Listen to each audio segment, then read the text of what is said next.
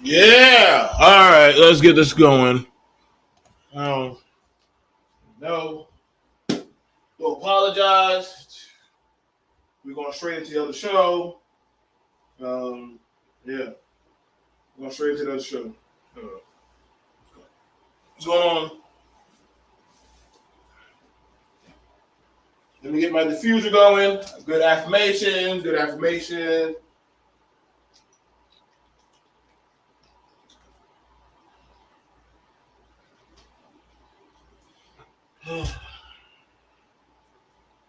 Sorry.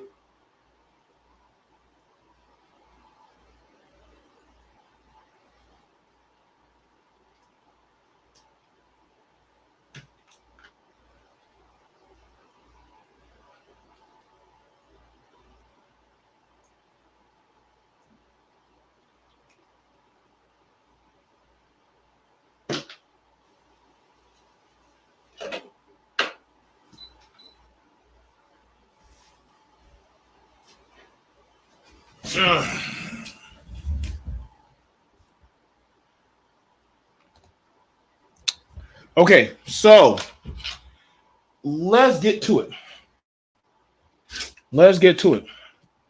And I like this. I like this a lot because holistic, like in reality, when reality meets the road, and I love these hats that are made for dread people. Shout out to the people that made hats for people that have dreads. There we go. Listen, y'all. So again, I'm just doing content. I love what I do, and having fun. This is not a real thing, but y'all, I'm going to start showing y'all outside the box and how a lot of these things of how y'all need to get off these pills or whatever kind of shit. I just keep that around. Are not very fortuitous to what y'all believe in. Doesn't matter what y'all trying to, the ideology to what y'all saying. But I was going to do a talk about the cat in the stove. But I want to show y'all a video of how people are now calling out that of society of these logics that people believe are real. People are calling them out. They're just saying that they're not holistically real, that they're not conducive. And this is when reality actually meets life. Reality meets life. And it happens, you know. Also, hey, I'm gonna tell you guys right now, they got Minute Maid Berry Punch, Minute Maid Blue Raspberry, and Minute Maid Kiwi. Like, listen, man.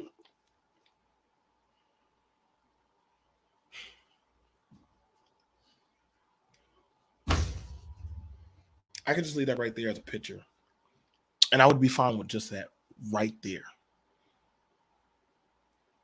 What's up, X? So, shout out to my brother, the Prophet of Thought. Now, on to what I was saying. Told you I was coming at this stuff. Don't worry, I'm going to be talking about the Red Pill Queens. Oh, it's going to be good.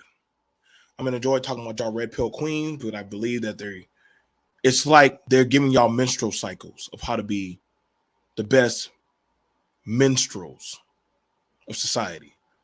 I like that, huh? The Red Pill Queens are teaching y'all how to be minstrels of society. Can't make this shit up. Like, they're like, we're calling out women. No, they're not, because then they'll have to call up themselves. You got a woman with goddamn weave, cleavage showing, doing X, Y, and Z gimmicks, and then literally telling y'all how to be a fucking man. But literally, then you'll ask her, so where does that transfer over into your life? You got dudes online telling y'all how men should do this and treat their women like that, but they don't actually believe in that. I don't. I think that literally, people are just stupid. Wholeheartedly, people are stupid. Y'all don't impress me when y'all talk about dates and times and some shit about, hey, this is what men in the agency of men should be or how they should maneuver. I'm like, how are you gonna tell another man how to maneuver? Like, first of all, you're way out of bounds with that shit. No different than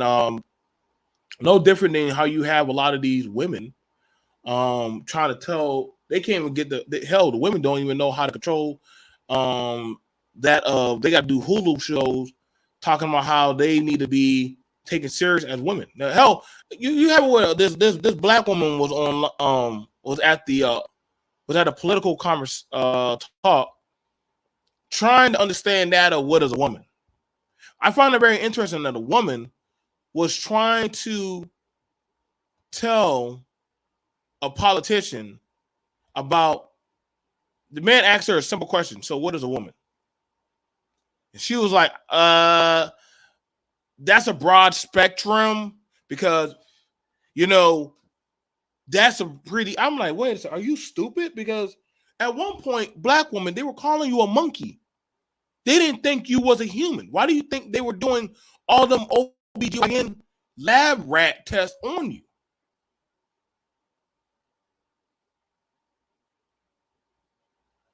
They were doing all that on you. Now you're trying to join on with certain talking points.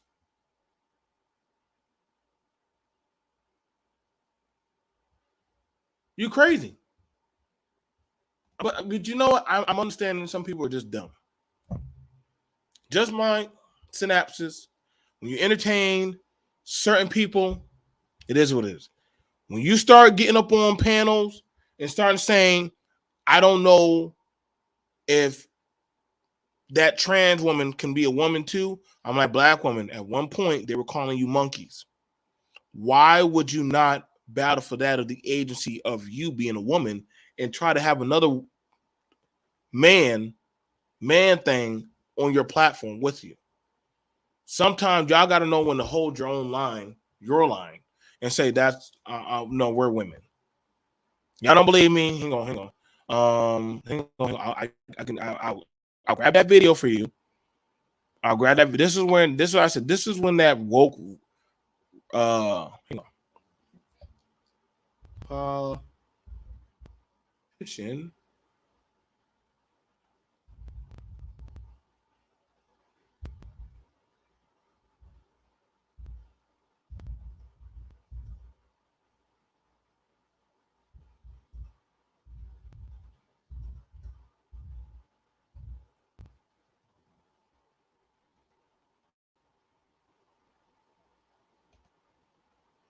Let me grab that.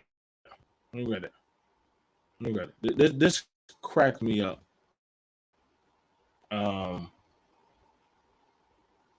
Because when you have it now, they're trying to figure out what is a woman. And a woman refuses to answer the question because she's afraid of another agency. Then I'm now for certain somebody's not steering the ship anymore for them. I'm gonna be honest. Like, somebody's not steering the ship. I don't know who. It's definitely not you, women. You're not in control of your own destiny. I'm gonna just be honest. I'm gonna be honest. You're not. Don't worry. I got a lot of shows I got to talk about, you guys. I got a lot of shows I got to talk about. It's gonna be cringeworthy. It's gonna be cringeworthy. I'm gonna be doing some cringeworthy shit that's gonna make y'all heads bleed.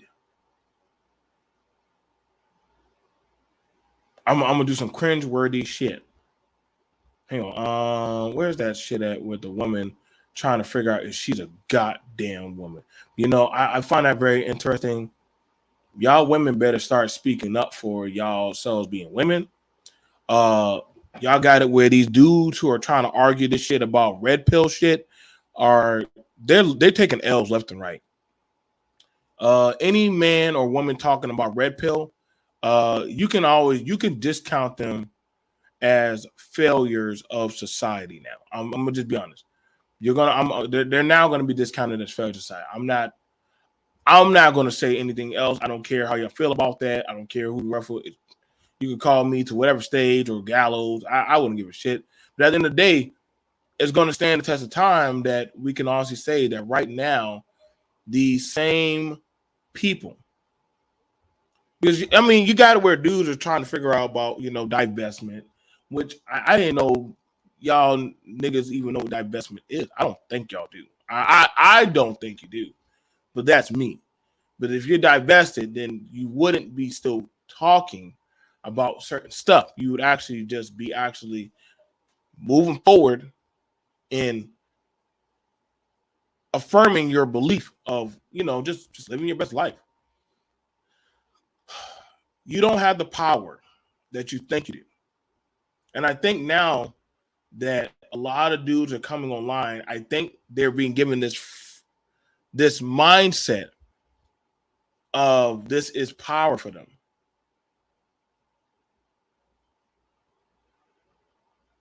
Like, this is power for them. Oh, there we go. Law professor melts down with Senator Hill. Okay, there we go. All right, I found it. All right, let me. I gotta grab everything for y'all.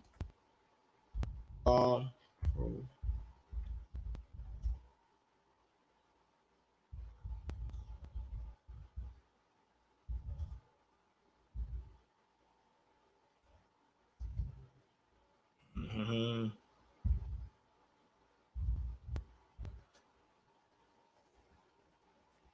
Oh, this shit was right here. This shit was amazing. I'm like I said, I just watched the news.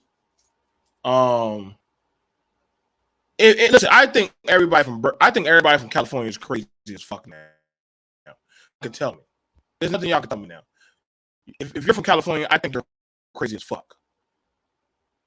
I think they're crazy as fuck now.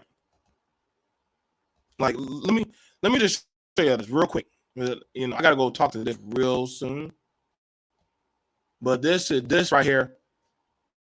Far left Berkeley law professor meltdown when Senator Hawley asked her if men can get pregnant. Now, this is crazy. This is a law professor,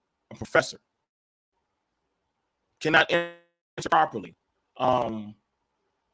about that of a damn woman getting pregnant. That shit blew my fucking mind. I was like, holy shit. But that's the left side. What we're going to do is talk about the right side. Oh, don't worry. I'm saving this. Mm-hmm. Mm-hmm. Mm-hmm. Mm-hmm. They had to find some dummy to have a conversation. They did. And it shows you, these people who are saying they're educated. Thank you, Mr. Chairman. Thanks. Can't be that smart. For being here. Before listen, these people that are saying they're educated ain't that damn smart like they are. I don't know why, but this woman ain't that fucking educated. I don't know what the fuck y'all doing in school these days, but if you don't know the fuck how vagina works, please throw your degree in the damn trash. If you're still trying to figure out how a pussy works, how a wee-wee works, how babies are still made in 2022, hey, count yourself out of the fucking race. You're done.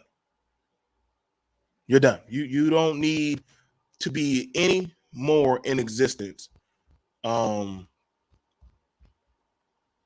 don't need to be any more in existence. I think you done, son.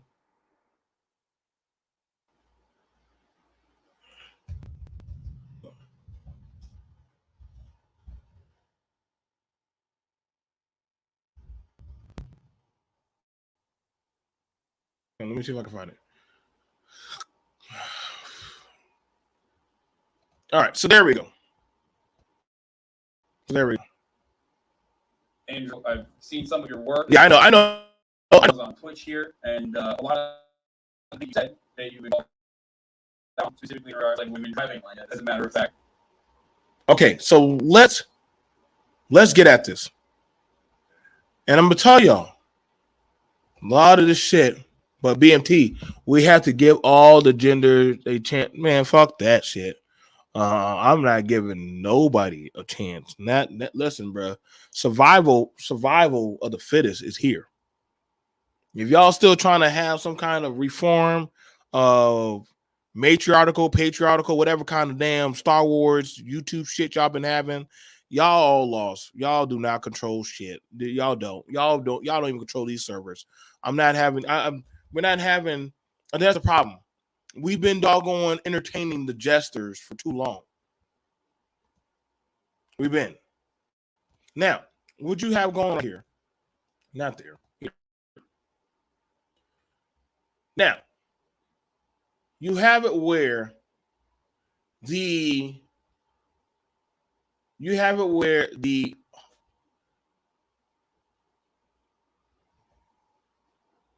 got it where right now these people, the white men, they are literally roasting red pill logic in the millions of views. Your surrogated internet daddy, zaddy, whatever the fuck y'all call them, is literally roasting and breaking down that of the biblical walls of your holy fathers have built for y'all. This shit is golden. I can't OD enough on this crack that they are doing online. All y'all talking about all this crazy babble shit. Now the women are doing it too, but they know it's a good hustle gimmick. Keep it up. I need content to keep on showing people, hey, this is what fuck ups and failure do. They get online or they go somewhere where nobody knows them and they tell mythological dragon fairy tale stories of once upon a time I had an 8-inch penis and I was fucking all the bitches in the land, but somehow I got knocked off my horse and I ended up in Detroit. The fuck? Wait, how did you become a Saiyan?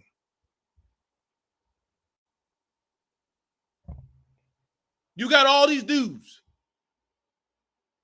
None of these dudes are some Chad, whatever the fuck, alpha, whatever shit y'all call them.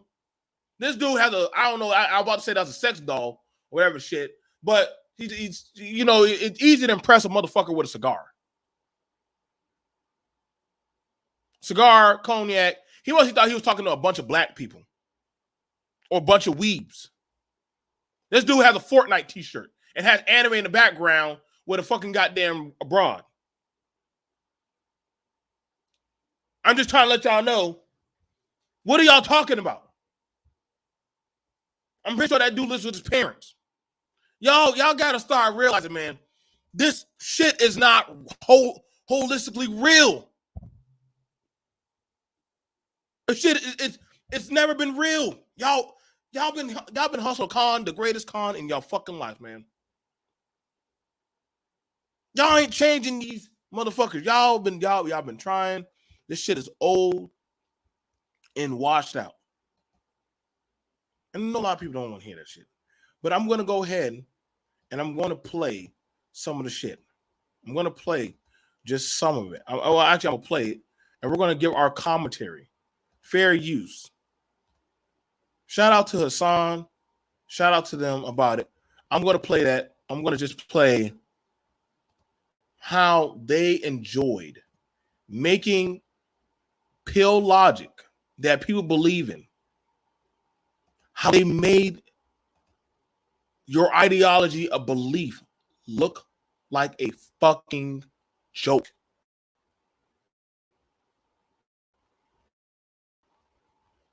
Let's play. Are just generally untrue. There's no empirical evidence to back up those claims, which is why you resort to anecdotes quite frequently and say things like, oh, well, it's just common sense, right? But it's not technically common sense. It's just your personal opinion. Completely. It's my personal opinion based on my personal biases of my life experience. Now, when I say these, yeah, exactly. And when I say these things, X amount of people agree with me and X amount of people disagree with me. That's fine. And that's the same with any statement in the world. Okay, I can say the Now let's pause it right there. Let's pause that right there. A lot of men that are of the red pill and women of the red pill religion are living off of anecdotal experience. They're living off of some type of trauma bond that they push to other people versus looking at the generality of, yo, what the fuck is wrong with you, dude? And that's what's scary about it, is that when you have strangers that make another person's life their life, rather than go live their own fucking life, these weirdos believe that somehow whatever this bald fucking chimpanzee believes in, that's everybody's fucking goddamn struggle. I told y'all, what is y'all struggle ain't my fucking struggle. It's not. It's not. I'm not gonna get on the panel and cry with y'all. I'm done with that shit. Ain't no victim shit over here, B. Save y'all goddamn kingdom. That shit burnt down a long time ago. I've been done moved over and live in the goddamn Greenland. I'm not doing y'all shit. Don't give a fuck. Y'all say, well, you ain't black. Well, fuck. Whatever y'all black is, it's fucking death. It is death. Whatever y'all white hope is, it's the fucking goddamn plague. I'm good. Let's go. I can say the world is round and there'll be a percentage of people who disagree with me. That's totally and utterly fine. I come on here and talk about my own personal experiences, and my experiences, men are better drivers than women. I'm not saying there's no good female drivers. I'm not saying a female can't. No. You're misunderstanding what I'm saying. There is a truth, and then there is your own personal experiences backed by anecdotes, right? Now, Or your own personal opinion backed by anecdotes from your own. do you notice that? And this is very interesting about the white folks. When they're having their discussion, right? When the white folks are having their discussion, nobody's fucking talking.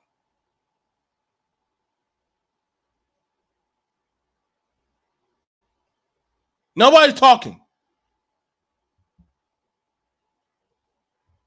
When y'all have these goddamn Wakanda conversations about some of the goddamn shit blowing up the world, nobody's fucking talking. I told y'all, it's yes, you're right. You're right about it. It is a respect thing. Everybody knows to respect and just shut the fuck up.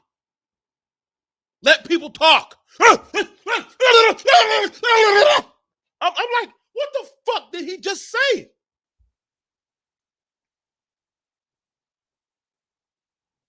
Every damn time. I'm so tired of getting on y'all goddamn niggas panels these days. Every time somebody talks, somebody has a spasm or a stroke.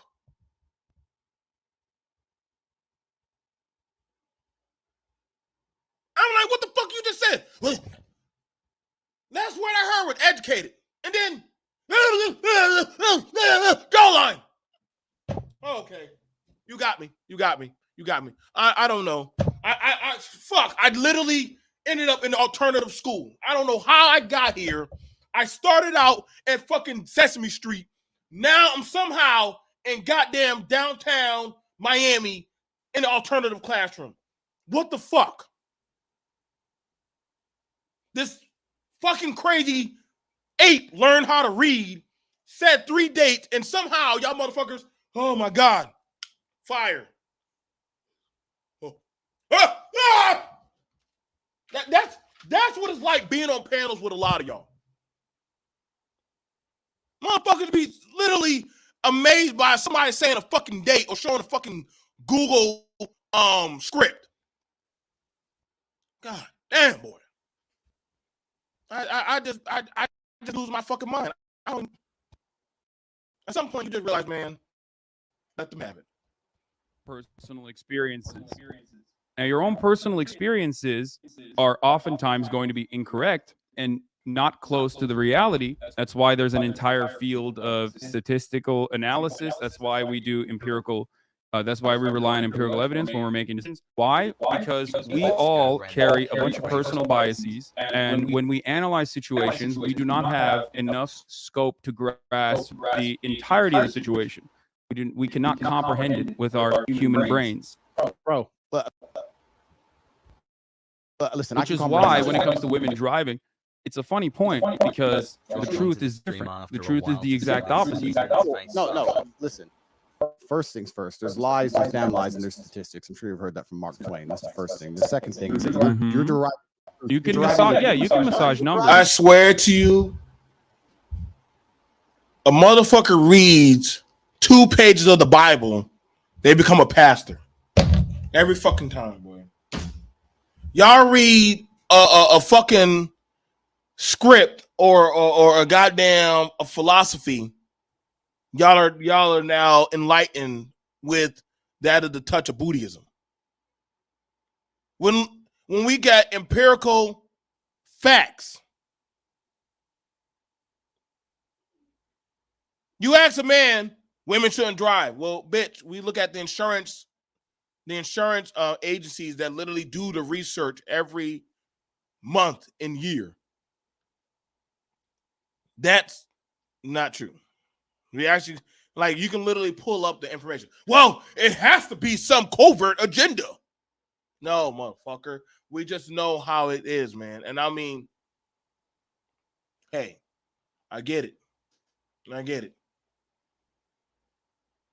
I get it. But we understand who matures first. Continue on with this shit. This shit's hilarious. But You're deriving your truth from an internet study. That's fine. You can derive your truth from an internet study on a bunch of different things. The truth of life is the truth that you experience as an individual. That is the only truth that we all live within. You live within your truths, I live within my truths, because these are the truths I've experienced as an individual. If certain things happen to you over and over and over and over and over again, but the truth on the internet says it's not true, that doesn't mean that your experiences are any less real. So if you don't come here and say the internet says X, your experiences can be real. You can be a statistical anomaly, as a matter of fact. You can be one of those people, but more often than not, more often than that. Because I keep letting you talk and you're finishing your point and I'm trying to talk. So okay, go ahead. I'm going to. The fact that you're going on the internet, finding some study and saying that this is the truth, especially after the age of COVID and all the fucking truth we were told with that garbage, you want to sit here and say, oh, the internet said X. I'm sure the internet did. I'm talking about my personal experiences, and some people agree with me and some people do not. That is perfectly fine. Don't give a fuck if people agree with me or otherwise. People are listening to me and they're either I know, but you're still wrong, and that's the problem.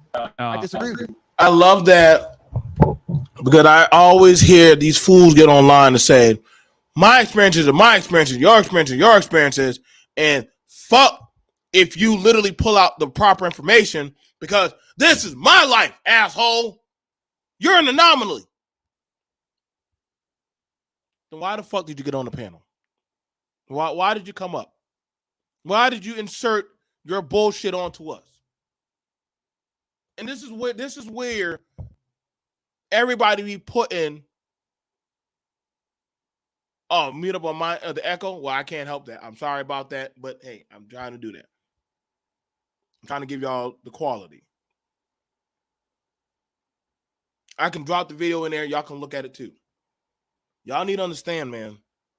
A lot of people, women too, are jumping on these panels, putting their satire of their experiences and trying to say, well, the men do this. Well, hold on, wait. The men in your life do that. Just like a man get on a panel, and I heard women do this. The women in your life. Not my life. Not the general society. When you start talking to these people, and you start actually properly assessing their talking points, you start understanding these people are not where they need to be holistically in their life.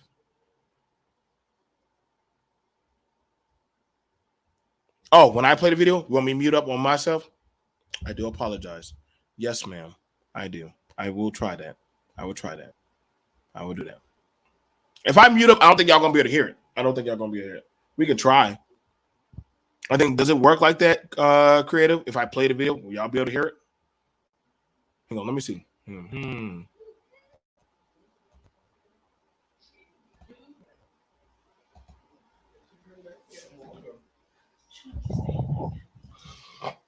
Y'all go ahead and roll up.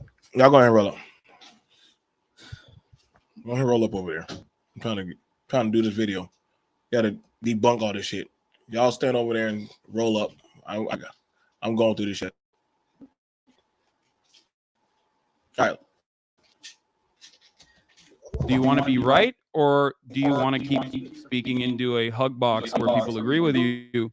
And then, well, if you just completely devalue empirical evidence, actuarial sciences, the entirety of the insurance industry that relies on making these sorts of calculations to ensure that these quotes are as profitable as possible, which ends up charging men higher rates than women. There's a statistical likelihood that men are more dangerous drivers than women across the board and get into more car accidents across the board. If you're going to look at all of that and say it doesn't matter because that does not correspond to my own personal experiences, then you're silly. You're being silly. You're being a silly person. If everyone thought like you did, right, we would have no scientific achievements on this planet. We would still be living inside of fucking caves. As much as I love Liver King personally, I don't think that that would be a good planet to live on. I'm pretty happy for, I don't know, all the medical achievements, all the scientific achievements that we have reached. And at the heart of all of that, all of those accomplishments lies an understanding of arriving at the truth through empirical evidence. You done? Yeah.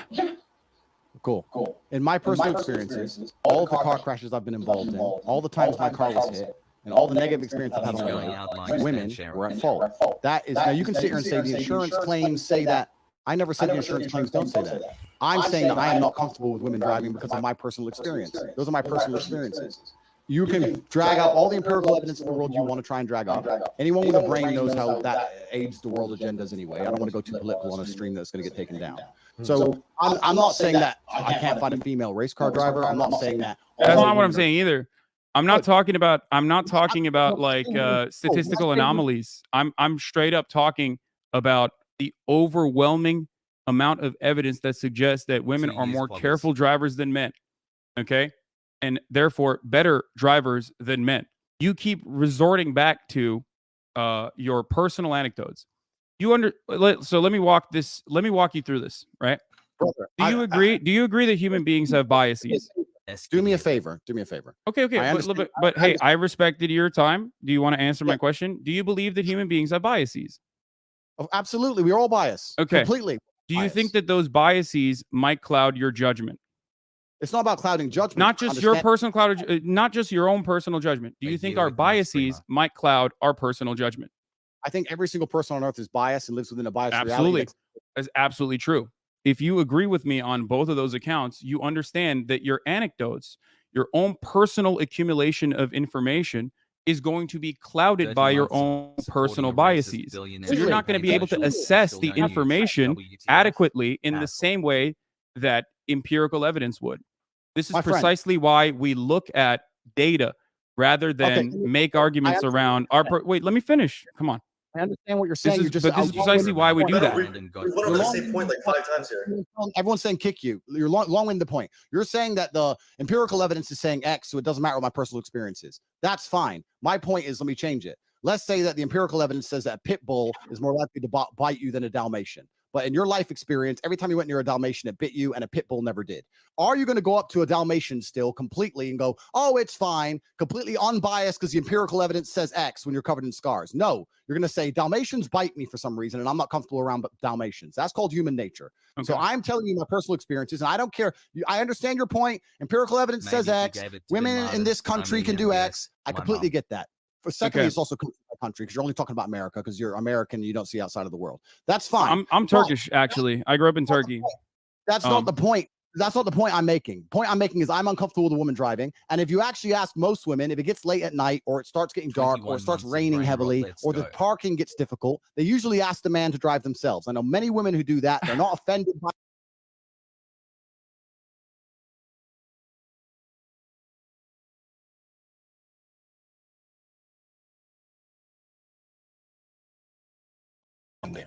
I'm gonna tell y'all right now. This nigga is definitely stupid. You know how many fucking women drive at nighttime from the night shift?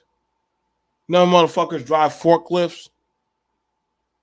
Like, this is why I said this YouTube babble shit done fuck you goddamn Negroes up. Like, don't worry, some of these psychologically traumatized weirdos, they believe this shit too. Y'all baby bussy pops are on some crazy shit again. And I told y'all this is what's been going. This is when y'all been whatever crack, dope, nigga booty, but whatever y'all been on these days, y'all need to come outside and go outside. Go outside. Niggas still talking about they don't feel comfortable with a woman driving. Bitch, there are more women in the world than there are men. Well, there are more truck drivers. Well, no fucking shit. Men have been driving trucks longer than women.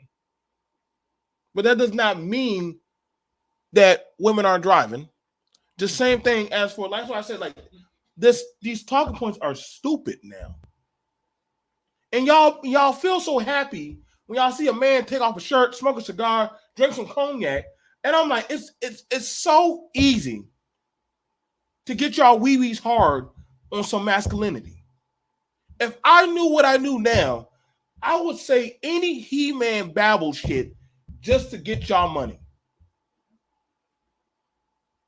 That's every time y'all dudes get on the news about y'all trying to get y'all masculine, y'all either shooting up a church, a grocery store, Walmart, some type of shit to go reclaim some lost kingdom that burnt down a long time ago. You forget the same motherfucker y'all say, well, we lose our masculinity, were men that gave women rights. So the men that are over y'all gave the women the rights. Run up on them. You don't do that. We tell y'all niggas go get a job. Y'all say, I can't get a job. The Mexican took my job. The woman took my job. So there's always a fucking excuse, man. There's always an excuse for blaming somebody that you feel is inferior to you to why you are failing. You, dear sir or ma'am, are the bitch. Because you rather use, like, I'm gonna tell y'all right now, no matter how much y'all may bitch about Lizzo, at the end of the day, Lizzo can buy your bitch ass. She can buy your house. And much of y'all talk about Brittany Renner, y'all watch that motherfucker like as if she's a god. Your granddaddy, Kevin Samuels, before his ass croaked over on that fat Mexican bitch, guess what? He was buying her all kind of shit. So guess what? He was paying for the pussy too.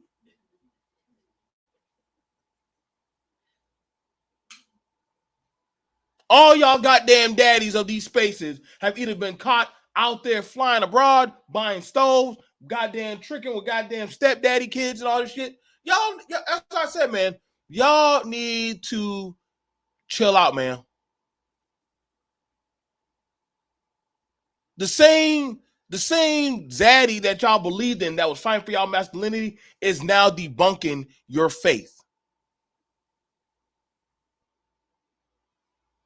Y'all believed in that red pill shit, and now you got the same white man. Well, it's built by a black woman. These black women, listen, you know what? Only time these black women talk about their goddamn red pill shit is when they know they can run game on you suckers.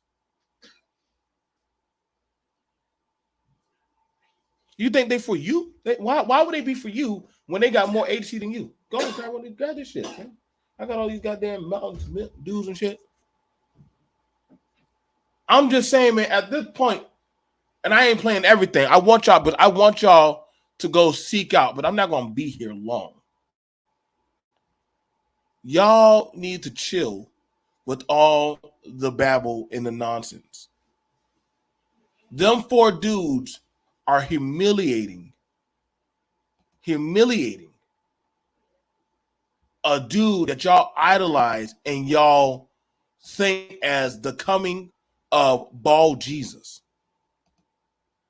And I get it. He says some, when you talk fast and you say some stuff and you have a pretty bravado and you have a chiseled jaw, I get it. It sounds sexually appealing and it sounds like it's messiah.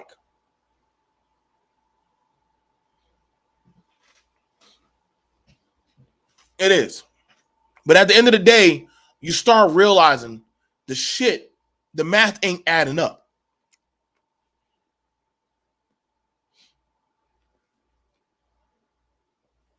If that's the case, why do successful people make families? Why do these NFL players, they get families?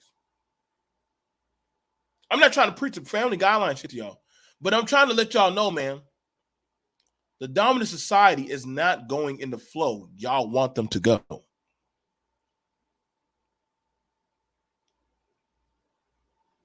The shit you're talking about online is making y'all pop up as doggone lunatics, psychotic people, and goddamn the underbelly of society.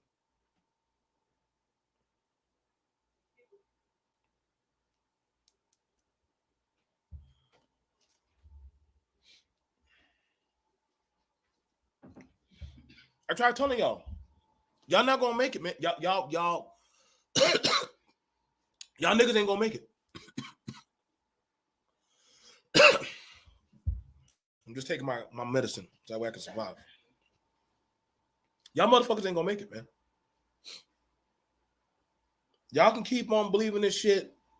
Like, there was one dude, he got with a woman. Then the dudes were like, oh, man, his bitch fat. Where's your bitch?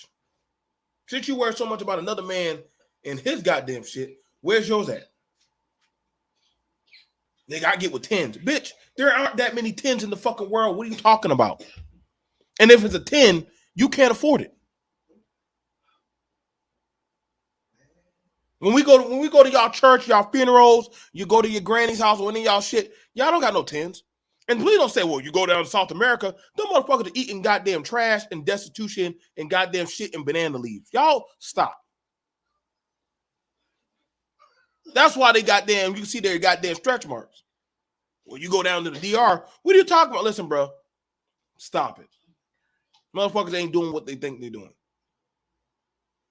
Most people deal with their own culture. They got to deal with their culture. They don't like dealing with outside culture. Don't tell me about going over there to Southeast. They be selling their daughters so that way they can get a green card. The dudes are just as bad. I be seeing them on Facebook all the time. My friend, I have the Lord for you. I can fix your credit. No, bitch. You need my credit to get over here. No. I'm very reckless about my shit. And I can talk my shit, but I'm in my kingdom. I can talk my shit.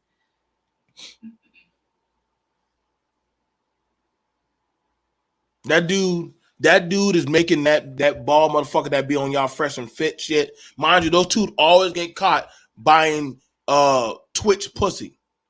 That's all they do is be buying social media pussy and shit. One is an ex-FBI informant, and the other one is a goddamn what the fuck he is. Some African motherfucker.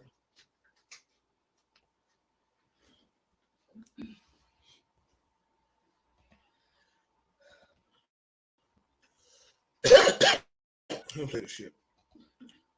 My assumption. I know loads of women who go, oh, I don't want to park. You park it. Loads. There's not a bad thing about it. Who gives a shit, right? It's not even a big deal. You've come on here deciding you really want to stick up for the chicks, and maybe one of them will drive over to your house. It's cool. You've got better things. I don't think look. Let's be real. I don't think I need to be a male feminist to be able to attract women. Okay. However, having said that, that was a funny implication. That nigga got a whole Fortnite t-shirt on and he has a broad right behind him.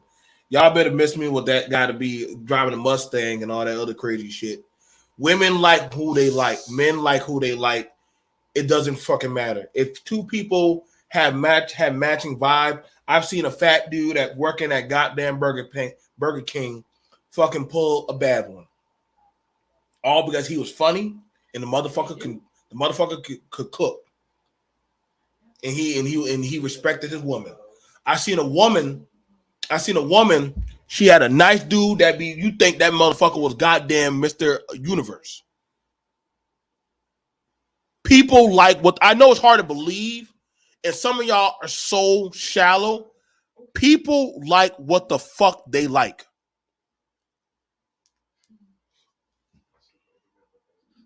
And y'all can't stomach that that people ain't fucking with y'all. Y'all sit online and circle jerk and jerk these meats off and shit, hoping that some bitch is gonna take y'all in. I don't feel bad for y'all niggas.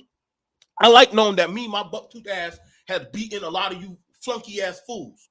I like knowing that shit. I like knowing that y'all get pissed off, but I'm a successful young brother, and I don't have to do no doggone fraudulent shit to get the love and affection that y'all so-called claims out. Fuck y'all daddies and fuck y'all fucked up mommies that dropped y'all asses off on YouTube. They should have aborted a lot of y'all bitch asses. But guess what? We here now.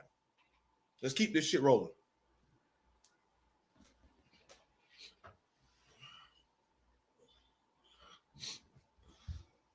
Having said that, you are failing to recognize what I am trying to say. I walked you through these steps slowly but surely. The thing is, the Dalmatian example that you gave is great because you are creating now a hypothetical scenario in which you want your opponent to concede. I can do the exact same thing and say, well, in my personal experience, Dalmatians never bite, or pit bulls never bite, whichever one you thought was the more aggressive breed, right? In my personal experience, what if in a million times that I have bred pit bulls or been around pit bulls, not a single one of them has ever been aggressive? We will never be able to arrive at a meaningful solution or a resolution to this conversation if we're both operating on personal anecdotes and hypotheticals. That is not how you can conduct an appropriate debate. Good. So now you're saying the thing I just said. I have my own biases, my personal experiences, and I say them. Some people disagree and some people agree, and I don't care. You now come along. But you're still wrong, though, because I'm not operating on biases when I talk about women driving. I'm talking about the empirical evidence. I might have personally thought women are worse at driving than men as well. But once you arrive at, once you look at the evidence and you realize that said evidence suggests something else, you're probably not going to continue believing the prior thing that you believe, right? We went over the same point like 5 times, and I think we're just I know, but it's just weird because I can't break through Andrew's I understand your point. You're saying walls here. we're losing the girl. No, exactly. I want to talk to her. He's saying even if I thought women were worse drivers, I've seen empirical evidence, and I'm so smart that I ignore my own eyes and ears and believe what the internet tells me. That's what he's That's coming not along what and I'm saying. asking you to do, my friend. You're double vaccinated. It all makes sense to me now. You believe what you're told to believe. You don't believe your own knowledge, and that's when you're going to sit here and talk about empirical evidence that you found on Google. Cool. If you believe everything that's on Google, that is your prerogative, my friend. And if you think that makes you sound smart in the modern world, after the 3 years we've just been, they say that I read a piece of paper that tells me to believe X, so I believe X, and I ignore my own personal experiences. And you think I'm not asking you to ignore your own personal experiences. I'm simply asking you to look at the data. So let's change the subject because you just proved it. Okay, Andrew, do you believe? Well, All right.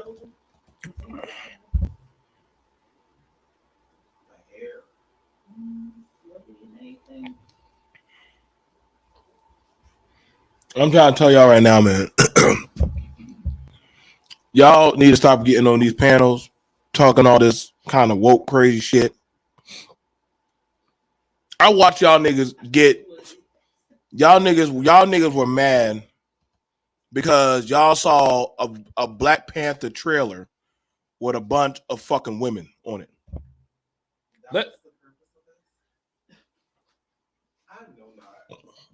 Nigga, I shit you not, these motherfuckers were mad. Why the fuck are there so many women in Black Panther?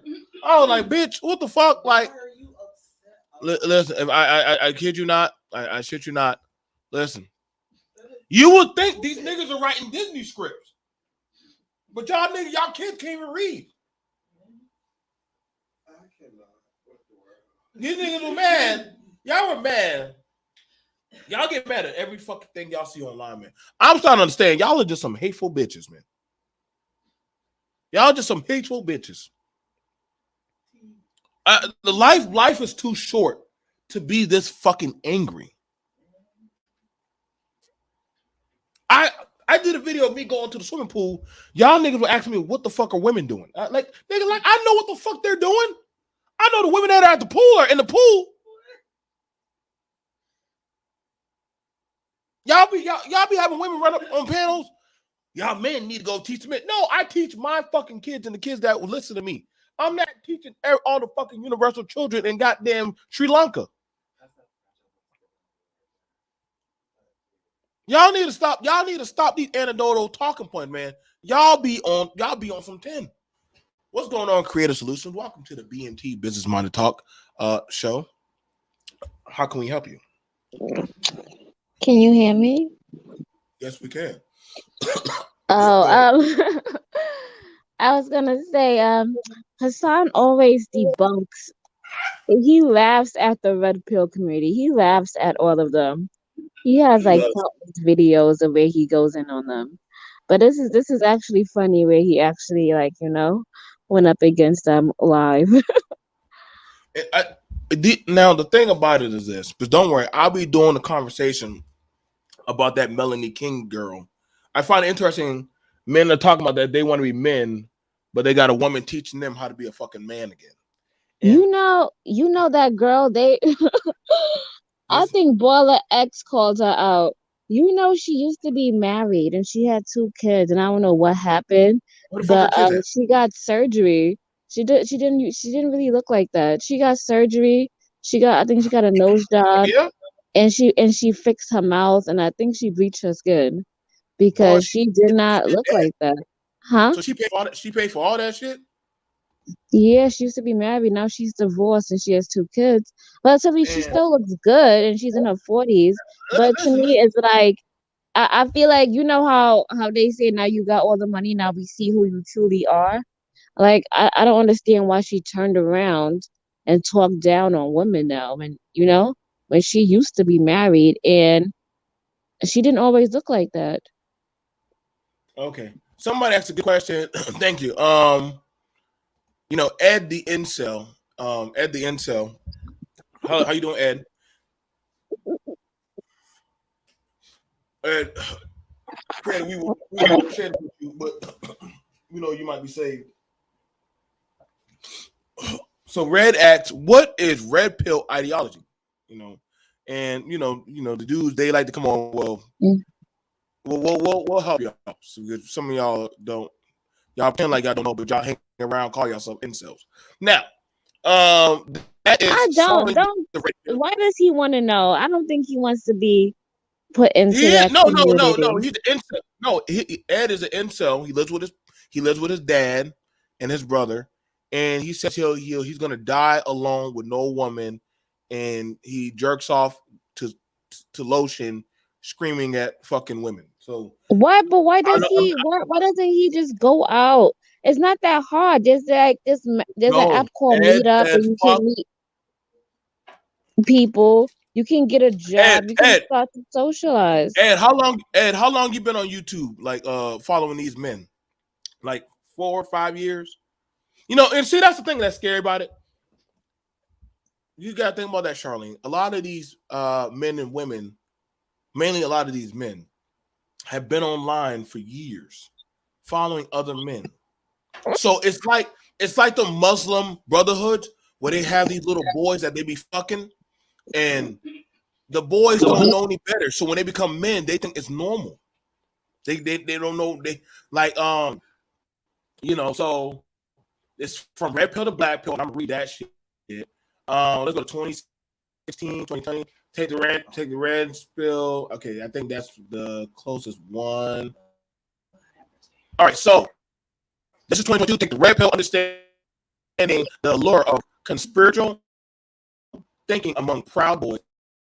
Oh man, it's red pill boys. Okay, the great replacement, conspiracies, further emasculate white genocide. This is for goddamn the white. This is for white people. Now, it's crazy because black dudes, y'all done indoctrinated some shit that these motherfuckers don't fuck with y'all. I thought y'all done adopted some shit that these motherfuckers don't even where the fuck are at for this shit. So y'all done adopted some shit with some motherfucker that want to kill y'all. I don't follow anyone. I follow myself. Oh, okay. I'm sorry to say that, Ed. I redact those things. I thought you followed these dudes. Ed, Dollar Watcher said me neither. Good. That's good. So now Just that stay away. The less you know, the better you are. I'm now, being here's the serious. thing. Dollar Washer is incredibly smart. This man, if you talk to him about finances, Dollar Washer can talk to you about finances. I don't follow anyone. I follow myself. Oh, okay, I get you. You don't follow no way. But I think a lot of this shit is a fucking goddamn scheme. And the thing about it is, don't get me wrong, the women, they're scamming each other. Let me tell you something that's very funny about women. Women will fuck with a bitch that they know is full of shit until they can find her chink and her weakness to get over on her. I would say this. I would say most of these spaces are catered to people who don't want to work on themselves and do self-development. So You they agree look what I at these said, but spaces. you're also saying that this is a very dysfunctional atmosphere. Yes, it is. Because people are putting their ideologies on other people, and they're like suspecting all these things about somebody who they don't know. And it's a very harmful and hateful content, because when you go out in the real world, that's what you're gonna attract, and that's what you're gonna perceive people as. And nobody's gonna want to be around you. Now the thing about it is, you have people that are bringing their personal experiences of shortcomings onto digital society and saying this is why we can't thrive. Because Uh, prove me wrong. yes, they do. I mean, we have had panels, and these guys, all of a sudden they get mad enough, then the real issues come out. Now you hear the real problem. Oh, I was married to this black woman. I had 4 kids, and I had to deal with that for like 13 years, and blah blah. And then you're just like, oh my God, so you had the problem. And then they Right. come and they throw it on somebody who doesn't have any problems, like somebody who's young in their like 20s or early 30s, who probably had some relationships that didn't work out, but now they're feeding into this nonsense. Mm-hmm. And people get stuck in the space.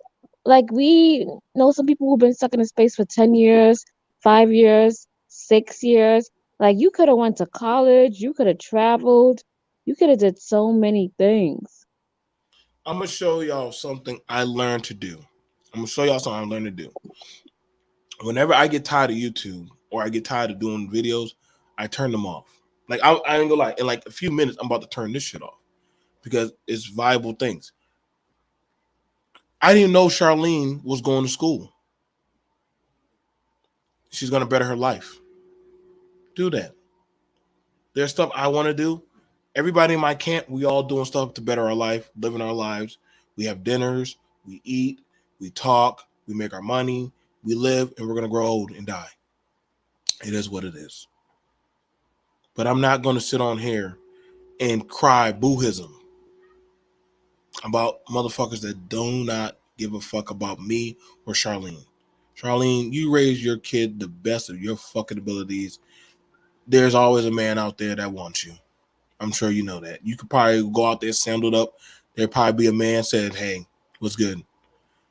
Y'all, man, y'all don't need other people to tell you who you're. Nobody can holistically tell you your worth. That is impossible. If that's the case, go back to slavery. Since y'all like hearing how much y'all are worth, what's my rating? Go be a slave. I ain't never heard y'all motherfuckers. So y'all get happy talking to a woman showing her damn titties and coochie and say that I think that you might be somebody someday. Y'all motherfucker go to the strip club. You could have heard that same shit for goddamn $20. You didn't even have to you didn't have to even get hyped up. You probably would have got a hand job. Thank Just you saying. for saying that. You said go back to slavery. That's what it is. It's a slavery mindset. It's just trying to get over on other people, trying to limit other people, trying to tell people what they're worth and what they can do. It's a bad taste. I don't like you want to push people into a box. It is, and I think at some point, like, and I'm gonna say this because a lot of people ask me, y'all know y'all been requesting on me to talk about Sesame Street. I'm not gonna do that. I can't do that.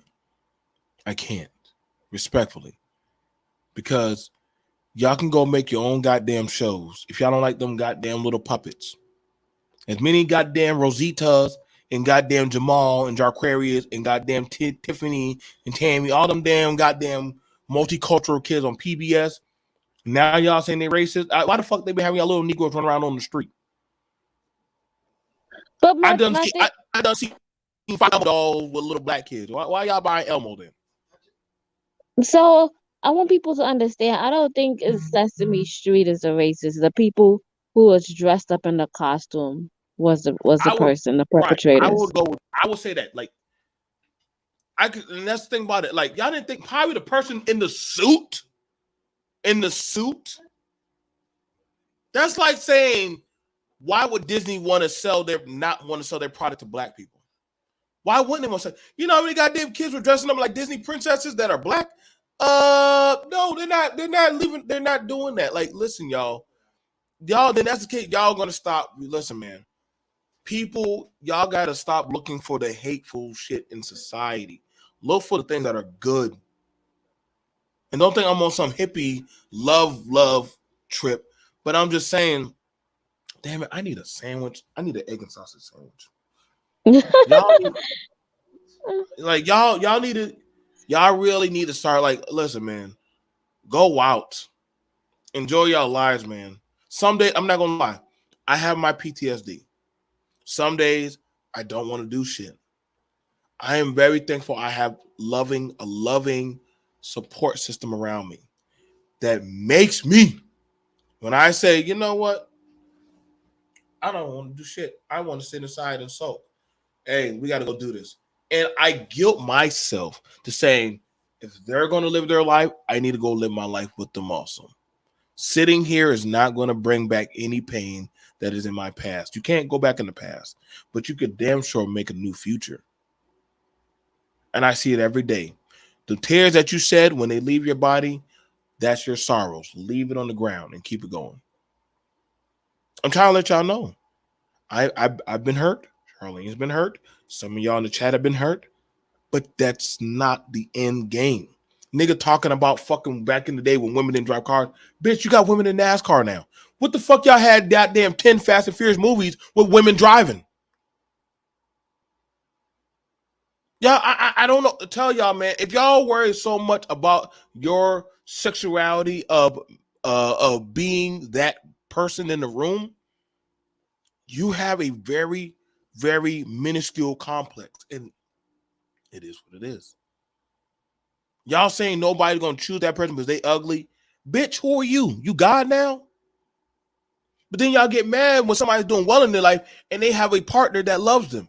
Well, they only love them for the money. Maybe they like them because of who they are. DMX, I thought that was a tall, muscular dude. That dude was short as fuck, wore big baggy clothes, and literally had Tourette's. Motherfuckers love DMX. I love DMX. You know what I'm saying? I was like, God damn, this guy is funny as fuck. I like him. I like Jill Scott. Everybody loved Missy Elliott. Missy Elliott wore a trash bag and danced in it. Who didn't love fucking Missy Elliott?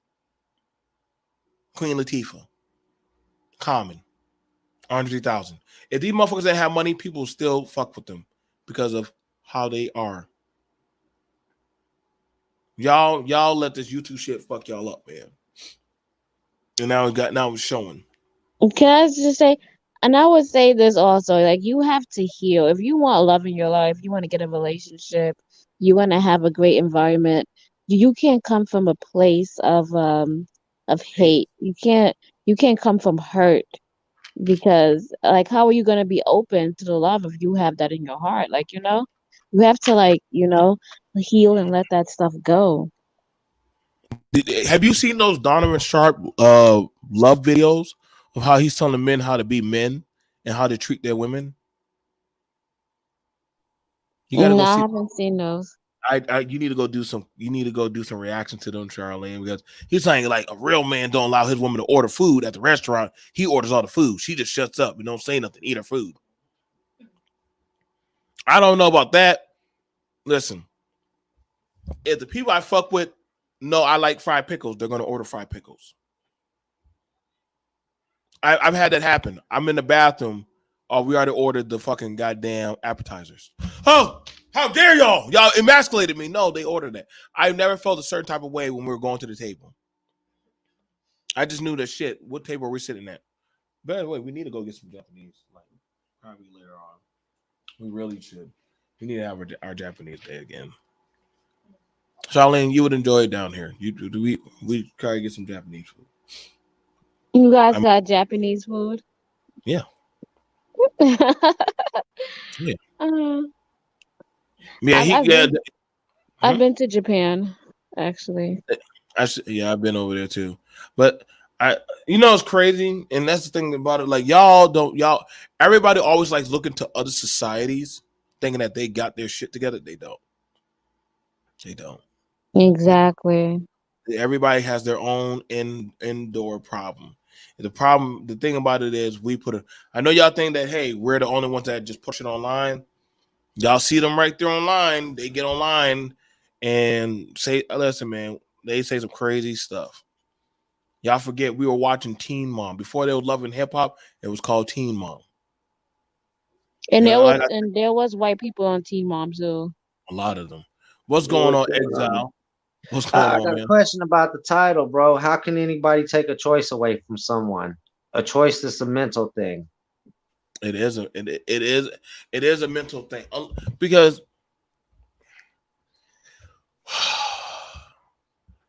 about the thing because you can't take a choice. I mean, to an extent, because if you're forced to do something, like what level of taking a choice? Like, are we talking about like mentally? I mean, you do understand the red pill, blue pill concept, right? The blue pill is to stay, compliant with everything, not realize shit for what it is, and just live your life in bliss. Right. Keep moving forward with the way things are. Where the red pill is acknowledgement of the way things really are and deciding mentally what you're going to do to change your outcome in the whole situation. How are you going to form your life? What your decision is going to go? Where are they going to take you? Now Yeah, here's the but thing that's about that, coming. Exile, But some of these men, they take that and it comes from like a hateful place. Some of them be like, I'm never gonna get married. I'm never gonna go do this. I'm gonna go travel and do this. But some of them, that's what they want to get married. And then they listen to that and it just switches their whole thinking and everything. I'm gonna say this, and I'm gonna say it like this. Because everybody says you got to be either or when you actually are both. It's called human development. The grass is believed to be greener on the other side. When you could probably have something good, can choose to live in bliss and work on what is there with you now. I agree. And I look at it the same way. Right. Or you can say, oh, fuck it. I don't want to work with these. I don't want to do this. Like, you don't have to stay at a job that's full of shit. You can say, well, you know what? I quit. I'm out. Or you can say, you start a job at $10 an hour, it maxes out at $15 an hour, and you've reached that $15 an hour, and it still ain't enough, and you're choosing to be there anyway. That's that blue pill. But see, the thing about it is, like, and see, that's the thing about a swirl. Like, you got a point. Like, do these people, like, y'all, it's like y'all are trying to, like, categorize, like, politics, like life. And that's not normal. Like, no shit. $7.25 was a lot to me when I was a kid. That shit can't even holistically get me a full meal at McDonald's. So guess what? I got 6 motherfuckers when I go out to eat, possible a +7. Hey, we all got to eat. 725 ain't going to do it. I have to be more accountable. Something I can tolerate, something I can't tolerate. That's the thing about men and women. We have different tolerances of stuff that we will tolerate for a time being, or we'll say we'll grow over it, or you know what? Hey, I get it. Some things are for what they are. I learned to work with them. Oh, so you're just going to simp on through. Bitch, it's not simping through. It's learning to know what I choose to deal with. You have motherfuckers that will tell you to come out there and be in the streets where it's fine. And you go out there and you're like, yo, y'all brought me to hell. Nah, man, this is the woke. This is our reality. You know who used to tell me that shit? Niggas in the streets. Hey, man, you need to be out here. This is the real shit. But then after that, the same motherfuckers wanted to have the nice suburban lifestyle. Nobody wants to lay on the ground while the house gets shot up. Nobody wants to have to know that, oh, man, my stereo might get jacked out of my car. Nobody wants to hit the reset button. I had to swallow that real red pill one day, you know. I mean, shit. My red pill was I grew up in the hood, lived in the hood, had a family, didn't want them to experience the same bullshit, losing friends at early ages, the murder and all that bullshit I had to deal with, fighting for their life so they don't become a murder victim because of the area, you know. But at the same time, I had to deal with, well, I'm moving away from everybody that I do know, the struggle that I went through separating the fake from the real around here. I'm leaving my support system. But, you know, the red pill was shit. At the end of the day, I could stay here in the hood where I know everything is all familiar and live in bliss because I know, you know, it's manageable and I can find pleasure in doing so. But the red pill was fuck. I need better for my family. You know, I was fine with that shit, sleeping on pallets and goddamn bed bug mattresses and shit, eating ramen noodles and bologna and shit, and being in niggerville. I was very fine with What? it. Yes, Charlene. I was For a real, fucking. you can I become was content in yes. that. I Yes. grew up like that. I don't want to I be was in that. part I'm of sorry. I was part of Fuckboy Academy. I was So a was high I. scholar. And but see the thing about it, after a while, I said, yo, I am done with this shit. I am tired. I do not want my children. Some of us men and women said, you know what? Our people that we care about should not and do not have to go through this. We had a They're more realization, important than us. right? They're more important than us. Guess what? I've had my days. Hey, I went through some things. Exile had his days. He went through some things. We don't want that where our kids have to make them type of psychological decisions. What's going on, GMT? My homie GMT does talks about how to fix your currency. He knows a lot about cars. He has a job. He has a life. Outside of this space, y'all gonna have to realize this shit right here. I'm not telling y'all to be gullible people, but I am telling y'all to make some fucking sense. Y'all want to get seafood, or y'all want to go? What do y'all want to eat, man? Like motherfuckers, like were mad. I guess y'all mad. I think somebody just mentioned me. BMT, can't believe you're smoking weed, bitch. Would you rather me go ahead and take psychological pills from the VA, or do y'all want me to just take a joint? Listen, I can probably right now. I ain't never seen a Or joint. neither, and lose my shit in society and fuck around and hurt somebody or get myself hurt. I rather listen, bro. I rather doggone hit that joint and sit my ass down, eat a sandwich, play my PS5, and shut the fuck up. And y'all never hear from me at all today. I still will make my money. Versus motherfuckers, y'all getting online, being angry, aggressive, having battles, arguing about each other, talking about y'all gonna fly out to go. Y'all will fly out to go kill somebody you don't even know. Do you know how y'all sound online? Like, there are so many other things you can do with your life. Like, y'all literally did not maximize the best out of these channels. Y'all are wasting your time. I love hanging with my homie Exile. I love talking with him about some real life shit. Shout out to the Underrated Darkness, another good guy. Doug, me and him been together for he's been modding my I channel. started following Underrated Darkness. I like his content. Mm-hmm.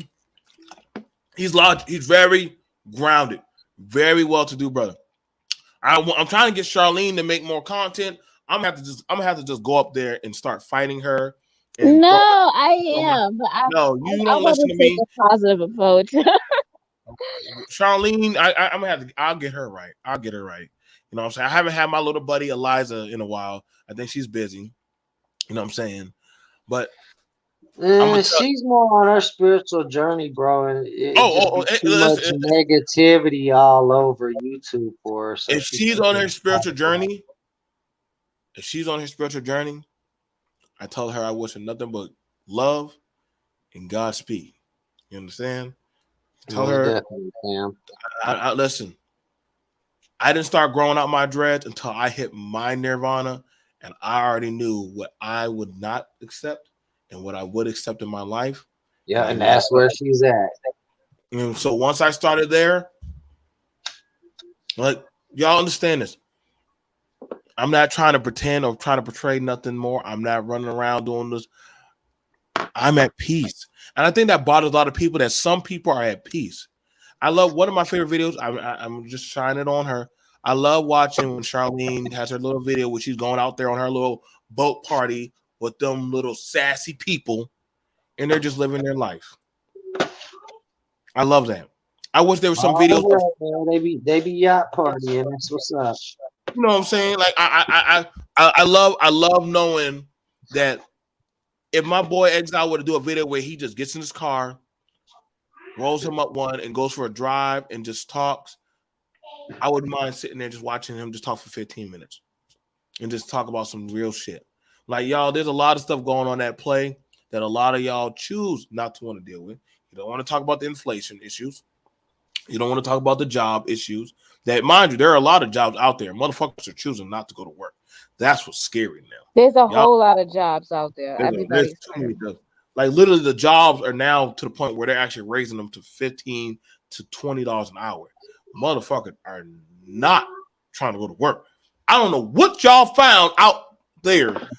But whatever it is, dude, I hope it leads you to wherever y'all trying to get to. I just had a conversation with my wife about some red pill, blue pill stuff. Now that I think about it, bro, you know how I be on YouTube, man. I be out here trolling the trolls. You know what I'm saying? That emotionally does something good for me, bro. You know, there's a lot of people on. I love when you do that. I love when you do that. There's a lot of people on YouTube that mentally and emotionally can't handle these people coming at them. So, you know, I help these people out. So emotionally, it does something for me. It makes me feel good about helping somebody out. But honestly, you know, something inside has been telling me you really need to steer more towards what you wanted to do with your channel originally, which was, you know, dive deep on some of these conspiracies that people put out here and try to separate truth from fantasy. You know, I didn't want to do that because, you know, it'd be looked at as a conspiracy channel itself, and you know that shit gets criticized all the time. But honestly, you know, something inside me says that that's what I need to do, though. So you know, eventually, you know, when I reach the subscribers on this channel that I want to, I'm gonna start going live, and I think I'm gonna change that whole direction. I mean, I'll still be out here trolling the trolls, helping people out, but that's not gonna be the direction of my channel. You know, it won't be exposing pieces of shits out here and all that. There's too many channels like that anyway. I think right now, like I said, man, I love music. I love listening to all types of music, you know. But after a while, I learned when the CD's over, I got to go back to reality. I just need something to help me pass the time. You know, I get it that, hey, I didn't always make the right decision. I got in trouble a few times. I got a few whoopings. I didn't always make the best judgment. I have some things that happened to me in my life. But at the end of the day, I have to go on.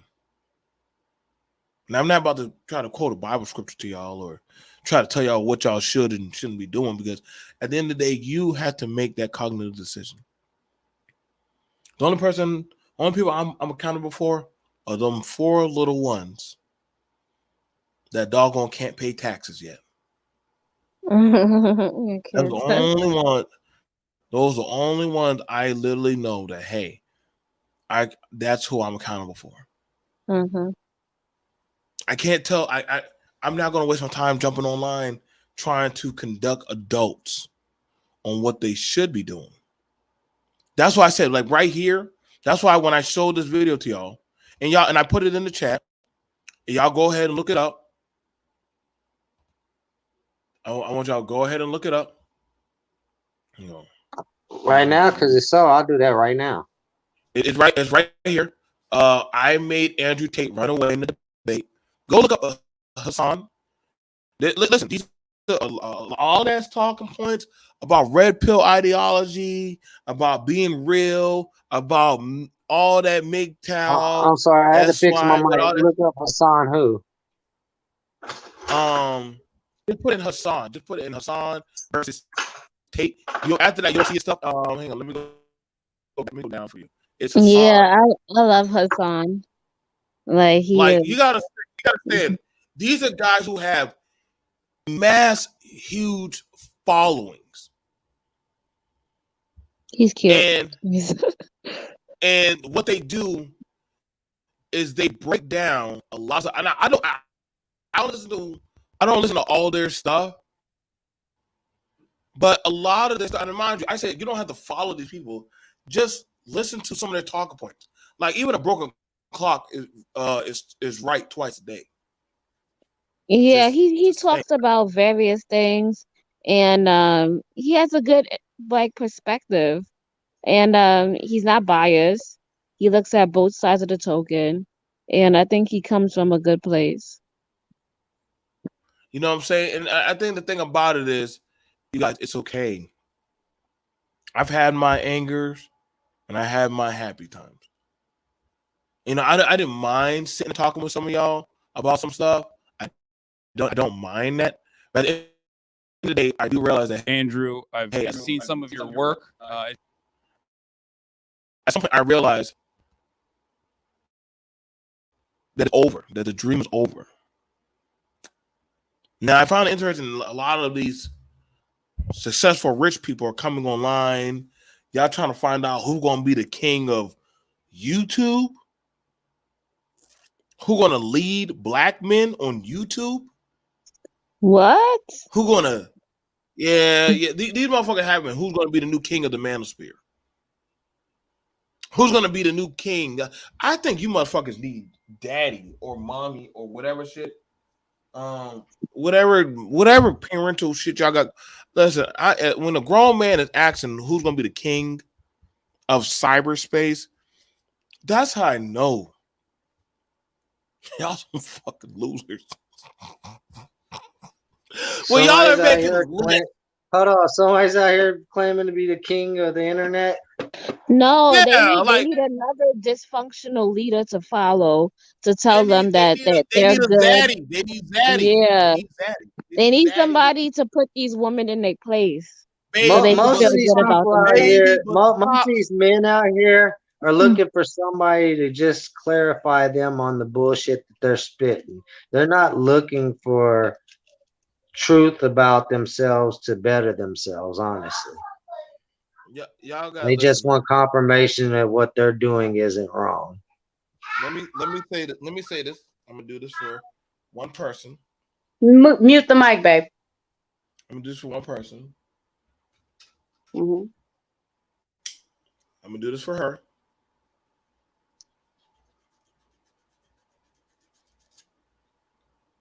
That I promise that I will never allow somebody to disrespect my family on my platform like that again.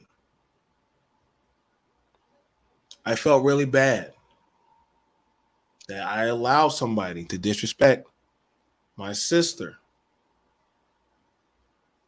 when she was not being disrespectful. I apologize to you, Thank you so much. and I also apologize to my brother,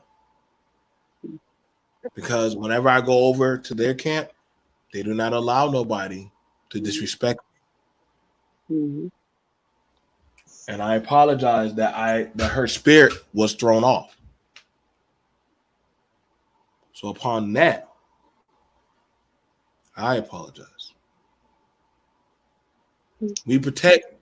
We're supposed to protect. So I keep this right here on my desk now. We're supposed to protect what is sacred. Now, if they're in a mental joust, cool. And I feel like they can handle themselves. But when it starts getting erratic, and I want it to be said on my panel because, again, that's my family. They never disrespected me. They never allowed anybody to disrespect me. You got some stuff. No, I never left BMT. You know I knew your heart, brother. But no, but you know the thing about it was when I look back at it,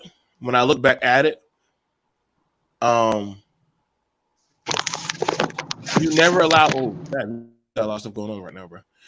You never allow somebody to disrespect your loved ones, and you sit there because then that says, what does that say about your kid? I will never allow, and I'm not going to allow even Charlene. Charlene's a big woman, a big girl. She can handle herself.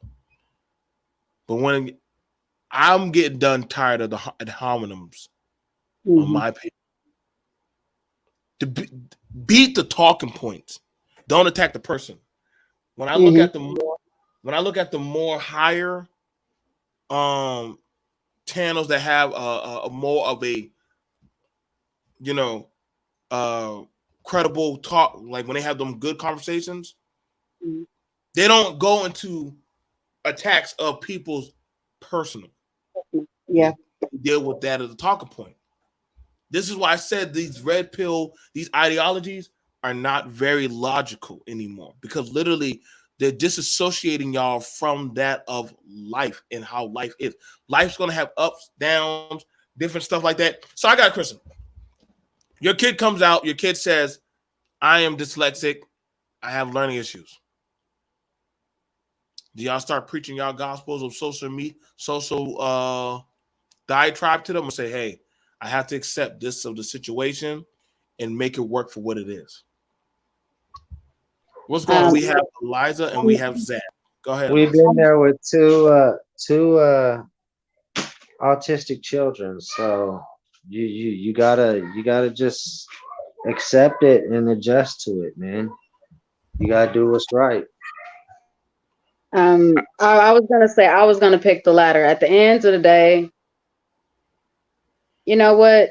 I gotta sit there and do what works for them, because at the end of the day, it was that old Einstein saying that, you know what, if you sit there and judge a fish based on its ability to be a bird or to climb a tree, it's always gonna sit there and end up thinking it's dumb. So at the end of the day, I got to sit there and teach my kids at the best way that they can learn. If they learn a little bit different, then they learn a little bit different. As an adult, it's my job to make time to sit there and figure out how they learn and to adjust to them, because my job is to sit there and make sure that they have all the skills they need so that they can live their best version of themselves whenever it comes to this life.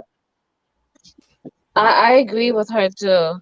I would sit down and try to figure out exactly what are their learning styles, make sure that they learn, hire a tutor, just because somebody say that that's what they are doesn't mean, you put those limitations on them. And I agree with you. Whatever you say that what they can do, they're gonna start to believe that, and that's gonna crush their self-image at a young age. And you do not want that. That's the last thing that you would want. You wouldn't want any adult or anybody to sit there and crush your image at such a young age. So we're joined here also by Zab. Like I said, we're going over that of the red pill or the pill ideology and how now the so-called that's what I came out here to talk about. Is the pills, the red pill, blue pill, black pill. Now, I recently, well, not recently, but I learned about the different pills, the red pill, the black pill, and all of these things. And I think that a lot of that is very cult-like activity. They got the different talking points and the different philosophies that go with all of the pills. But I've seen it for myself. I've seen dudes come on one show and then they act like they're one way, then they go on another show, and then depending on the host, that's what they're gonna do. As far as the whole black pill thing, to me, I think if you're a black man, we don't really have the same issues that white dudes have. And those are the dudes that came up with the whole theories as far as the pills. Our things is very different, and I think oftentimes we try to lump what they going through with their women with what we going through with our women, and it just doesn't make any sense to me. That's just my opinion on it. Okay. No, that's fair enough. And that's fair enough on that one. We're also joined here by my brother. I respect this man with my heart. This man has done a lot. Talks about a lot of stuff. Too damn grounded. I don't even know why he's in this space, but he's here. The underrated darkness. What's going on? The Nice number to one meet grind. Nice meeting you too. Thanks, Big Bird BMT, and keep up the good work. I'm at this space right now. It's got to come from like right or wrong. I think that we talk the red pill, different pills and stuff like that. I feel like if you can get something out of it that is good, you take and run with it. You don't carry out, stuff like that. Like for me, at the end of the day, I'm a black man. At the end of the day, we have issues. At the end of the day, we all go through certain injustices. There's no way around it. That I think people want to run away from it and stuff like that. But they feel the problem is that the ones that's willing to fight, that willing to step up, that want to do what's right, we don't support. And at the end of the day, for me, it comes from right or wrong. I was, matter of fact, around my birthday, I was traveling. And I talked to this white guy. He said, "Yeah, this and that. No, your experience is not my experience." And he said, "What do you mean? That you can go to certain places and I can't?" And this is in DC. And so I have to understand that that's how it is, but it doesn't define who I am. And I think that the narrative that we're supposed to talk about, we don't talk about. And so it's all about what the sister saying. It's all about involvement. But I feel that in my life right now, we have to be real. I'm talking about for me. For me, we got to understand what reality that we want to evolve in. The current one, or was in the past. Take your pick, or we want to combine. See, for me, I want to involve myself in reality that makes sense. That concept we can still work. I mean, for me, individually, I could work and also help others. And the ones don't get it, hey, they just gotta get left behind. So that's why for me, I have to stay grounded. I have to understand. I have to put my foot in these unrighteous necks because they don't want. Sad thing about it, they don't want is control the narrative, and we have to understand that. But it's not a lot of us is willing to talk against it, and that's why you have this running, you have that running, you have all this running. As for me, I just do the best I can to speak what's right, and then whatever I do, I show it, and hopefully people will get it. And then some just don't get it; they just don't get it. I just gotta keep on pushing. I fall back. No. I'm gonna tell you right now, and I just letting y'all know this right now. I don't watch hardly any of y'all channels. By the time I find out what the fuck y'all talking about, it's through the grapevine. I've never watched an Obsidian show.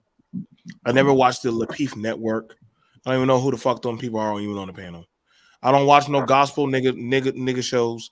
I don't watch nothing online. Listen, I am the most disattached. I can tell you right now, my attention span for what hell, you can have goddamn Charlene and Dame. I don't even be in their chat that long. I'll come through, say a few things, jump on the panel. I'll be right off. Half the time, Charlene, where am I at when I get on y'all show? Where do I not be at the club? You need to watch my latest video. Okay. That's Okay, all I'm I gonna will. say if you ask me that question. Anyway, let's carry on. But he doesn't really be in the chat that long. I don't. I do not. I do not. You can when Eliza and Exile first met me when I used to go over there to our homeboys channel. I wasn't in there that long. I show up at awkward Dying to time. live. Did Dying to live. A lot of them motherfuckers trying to figure out who the fuck is this B&T guy. I come there, do what the fuck I do, and then leave the fuck on out. I'll go with underrated grinder. Sometimes I be upset because I get his email, but I'm like, God damn it, like shit. I gotta go to work or I gotta go do something. But I always make sure I go through and check on my homie. I looked at Zav's channel. I do not have the retention span to watch no 1 to 2 to 4 hour fucking video talking about another gender or your problems. That is your problem. That is not the general populace's problem. Believe it or not, y'all can say the men are moving. If the men are moving, then why are you still here? If you're saying that the women are doing better, then we can look at it differently. Statistics, like again, statistics, and when we're starting to look at the broader scope of things, take self out of the equation and look at it for what it is. And I think. Go ahead. It's ironic that you said that because I think that seems to be the largest problem that we have across everywhere. Now, for those who have been to my channel is usually about healing and things of this nature, but it's not always.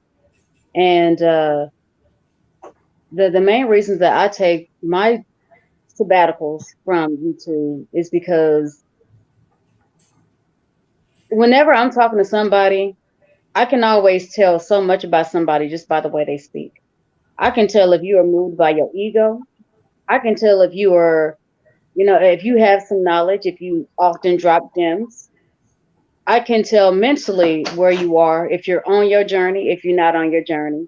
And understand when I say journey, I do not just mean spiritual or esoteric or anything like this. I mean, literally just you are made aware of what it is you're doing and how you're moving and not being made aware from someone else's perception of you, but you are being made aware of the things that you're doing and why. And it's just, a lot of times I realize that there's a whole lot of nonsense going on. And I can choose to engage with it. I can choose to be a part of it. Fuck, I can choose to listen to it. But honestly, I choose not to because it makes no sense for me to sit there and try to continue to grow, blossom, expand. And I'm sitting here in the same circle of fuckery or the same circle of chaos or the same circle that honestly has been talking the same yaya, which is honestly a group of people talking about nothing for the past week. And this is literally how they passing the time. My understanding is that time is the most important thing that, we have access to. We can never get it back. I don't have time to sit there and just literally be in a circle full of people chasing their tails and can't figure out why nothing is happening for them. I don't have time. So at the end of the day, I mean, whenever it comes to me, we can sit there and talk about pills and whatnot all day long. Go, please. Go to the bathroom. We can talk about pills and all these other things all day long. But at the end of the day, I specifically choose people that have the same mindset as me. And I understand the same mindset does not mean that we agree. It does not mean that, we have to see eye to eye on everything. For me, one of those things is being able to be open-minded enough to be able to agree to disagree and still be able to keep it pushing, keep it cordial, keep it professional. Not even keep it professional, just keep it light. Because at the end of the day, knowledge you know, any kind of knowledge will be passed, but we're supposed to be able to have it on a better record, a better way, a form of communication. And if that's not what y'all about, regardless of what information we're getting, baby, I can't rock with it. Y'all can go ahead and do y'all. I'm gonna be over here. I might hear y'all, I might not. I'm just, that's just how I am. Now, once again, I'm an acquired taste. I understand that. And I'm okay with it. That means whenever people are sitting there talking about red pill, blue pill, black pill, baby, some of that shit may fit me, it may not. But I'm not going to sit there and try to force everybody. I'm not going to sit there and try to limit myself so I can sit there and be put into somebody else's box based on their convenience and everything of them. No, I'm gonna go ahead and do me. And y'all don't like it, cool. Honey, I feel like a fart in the wind and keep it pushing. So that's a part of me that honestly I really don't understand why a lot of people don't have the same mentality. I mean, I understand that a lot of people don't think like me. A lot of people aren't. But for me, that's my thing.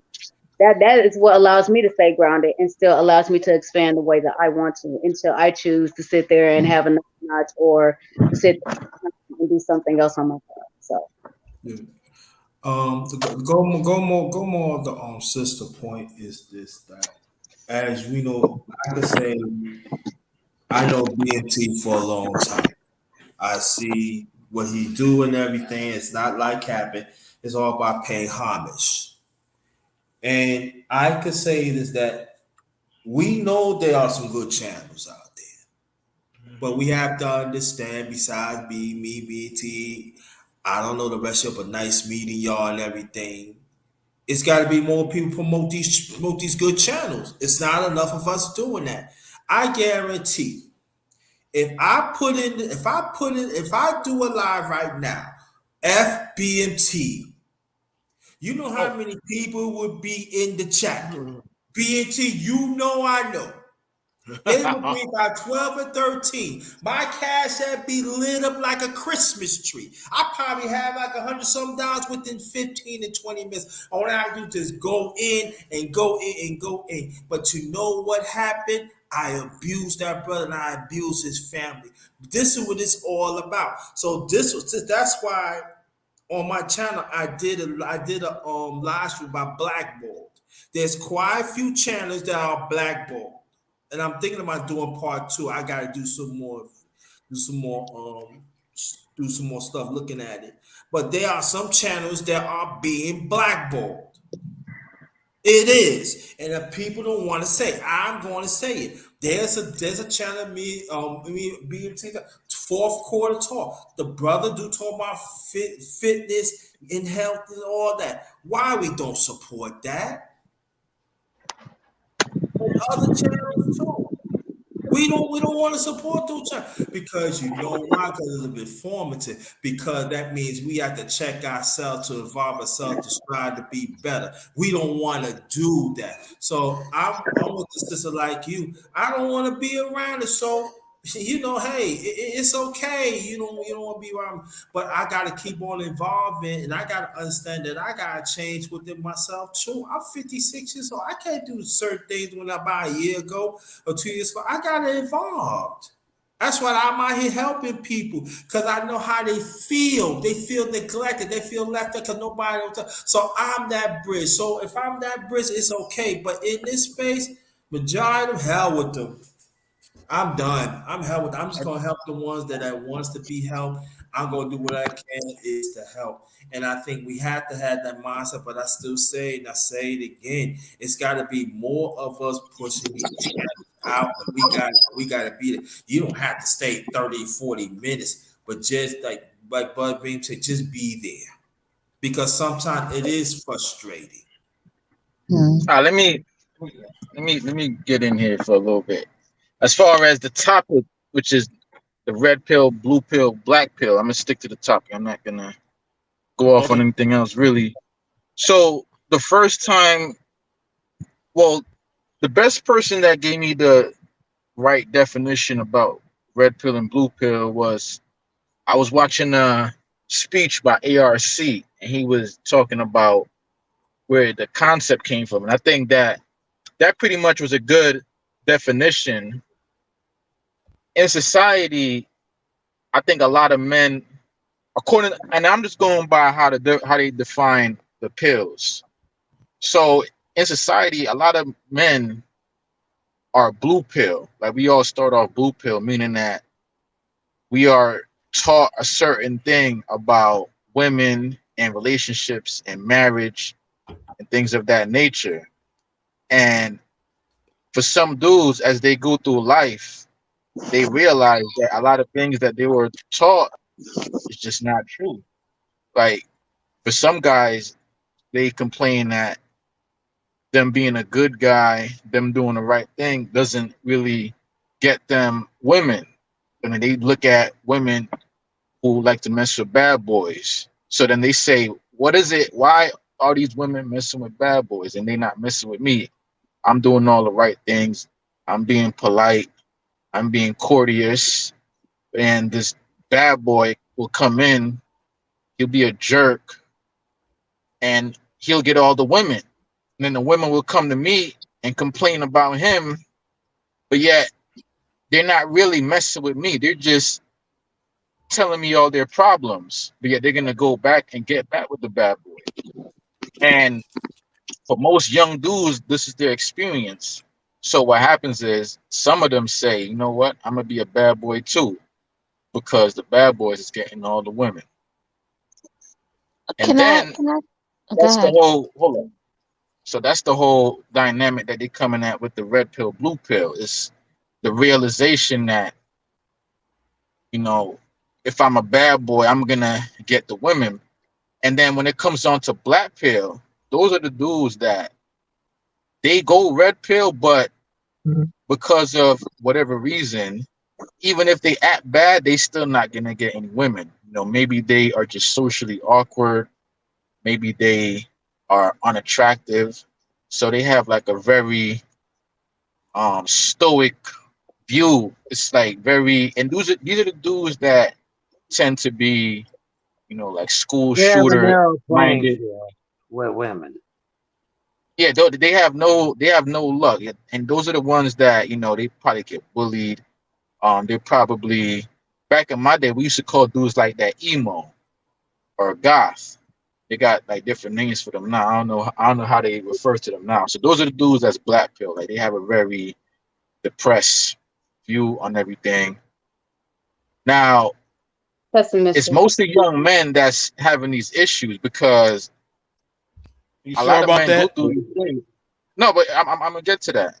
So usually when men get a little bit older and, you know, we get a little bit more experience, we realize that all of that ideology, it's a very limited way to look at life. There's way more going on than just relationships and dealing with women and things like that. But when you in high school and when for a little bit like college, you know, things like that seem to be the whole world. Like if you go through a breakup, that might seem like it's the end of the world. But as you get older and you get more mature, you start to realize that, you know what, like these relationships is really not that significant. There's other things I got to worry about, like bettering myself, businesses, and things like that. And as you get a little bit more mature, you start requiring different things, especially from like women.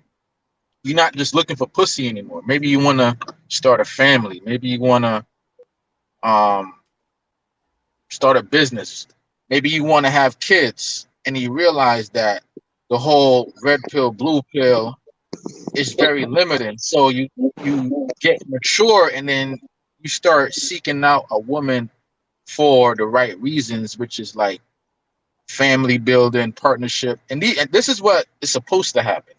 I'm not saying this is what happens for everybody, because some older men, they still are trapped in that high school red pill, blue pill way of thinking where you're just driven by the need to worry about who's getting pussy or I'm not getting pussy. So they get trapped in that area because they don't really get it out of their system, or they don't really mature to that point where they could just become like an adult. So usually, and that's why I say when people reach around like 30, when they get a little bit more mature, they lived a little bit, they now start looking for partners for like family building. And when you're looking for a partner for family building, a lot of the pill ideology doesn't really make a lot of sense, because at the end of the day, you know, if you want to have a woman that you can have kids with, that you could build a business with, build a life with, there's way more things that's going into play rather than worrying about who's sleeping with who and sex. You're not gonna succeed if that's your main focus. And I think that's the issue. You're not gonna be Where happy neither. yeah, you're probably not gonna be happy. Like, you're gonna be so to me. Well, I can speak for that. I was a dude. Go ahead. Sorry, he probably put himself on mute. Sorry, for a I think I lost. No, you muted yourself. Baby, just come in here and say it. All right, let me continue, because I wasn't really finished, but I'll wrap it up shortly. So the red pill, the blue pill, and the black pill, for me, represents a period of time in a man's life where he's trying to discover whatever truth he needs in order to just succeed.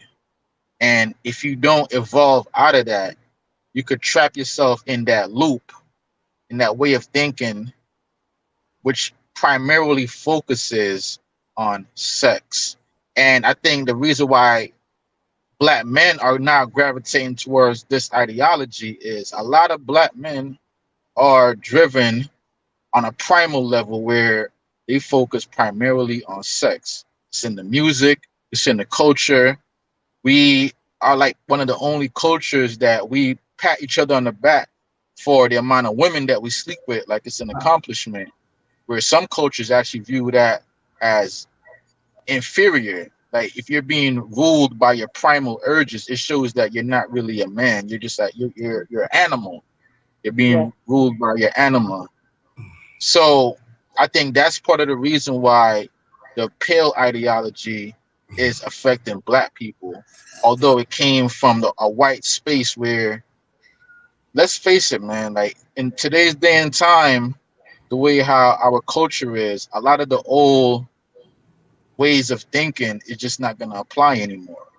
You know, more than likely, if you're going to have a family, it's going to have to be like a two income family. And with a 2-income family, like the roles is going to have to be rejiggered. You can't just go in the old 1940s Stepford Wives things. And I think that's part of the reason that been pushing a lot of the gender discussions. But yeah, I'm wrapping it up right there, though. Yeah, I could take over.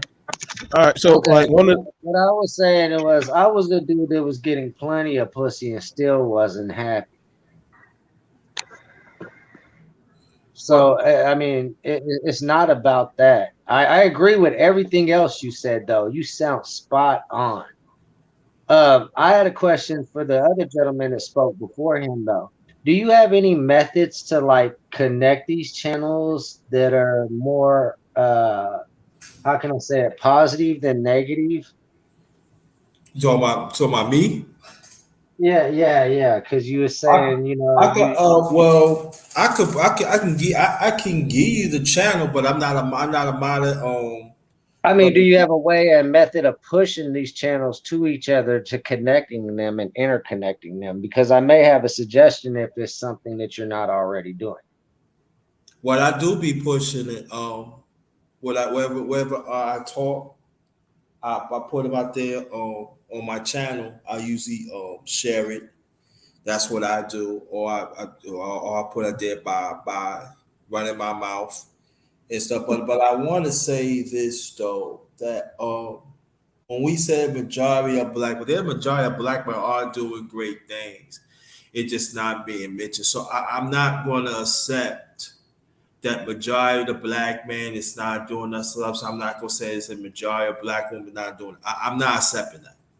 No, okay. I'm not. Let me finish, because I gotta get ready to see my godson. I'm not going to accept that, because just a few of them are doing it. There are a few one, but the sad thing about it,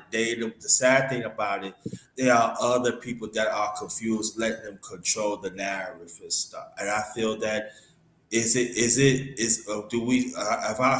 our culture supposed to evolve? Yes.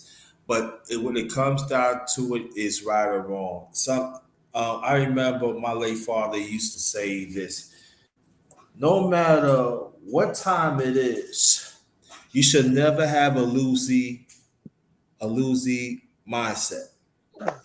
You should never think, oh yeah, this is how it is right now, and we're going to follow it. Because when it comes down to it, it's right or wrong. See, I'm from the old school. I was raised by two parents, and they had it hard and everything. And then the things that I was raised on, it kept me out of trouble. Now that I went through certain things, yes, but it seems that when we talk about certain things, sometimes it's wrong. And so that's what I'm saying. A lot of us, if I say a few of us, we had this losing mindset conception that we think, okay, this is how it's supposed to be. And that's it. What I would say is let's take some of the formula that happened back then and apply it right now and combine it, sculpture it, and still make it right. And I say for me, I can't talk for nobody else. I said for me, that is working because while me doing that throughout the years, I have reached more people. I had Can I identified more people. can I stop you for a hot second? And I'm not opposing anything you're saying. I just want to go ahead and put out what my husband was going to say. There's something called Restream. If you go instead No, of it's not using Restream. It's called Discord. oh, Discord. It is excuse restricted. you, sir. Okay, No, the thing that I was going to suggest to him. my husband was going to use Discord. I'm going to go ahead and suggest Restream, and he can wait because he is such a gentleman. Thank you. I love you. Initially, I'm sorry because I waited for y'all. You can use, well, yes, you can use Discord. He'll go ahead and tell you about that in a moment. You can also use Restream, which with Restream, one of the things that you can do is whenever they come up on the platform, kind of like we're all up here on StreamYard, you can actually put your link, your YouTube link, as well as your Facebook link. And so that way your viewers can see everything that we're doing and saying, as well as BMTs, as well as the other gentleman's up here, and as well as the other young lady that's here. So this way, it is another way of being able to kind of branch out a bit like a spider web. Now, I'm not saying it's going to branch out too terribly far, but if you're talking about other channels and you have them come on, literally, you will also be able to reach them as far as their community as well, so that we Thank can all you. talk about something on a grander scale. Now, Thank you. as far as Discord, my husband will go ahead and chime in. I don't know much about Discord, and I'm gonna go Well, ahead and okay. go ahead. Discord is difficult to use as a streaming app to stream for your YouTube streams. But if you get the hang of it and you learn it on Discord, if you have negativity on your panel, as these other streaming apps are set, you can mute somebody, but they'll just turn around and unmute themselves. If you're streaming it through the Discord app, you can mute them and keep them muted if they have a negative attitude and they're tearing your stream apart like that. Where also Discord is a place where if you a lot of the people, because I'm associated with a lot of channel creators, a lot of them use Discord to share that they're going live, so everybody else can share that they're going live with all of their following, and it brings in more followers to channels. Well, That's all I I would was going definitely, to suggest on that I would end. definitely, I agree with you. I agree. Well, I'm looking when it comes to the talking point. Um, yes, women are women. That's why I never got caught up in the concept of a particular, well, black women or this type of woman or that woman. Last time I checked, women are women. It's just how it is. I know a lot of people don't want to agree upon that. No, man, this group of women, no, women are women. Believe it or not, I'm just letting you know that. You can go well, to brother. any. No, I'm so no, so no, I didn't mean to disturb. I gotta go to see my godson. I got to spend time. Okay, Nice meeting everybody. God bless you. And then just keep on doing what you gotta do, BMT. I'm gonna shoot you an email because I want to do a chopper with you, and you just keep on doing the good work, and y'all keep on doing the good work wherever y'all do. I'll be in and out. You can share my thing wherever you share my channel wherever you want on BMT, and I've just got to be out. Thank you. You keep up the good work, brother. no problem, bro. Like I think the thing about it is I done grown wary of a lot of these things that are happening and the come about talking. Like, listen, man, don't get me wrong. I have no problem with a man being a man in his home, and leading his family into accountability, and also the woman, she's right there by her man. Don't come to me about that. Well, the woman behind. Listen, I don't live in Sharia law. I live in functionality law, and I'm sorry, like you got it where most households are, if they're trying to make it work. Um, Me and my wife, you we should. equally share power. We equally have 100% power. But you know the thing about it is, and see that's a functional thing about it. Exile. Like, does your woman's voice become less of a say? Because y'all both are a reflection of Never, each other. You're both a reflection never. of each other. In a logical household, that's why I said don't. I don't.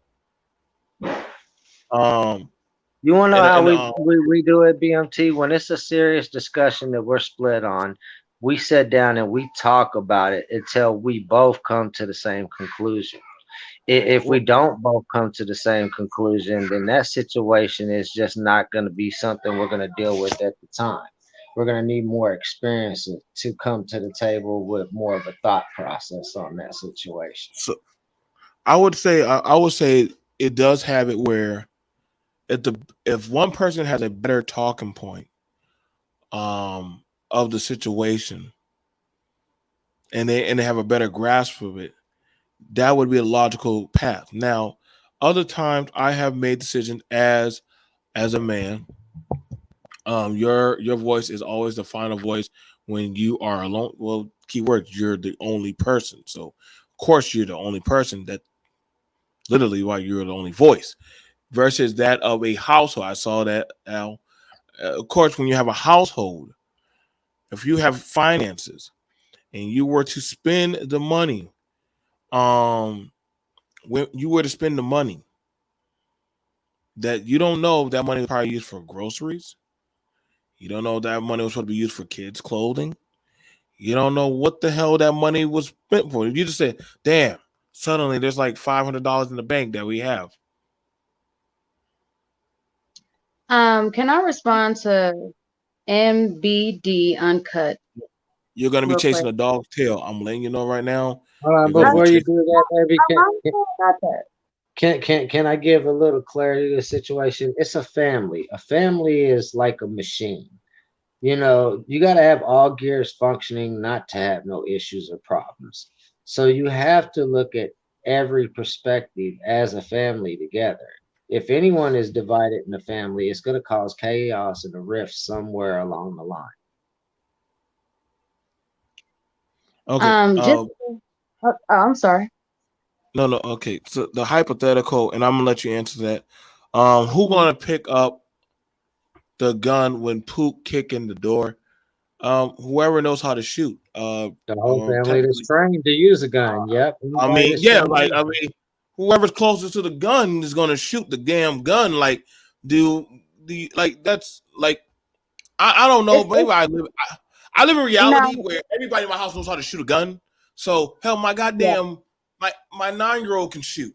So and she shoots a Winchester 22. So I'm sorry, if she gets to that Winchester, that's your ass, dude. She's getting a body Hey, shot.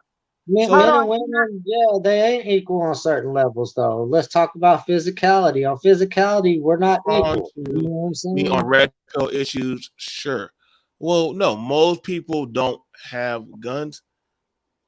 Well, Women are more mature than us. That shows more intellect. They Okay, reach maturity quicker than us. can I I, respond, please? go ahead. You can I think the question was toward you. Go ahead. Thank you so much. First of all, I'm sorry, we don't live in the hood, so I don't really have to worry about Pookie kicking in my door, first of all.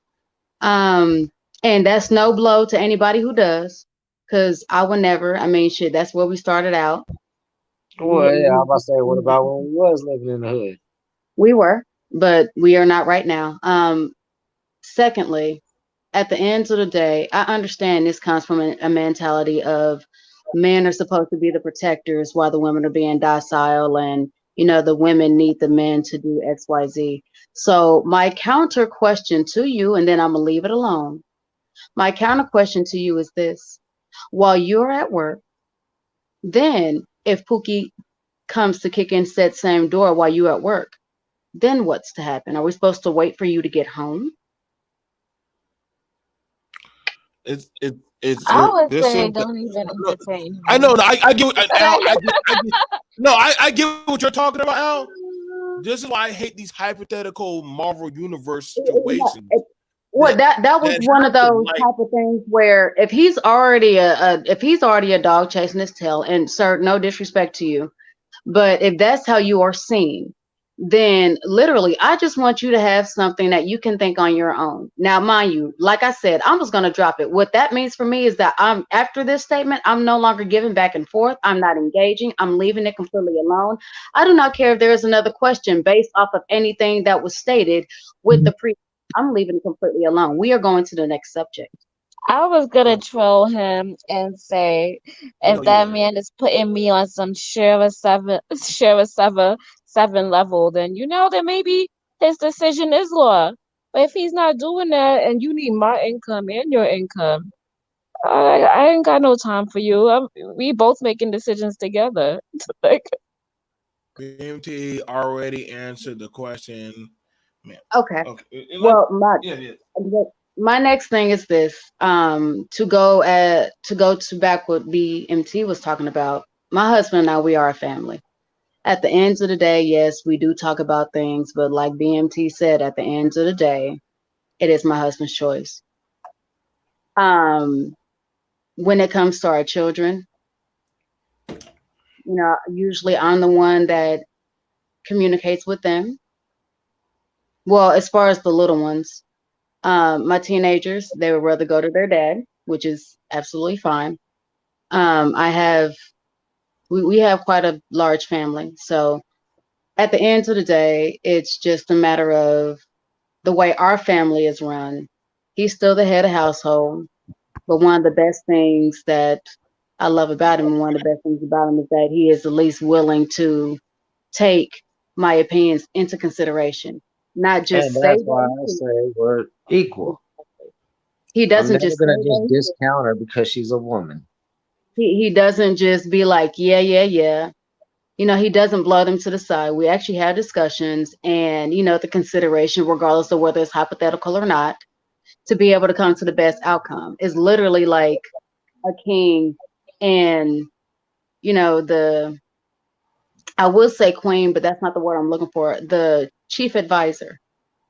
We see things differently than y'all do. We see things that can potentially become a threat, while you guys are, we are depending on you guys to sit there and take care of a certain type of aspect. So think about it like this. If y'all outside, y'all kicking it with your homies, male or female, and somebody from the ops, don't matter who, is sitting there coming y'all direction, y'all gonna want somebody that's gonna point out the ops, right? So if y'all got somebody that's gonna point out the ops, there you go. If you sitting here surrounding yourself with a whole group of people and they sitting here kiki kakaing, and obviously ain't nobody peeping game to where the ops is close to you to where the ops can sit there and go off on all of y'all, how y'all can fill in the blank to however shit pop off. But if y'all ain't got nobody there to even notice the ops coming up, then wouldn't y'all think it'd be smart to sit there and change y'all circle? Not only that, but after a while, let's say somebody got shot at, wouldn't you kind of want to stop fucking with that person because ops was right there and you couldn't even sit there and peep game? You were so busy doing whatever it is it could be. You were so busy up some chick's ass in there trying to get her pussy, or you were so busy sitting here and trying to be down some dude dick, yah kiki and smiling all up in their face. You were being over sexualized to where you were not paying attention to the grander scheme of things, to where your safety was in jeopardy. That's what you have when you have a good partner. I say partner because it don't matter if it's a woman or a man. Whenever you don't have that, and you have a scenario that's similar to like that, even though y'all can change whatever details, then maybe it's time for y'all to step away and actually go ahead and get y'all a better circle. Or a better partner. Sorry. So y'all can understand what I'm talking about. I think one of the things about it, And this is something that happened. I'm gonna play this stuff. This shit cracked me up. Whereas to it was a conversation about if somebody were to break into the house, right? And they break into your house, and they have is who goes downstairs. Now, it was online. The same dude Tate, he was having he brought up that question. If somebody's outside, who goes outside to check? Anybody who'd ever been in some home defense, this is why I'd say some of these motherfuckers that have been actually any logical life. Why would you go outside? First off, why would you go outside? You gave up the high ground. Nobody would go outside. If I heard someone outside, I'm going outside. What's waiting for you out there? Like, you see what I said? No, listen, bro. You know, if you have been shot, killed, stabbed, going out in the darkness, they're in the dark. They can see you coming out of the light. That's the key word. Like, you wouldn't go out there unless even if you had floodlights, you still wouldn't go out there because they already are in a set position. They've had time, they make a tactic. Like, I'm ready to go. The other one was if they break into your house, do you go downstairs? And I'm like, who goes to Jason and Freddy Krueger and Michael when they're in the basement? Nobody goes down there.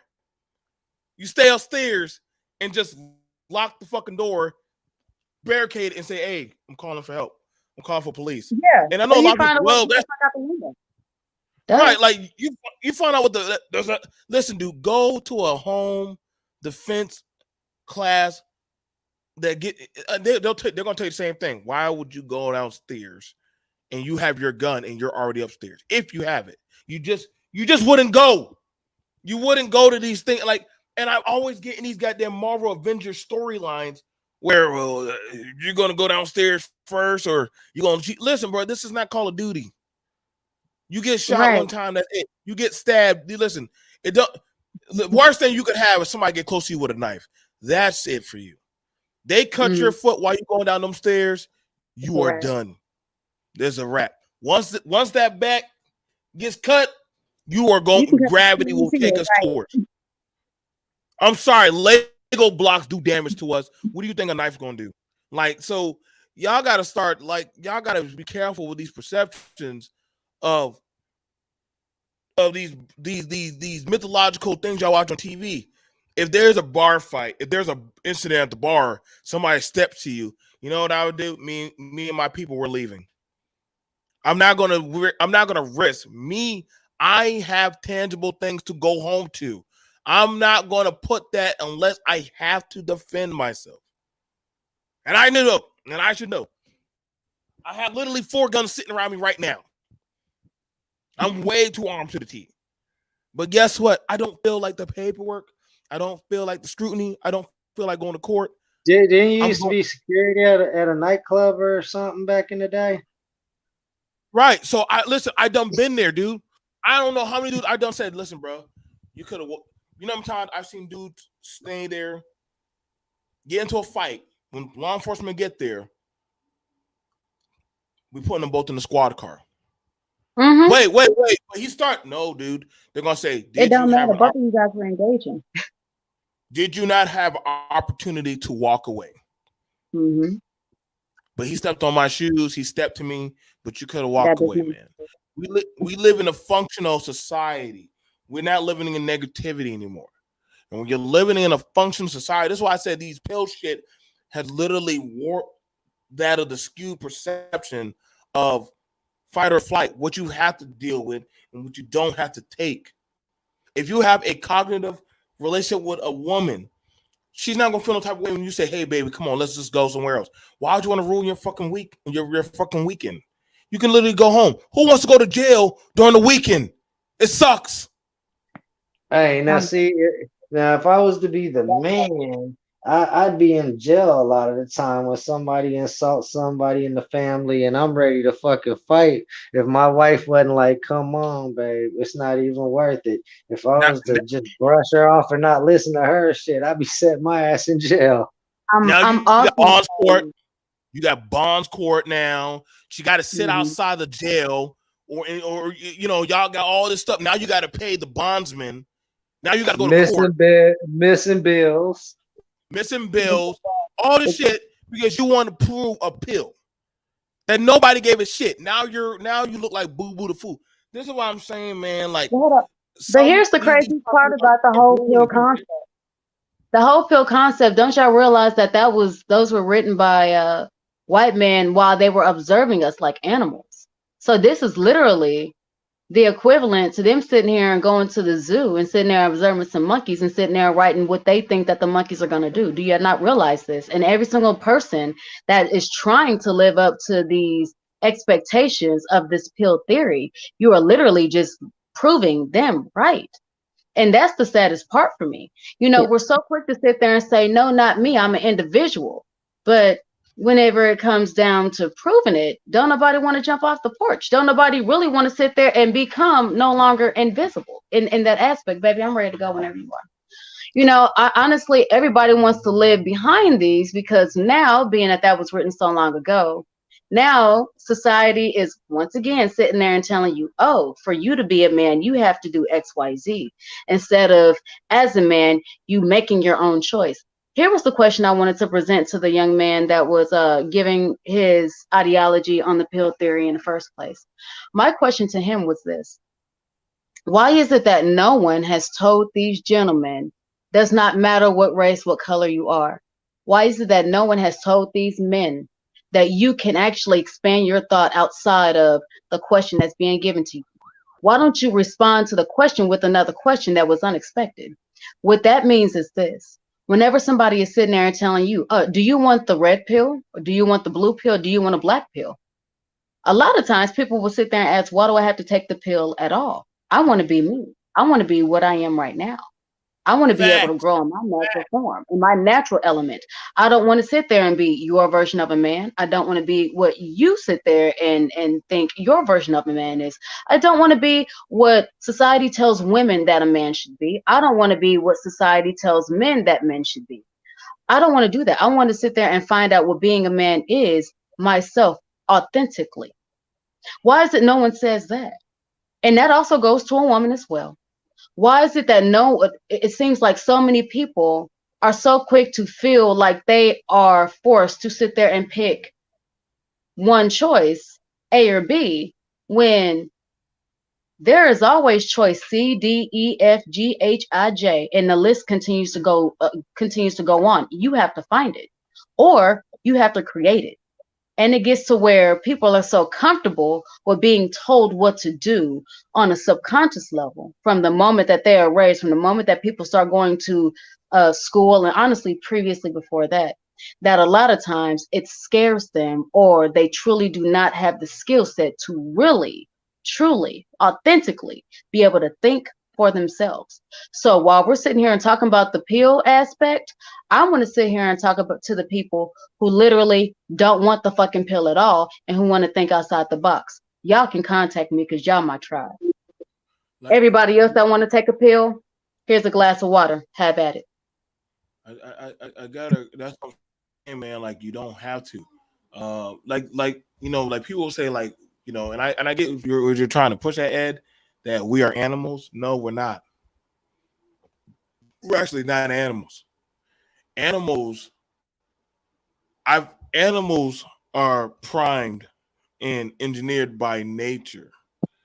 They follow a certain path.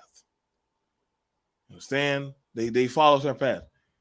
Humans choose to go travel abroad for reproductive reasons, for goddamn to try different things. I never saw a dog say, I believe I can mate with a tree. But you got to where humans now think I am tree sexual. I've never seen a cat ever say, I'm done dealing with cats. Maybe I should have a goddamn parrot as a mate. We're not. We're definitely not human. We're definitely not animals.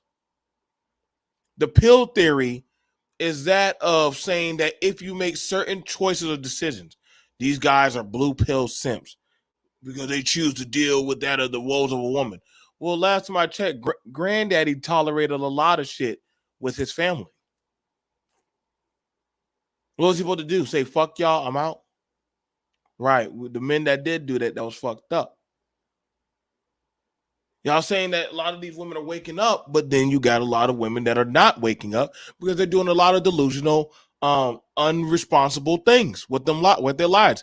Y'all, I'm telling you right now, social media has lessened that of the capacity of logic with people. And y'all can try to make it into something that it's not, but it really isn't. It really isn't. I get it. You're trying to sell it, but it's not. Y'all can say whatever you want. Ain't nobody dating these single mothers. That's a damn lie. A lot of people do not care. Too many people don't care. Y'all can say a lot of these dudes, y'all call I don't know how y'all call, how do y'all know what's a pook and what's an educated? You have men who have education that is pieces of shit in society.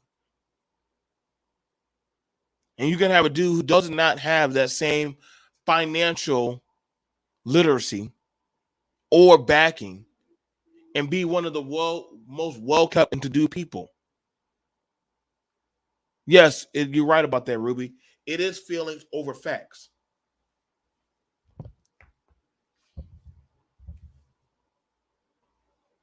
It is feelings over fact. You can be the man of your house.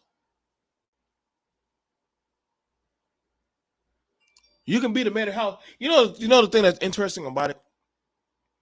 And a lot of people talk about struggle. Most people do not have. How do y'all? I know what poor is. Poor does not have quality or access to internet. Poor is worrying about what do I have to eat. You're not worried about a woman. You're not worried about getting sexual desires if you can barely get it on. Destitute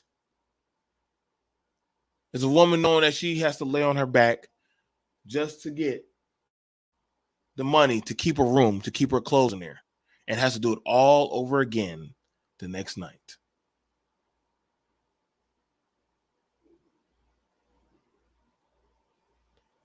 Y'all understand, man?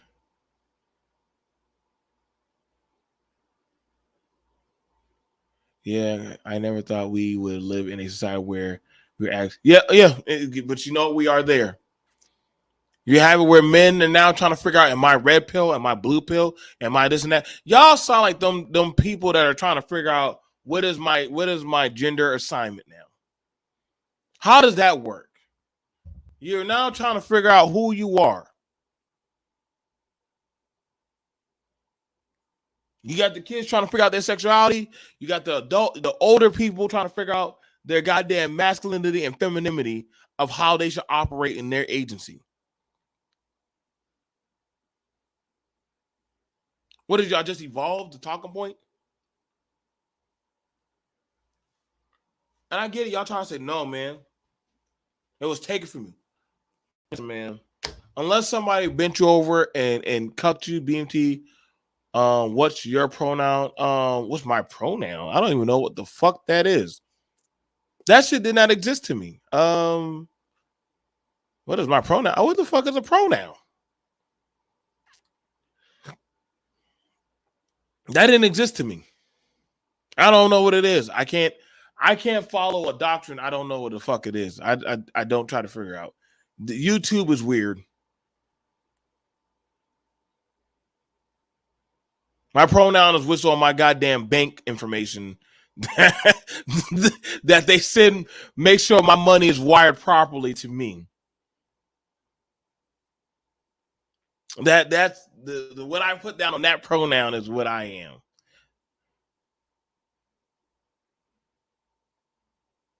Well, my pronoun is that of what I signed up when I was in the United States military.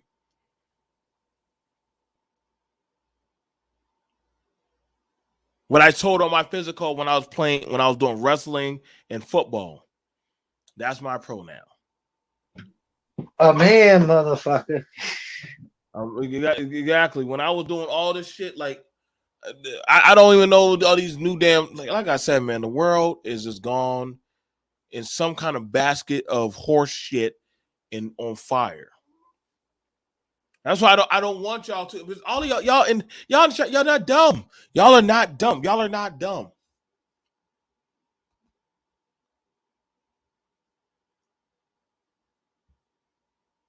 So y'all guys, y'all take care, man. Listen, man. Hold on, BMT. To Yes, dear. me, it really seems like it's sad because now the world, and by the world I mean people in the world, are trying to figure out how they fit in it. So my question to you would be, why is it that all of a sudden now it matters? If it didn't matter before and you were still doing you and you were comfortable because the world was set a certain way, aka the teacher sat there and had a certain way in her classroom, because that's honestly what it seems like to me. If it didn't matter before and everything was good and you were still doing you, living your best life or at least trying, why is it all of a sudden, now that these people have all these different argument points, or they have all these different conversation points, discussion points, now you're trying to change some shit about how you identify yourself or how you're trying to be identified by the outside world? Are y'all saying what I'm saying? Why the fuck should it matter? You ain't gotta feel the pressure to conform. Exactly. And my thing is, if you were sitting here using so much energy to try to conform to some motherfuckers that, let's be honest, really don't give two fucks about you at the end of the day, unless they actually know you, then why the fuck does it matter? And that's part of the thing for me. I thought that we literally had free spirited people. Okay, maybe it's just my generation. My generation, we were, known as, the ones that were a little wild, that were a little more willing to sit there and do some shit that might have been a little bit unorthodox, this and that. Free spirited is a word that they would use to sit there and describe my generation. All of a sudden now, it seems like y'all so quick to sit there and put a label on yourself, but then in the same term, talk about y'all want to be free. Y'all don't like when people call y'all slaves, regardless of whether it's slaves with shackles or corporate shackles. Nobody likes being called a slave, but everybody's running, rushing, hurrying to sit there and play, fucking hot potato and get into one of these little fucking areas so y'all can catch a fucking ball. Like, it don't make no sense to me. Like, what's going on, people? Let me ask y'all that. What's going on? No, she's not a boomer. She's not a boomer. I think the thing about what do you think? Trans men participate in women's sports. They can if they want to get. I just feel like that's a quick insurance. That's a quick insurance. I mean, that's like taking a trans man and putting him in the NFL, having him run against a 350-pound person. Regardless of how they feel, that logic is going to meet the road when they run into them two linebackers. That's safety. The logic is going to kick in. Like, oh, snap. Like I look at where a lot of people talk about the stuff of what happened yesteryear, but then I'm going to say, well, what are you doing today? Like, I Am Jazz, man, they already fucked that person up. They put that person into a situation, the adults did, rather than actually properly lead that child. They pushed and pressured that child. Maybe you should go get surgery. Maybe you should go take hormone pill. Maybe you should get that. Kind of find out they actually fucked the kid up. You know, one of the things, you want to know the beauty about nature? No matter how much concrete you put on grass, the grass is always going to find a way to break through the concrete. It's always gonna find a way. It's always gonna find a way. So the labels, the talking points, all that stuff does not work. That's why, like I said, when I showed the guy Tate and the talking points that he was using, like, hey, men should go back to being traditional. And I'm like, then you can go. Who said that they stopped being traditional? It's what you choose to do. You're choosing to participate into something that is not of your type of ideology. That's your choice. You can't force or try to get nobody on board your system. It doesn't work. We're joined by Brother Speak, and we're joined by Trey. What's going on, Brother Speak? Hey, what's up, BMT? Can you hear me? Yeah, man. Go ahead. Rock out. Yeah, I was listening to what y'all was saying about the pills.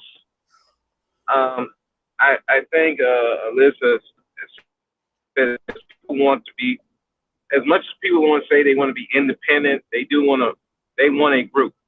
And I guess the red pill is a group that they can feel like they belong, because there's a lot of dudes who feel like they don't belong with the group that they're from. I mean, you got some people who maybe they were the comic book nerds or anime, they didn't fit in with the rest of the community. Maybe they were the educated guys who didn't fit in with the guys on the street.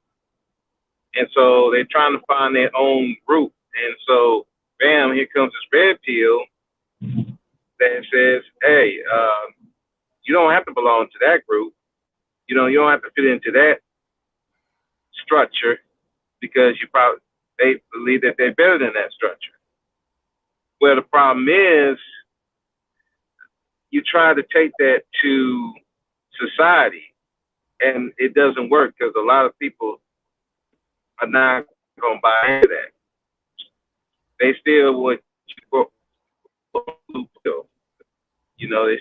they care about family. They still care about women. They still care about their children. So, they still want to be under the government, all the different stuff. So it's hard to try to bring that to society. And then on top of that, it's more or less they trying to wear it like a badge of honor, instead of just living whatever principles you do and get finances to live. I believe there are people who do live that red pill lifestyle, but they're not coming out here yelling and screaming it and trying to force it on other people. They just live their life, and they have the means to do so. And they get with the people that will fall in line with that lifestyle. These dudes are trying to get people to follow it, and they don't even have the funds to even finance that type of lifestyle they're trying to live. And then you're trying to push it on other people, and then they see that you're not really living that life, what you're saying. I mean, you look at Fresh and Fit, they try to push that lifestyle overseas, and they got ran out the building. Right. By the men and the women. Right. They kicked them out. Nobody's trying to hear that stuff. I'm sorry for interrupting real quick. DMT, hubby and I, we're actually about to go to the store. This man's car is loud, so we will still be on. We will try to chime in whenever we can, but until then, we're probably going to be on mute for a minute, okay? We're still here. Right. We're just going to be on mute for a minute. I do apologize for interrupting you, sir. I agree with you. Please continue. All right. What's going on, Trey? What's going on, man? Just enjoying a day here, man. I got some free time, and I was just checking out in the background. But I'm feeling with you, man. I know the young lady said about we were talking about home invasions, and thank you for the little slick diss about the dog chasing his tail. No, bro, you know me, man. Only one direction. Move out, draw fire. I don't think it was like it's not a diss to you. It's actually it's not. No, understand this. Trey will always be Trey. Trey's not trying to change from Trey. No matter what panel you go to, Trey is going to be Trey. So Trey can only deal with himself. That's how I see. That's how I perceive you. I'm not. I don't think nothing less of you all. You believe in your family. You believe in your country. You believe in what your self earning business and how you treat yourself as a man. I respect that. I have the utmost respect for that. We don't always agree, but we definitely agree that there's a lot of bullshit in these spaces that we just don't fuck with. Yeah, the bullshit to me is comedy, Yes. and I believe 100% in red pill philosophy. And like I said in the chat, that it doesn't red pill philosophy doesn't color has nothing to do with it. It's all gender based. That's kind of why I was joking about the pronouns. The white man, the black man, the Indian man, whoever, don't matter. Red pill is red pill. And slight little disagreement with Bro Speaks. I mean, as a man, you could be broke as hell. You could be, on your last penny and still follow red pill philosophy. It's just, not bending. You go MGTOW monk. If you broke like that and work to get on your purpose, then you could be somebody like Tate. I mean, all it takes is a little webcam business, about 15 girls getting it popping for you with affiliate links. Bam, you could be like Tate yourself right there and go live in Romania, super based red pill country, just like that. Or, here's where the clown stuff to me is the guys that red pill is this. Oh, these red pill guys, oh, they're hurt, they're in their feelings. Who hurt them? And of course, women are gonna say that. Then they'll turn around and want to fuck those same red pill dudes. But men screaming, these red pill guys, this, that, and the other. That's the comedy, man. I'm looking at y'all like, man, y'all a bunch of male feminists when dudes speak like that. Like, how is a man supposed to be? If a man's following red pill philosophy and he's taking care of his family, his responsibilities, his business, his job, his career, his kids ain't out there in the street, they ain't got to worry about the ops based on where they live at. Cool. And the classic Ruby in the chat, when you live in this red pill lifestyle, you don't care what a woman makes. Like I said in the chat, if she's hot, if she can cook, can she get it popping? Cool. You know what I'm saying? You take care of my kids. Can they do their ABCs? Can they read and write? You got the potential to homeschool them. That's all I need. Ruby, you cammed up. There you go. Okay. So, like I said, me, I've never been a pill. I found it it was always entertainment. I came up. I guess I came. Can I speak as somebody that's against the red pill philosophy? I'm against any philosophy that's another man's. I believe a true man follows his own philosophy. I can agree to that. Let me get this out. I just don't. I believe in following. I just follow my own path. I don't mind having conversations with everybody. I've always been open to having conversation with people, but I just I'll listen to an extent, and I believe, hey, be a man about your shit, pay your dues. But I just some of the shit just does not make sense. It's just it's stagnation of pond water. Give me an example, bro, of red pill philosophy to you that doesn't make sense. An example of that philosophy. Okay, what they preach about how the traditional man should be, what they preach about that, that's not holistically true about this. What part, so some men believe that when them and the women get married, woman stops working, they go to work, the woman stays home and just raises the kids. And I'm like, okay, what's wrong with that? Hey, that's your belief. That's your belief. Keyword, that's your belief. But holistically, in dominant society, most parents are working. One woman might be working at a loan office, a bank, whatever the hell is she doing. The man's out there working, electrician, plumber. Both parents are working. Kids going to school. They got joint incomes. That's it. That's logical society versus we're not in the days where back then 825 was making it. We're actually where $100 in the grocery. Go ahead. Yeah. So I bust my ass, for 20 years to the point where I can barely walk up steps, take that money, okay, cool. All right, VA. Hey, what can y'all do for me? All right, cool. Then take that, invest it. All right, cool. I got properties now. Okay, take that. Start another business, and I'm still working. I'm still, I still drive on the road. Respect. I'm just saying, as a man, you look at me. I look at other men. Okay, cool. I don't even look at it as red pill philosophy. I just look at it as man shit, biblical stuff. I'm a religious guy, y'all. Y'all can get that already. I respect that. I And can respect that. and this. So my goal was, you know what? My wife don't need to be working. She don't need to be out there, especially we was living in Houston. I don't want her out there having to stop and get gas and have one of these idiots, have to run up on her because she's already out there in the streets having to, hey, baby, the car ain't filled up. I got to stop. So one of these idiots running around on the streets of Houston might run up on her. No, that ain't the case. I want it to be. I respect that. Yeah. I respect. Well, we live in the cut now. So, yeah. I have nothing against that. You're not going to hear me ever tell you. I've never on BMT's panel have ever told another man how he should govern his home. That is but that's red pill philosophy, dude. That's just straight. If we look at the Bible, it for red pill is the rational male, straight out of it, bro.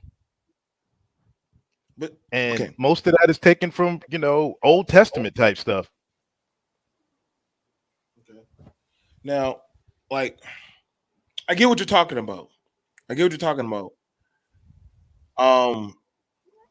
Like for me, I'm looking at it like if both parents are working.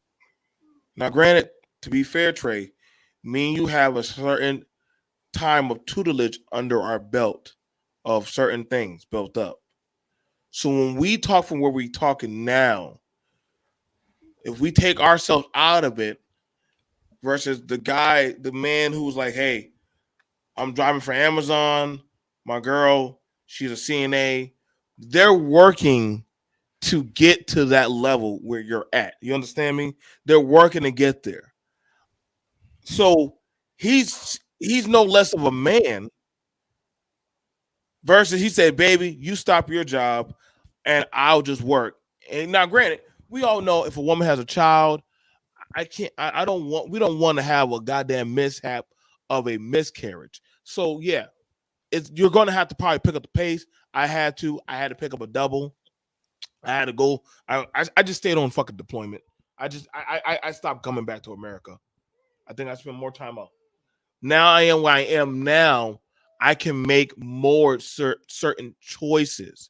Yes, I do run my home. I do own my shit. However, I also got to be realistic that a lot of men are not in that place of authority. And a lot of women, they want a certain type of level of security, but at what are you willing to pay homage for security? If you want sentries at the gate, are you going to feed them? Are you going to respect them? Are you going to honor the guys who are guarding your gate? Or are you going to say, you know what? Fuck you guys. I'm going outside the village. I'm going to take my chance. Well, and that's the thing about a man. If you as a man, you come to me and be like, yeah, man, I follow your channel. I want to do this, that, and the other. All right, man, this is what you got to do. No, man, I don't want to do that. It's hard. In today's society, I can't. All right, man, do you, bro. Like, I see, I'm not going to throw no shade on the dude, but I see he ain't willing to do what it takes. He ain't willing to go work 3 shifts in one day. He ain't willing to go out there, and tell his wife, stay home, take care of the kids. I will hit the road, go OTR, do whatever's necessary. The daggone, so you ain't got to worry about out there. I know that dude ain't ready, so I don't even argue with him. Trey, I have a question for you, darling. Sure. My question is, the examples that you gave are very traditional examples. I do like them. So the first one was, telling your wife to go ahead and stay home. She doesn't have to work. And mind you, I pay very close attention to verbiage, okay? You said that you would tell your wife that she doesn't have to work and that she can stay home and take care of the kids. 2 things with that. Whenever you're telling her something, especially with let me not tell you. Let me ask you. I'm gonna give you a scenario. You sit there and tell me if this sounds correct. You tell your woman that she doesn't have to go to work. That means she does not go to work. That's not giving her a choice. That's you putting your foot down as the man and telling her that she does not have to work. And also at the same time insinuating that you were going to do whatever is necessary to make sure that both of the incomes that would have been there are going to be covered, correct? So I tell a dude straight up like this: if you Darling, get to it, yes or no, so I don't forget my other point, okay? Go ahead. you get to a point where her income, whatever she may make, won't even matter.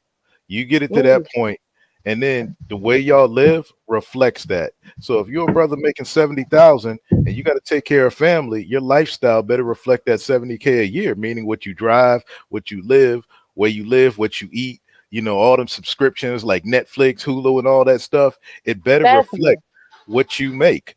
Now, here's the deal. If y'all want to live outside of that, cool. It's going to take sacrifices. So now if she working another job, them kids are going to be out there in that indoctrination camp, which we call schools. Now the public education system. Can I pause you, darling? Because I had a feeling you were going to do that. I kind of wanted to get onto that.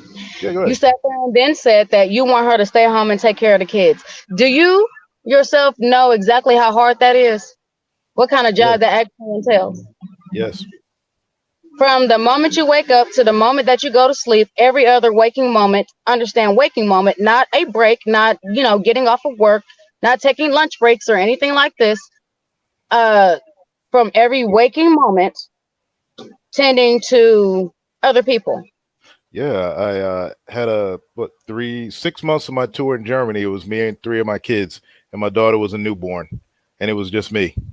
So all while active duty in the military, I know very well. Okay, so you were telling a woman that you wouldn't want her as your lady in this scenario, okay?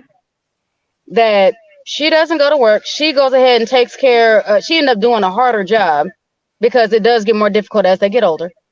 And then my question is, if a man chooses not to do that, if a man chooses actually to take on the role of taking care of the children while the woman decides to go to work, does that make him less of a man? It's his prerogative. In my opinion, it does. But, you know, that's just my feelings. But to him, if that's his choice, is what it is, homie. I can't hate. So my next question, I'm sorry, because I did kind of string it out a little bit. My next question is, the next scenario that you went ahead and gave, if those are switched, mind you, same example you were given, 170K a year, okay? And as you say, they need to be living up to the hype, aka spending all the money that is being earned just for show purposes. But in the other scenario, if the roles were reversed, somehow that still makes you less of a man. Look here. If a woman making $170 a year and you a stay-at-home dad, trust me, there's somebody out there busting her walls down. Somebody out there is beating her out the frame. Wow. She goes out there and sees other men like me out there. Trust me, I could pull her just like that. I could be in my daggone semi and roll out my semi and pull her in her little C-Class Mercedes and pull her while that dude at home taking care of them kids. Sir, why did you get triggered? Why did you get triggered? Did I make you feel uncomfortable? Excuse me, that don't work. No, ma'am. No. What I said is what I said. In that scenario that you gave me, I could pull that woman. BMT could pull that woman. Bro Speak could pull that woman. So now a woman, literally a woman making a $1.7, as you said, a year, 1,000 a year, obviously is smart enough to be able to sit there and be a good corporate slave, but not good enough to sit there and actually be in love with her guy. Because a corporate slave. No, this is what you said. Hold on, sir. Let me. Corporate slave. Exactly, because obviously the guy, we're not saying anything about if the guy is cheating, and I like how that was obviously brought up with women. I'm not saying if he's in a position to make that much money himself. Exactly. I didn't hear you. I didn't hear your husband. I didn't hear your husband. I didn't hear what he said. He said, or it's funny how we're even sitting there and throwing that out there because we don't even know if he's in a position to make that himself. But that's not even the case. The whole thing. Well, let me not say that. I do apologize, baby. That's not what I meant. What I'm saying is this. I think it's fascinating how whenever a guy is put in this position, I'm not hearing anything about cheating, anything about infidelity, anything about how he can be distracted by other women or anything like this. He is to be taken seriously. But just as you went ahead and gave a scenario, if it just how you gave in the scenario, if a woman is doing the same thing, oh, she can easily be pulled. So she has no control, which honestly, women have a bit more control of what they will and what they're not willing to do. They're not exactly ran by their genitals, but somehow women have less control and are just going to let you come to them while they're making all this money I to personally sit there know. and tear. Oh, I do too. I personally know wealthy men that build their women up to make as much money as they make. I actually personally That's know a fine. few If, women if that they actually want to make do more that, than that. cool. Hold on, and that are happily married. And when another man even sits there and uses their voice to vibrate in their direction, they are not even given enough attention to be ignored. So it's interesting how all of a sudden this is the mentality that you have, but you pride yourself on I being a guess man, humans right? ain't diverse. Hey, Let hey, me here's the hold on. thing. Wait, Oh, wait, go ahead. wait. My bad, BFP. Go ahead, bro. I know before he gets off the hinges, let me get it over to I'm my sorry. co-host. If I did say something that seemed inappropriate or triggering, I do No, I like apologize. it. It's great Oh no, convo. it's fine. It's fine. Listen. It's This is fine. wonderful convo. Yeah, we're trying to keep it a nice, logical Right. conversation. Y'all are good. Be I very just let me just respectful. let me. I understand. Sometimes, like I said, take yourself personally out of it and just look at the topic. Let's go over to Ruby. How you doing, Ruby? It's been a while. Hey, man, it has been a while. I have been living the ultimate nightmare for the last couple of months, but still Your your trucking. your children of the red pill have grown. I think they didn't read your book properly, so your children have not understand your lesson. Go ahead. They never do, but no. Here's the thing, and I mean, I saw some people. I mean, I didn't get to see earlier in the stream, so I don't know what y'all said about that.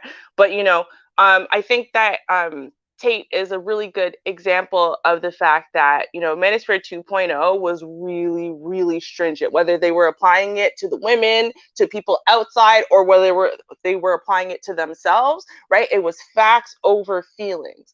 And you could not sit there and promote something that the facts don't support. And everybody was about that life. And now it's more, I feel this way and I don't care what the facts say, because this goes along with my generalized feeling, my generalized narrative, the generalized thing. And it was kind of based on Red Pill, but now it's more based on my feelings too. And that seems to be okay. And it's not really okay with me personally, because I think it's a little bit incredibly hypocritical. But since we just brought up this whole working, cheating, man staying home, all of that, I wanted to touch on that because on one side, like I hear what Eliza's saying, and I agree. I hear what Trey's saying, and I agree. And I'll explain what I mean by that. Here's the thing: whether we like it or not, right? There's social conditioning, right? And then there's the way that we evolved as human beings to be.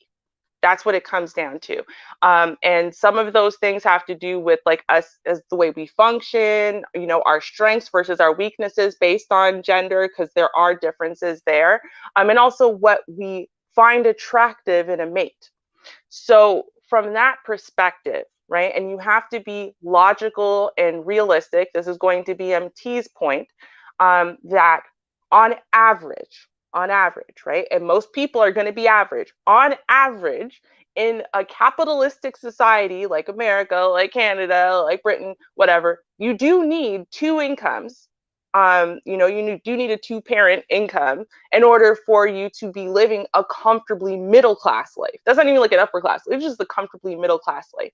And the problem is, if everyone started hustling and everyone raised that bar, and now everyone's making 100K, all that would happen is 100K would become the new average. And if that's the new average, well, then you would still now need 200K coming in order for you to live a comfortably middle class life. Like, people aren't necessarily using, the logic of economics when they're evaluating capitalistic society and the way things work. So to that extent, I do think two people generally on average are going to have to work in order for you to live a comfortably middle class lifestyle. Are there some people who can afford for, the husband to go to work and the wife to stay home? Absolutely. Are there some women who desperately just want to stay home and that's all they want to do is take care of house and home and their husband? I'm one of those people. I'm very lazy.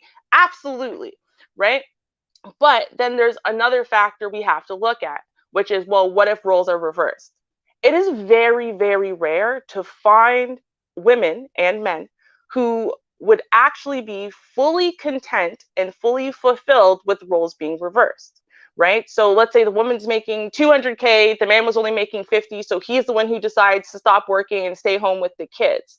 Well, the thing is that, and I do agree with Trey here, the woman eventually is going to be tired of having all of that pressure, all of that weight, all of that stress, all of that responsibility on her shoulders from the perspective of protecting and providing alone, because as a woman, we didn't evolve to be the protectors and providers. We didn't. Right. And likewise, the man is going to start feeling emasculated. He's going to start feeling irrelevant. He's going to start feeling like he's not really noticed or needed or wanted or whatever, because as a man, again, he didn't evolve to be the supporter, the nurturer. Right. And what you do see a lot more often than not, and I'm not saying there are a few women and a few men who, listen, they find each other and they are perfect in this reverse role. But in general, what you find are women do end up getting their eyes open to a man who would provide for them and provide the same lifestyle she has to provide for herself and her family.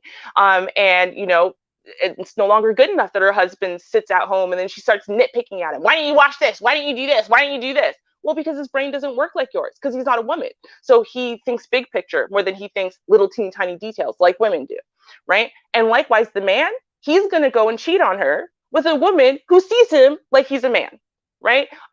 Like a woman who actually looks up to him and says, oh, I can't lift this baby. Can you take care of it? Oh, I know you could provide for me. I know you can get this and that for me. So you actually do see the cheating on both sides, right? Because it's not actually inherently fulfilling for men to sit at home, just take care of their kids, cook and clean, and really get no thanks in return for having to pay attention to a billion little million details all day every day. And it's not super fulfilling for women to be the protectors and providers. It's just not. So I do think everyone's kind of bringing up great points. I just think if you put them all together, it kind of does create a storyline where I don't care if you're looking at biblical or you look at the actual science and evolution of it all, like we evolved to be a certain way. Our brains evolved to be a certain way. Men are the way that they are and written the way they are in the Bible and whatever, because they evolved to be that way, and vice versa for women. And no role that a woman plays is lesser than a role that a man plays. Just so we're clear, most of y'all don't know that. When I say most of y'all, I mean anyone who's single, hasn't been married, hasn't been in a functional relationship, wasn't raised in a functional two-parent household. Y'all don't know. And, a lot of times even married people don't know. You have to go through some shit. Okay. Right now, I've been going through some shit for the last 2 months. Okay. It started with my condo exploding and ended. Well, it's not ended yet. We're still in it with evicting a drug addict from my actual house so we could move back into it because my condo exploded. And it's a drug haven, which was totally screwed up. And now we've been cleaning it for 3 weeks instead of being able to, rest or live. And that's where you really see our gender roles start to shine. We used to be a little bit more, I think, collaborative. But now you really are seeing, when we're under that stress and pressure constantly, you are really seeing that I am shining in things that are predominantly, female traits and qualities that we evolved to have. And likewise, he's shining in the things that are, masculine traits and qualities that he evolved to have. And you see that when we try to step outside of that, things are getting harder and it's taking longer. We're more stressed out. We bicker more. When we just fall into where we kind of naturally evolved to be, there's a lot more peace in this household. I'm just saying. I'm done now. Sorry.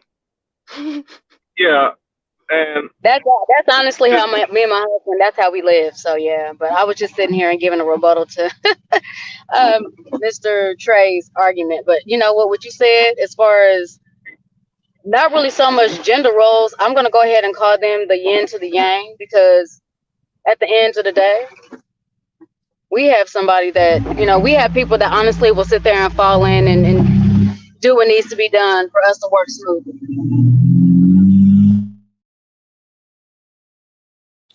Well, in response to you, I think it's Miss Alyssa or Mrs. Alyssa. Eliza.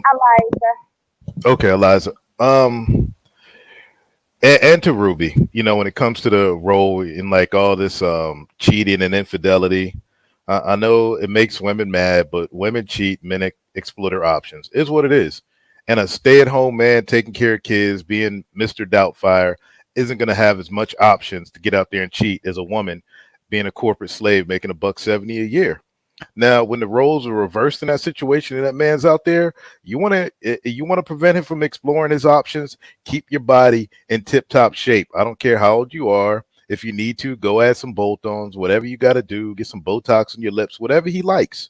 What he likes to eat, cook it. What he likes to see you wearing, wear it. What he likes to do in the bedroom, do it. If you're tired, you got a headache, do it. You know what I'm saying? Next day he'll be at work. You can watch Jerry Springer or something. But that's how you keep him from exploring his options out there, because he's going to go to work happy as hell because the woman he fell in love with is doing all the things he fell in love with. So all he's going to be thinking about while he's out there fighting the white man is getting back home to you. I'm just keeping it a buck. Well, my question is this, and if the roles once again were reversed, because you know, I'm hearing a man, Mr. Trey, sit there and try to tell women how to keep a man, which is interesting because you're doing that while you're also talking as if women honestly don't fucking matter. They're just pawns or just commodities for the convenience. What I work. I'm a man. If you want to know what works for a man, ask a man. Sweetheart, I do ask a man. I ask the one that obviously has the right answers because, well, it wooed me and we've been here 15 years plus. So Well, obviously what works for me don't work for him. And thank goodness. But my thing is, so you don't keep it popping for your man? You don't cook what he wants? You don't be doing the monkey double backflips, my I'm nigga? sorry. You know what? I just realized that I was being insulting. No, here, let me go ahead and say it like this. Yeah, and I'm like, what? Well, no. You said that you are a man, and this is what a man likes. First of all, nobody likes feeling like a commodity. If a man, does he like what I just said? Ask your man, does he like what I just described? Sir, give me a moment. Hold on, I'm unhappy in this most of the time when my family is unhappy. If my wife is unhappy, and if I was to treat a woman like that, I could see her being unhappy. Statistics say most men lose a woman to unhappiness. Hold up, bro. If your wife would be unhappy if you spent all your hours at work thinking of only getting back to her. You just said That is exactly what I said. No, you said regardless, she don't want to sleep with you at the time. Why would you force your woman to do something she don't want to do? Ain't nobody forcing. I told her, if you ain't feeling, he don't need to know you're not feeling it. If he's had a hard day at work and you've been there and like you see him stressed, relieve that man's stress. Here's the thing. You said women, if you have a headache, if you don't feel like it, still do it. Sweetheart, no. Okay, that's your choice. That's your choice. You're absolutely right. So I'm going to get back to the question that I initially had. You say that these are the things that a man likes. You say you're a man. Okay, so in making that statement, are you not saying that other men think differently? Because obviously you've already sat there and stated as much. Hold on. Free choice.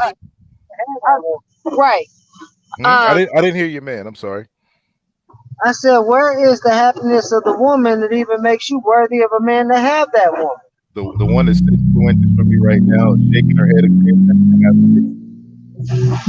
I'm sorry, we didn't hear you. You were chopping up pretty bad. I said the one that's sitting 2 inches from me, shaking her head, agreeing with everything I say. Okay, well, you know what? I'm so happy that you found her, and I'm happy that she found you. That is beautiful. But what I'm saying is this. At the end of the day, both of you all are supposed to be happy. Both of you all are supposed to sit there and do things to make sure that the other one is pleased. And if one is tired or if one doesn't have it in them, or hell, even if one is sick or anything like this, they should not feel obligated to sit there and try to do something like that to put themselves in a miserable position. You know, that honestly, I think that's part of the problem. I think that's part of the problem and how we actually got to where there's a whole lot of confusion when it comes to the gender roles and understanding, especially when you add emotion into it. There's a lot of women out there that feel like, you know, society is telling them, or other men are telling them, that they should be nothing more than commodities. And then there's a lot of men that feel honestly the same way. They should be nothing but, you know, banks or financial commodities.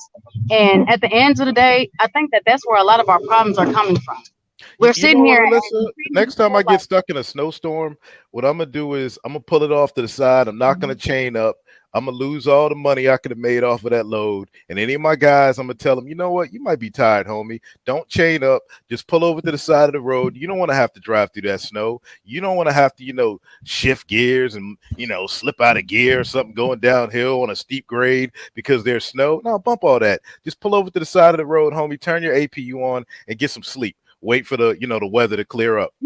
Fascinating is that you're saying that about another man, and I was saying that about yourself. That's supposed to be your other half. No, cool. But You okay, said it for hold on. women. So If hold on. women don't Hold on, have let me to, use- then men don't have let me to. use the If same you're one. Let me tired use and the you don't same want one. to, then men can. You know what? I Fascinating, don't because want you to didn't make even this mention money her because I'm not tired. having to. No, Okay, wait, You hold didn't on, even Trey. mention her not I having think. to. Hold on. Well, wait, You hold sat on. down and put Guys, off hold on on. another man. Reset.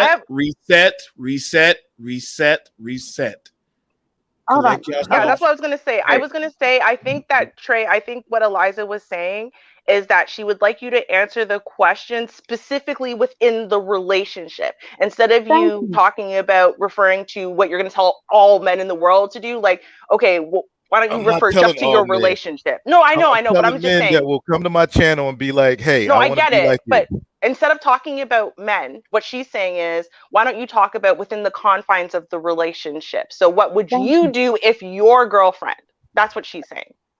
If you tired, if she tells me, if she voices it to me, cool. That's her choice. Fine. Like, yeah, all right, cool. And Okay, but good night.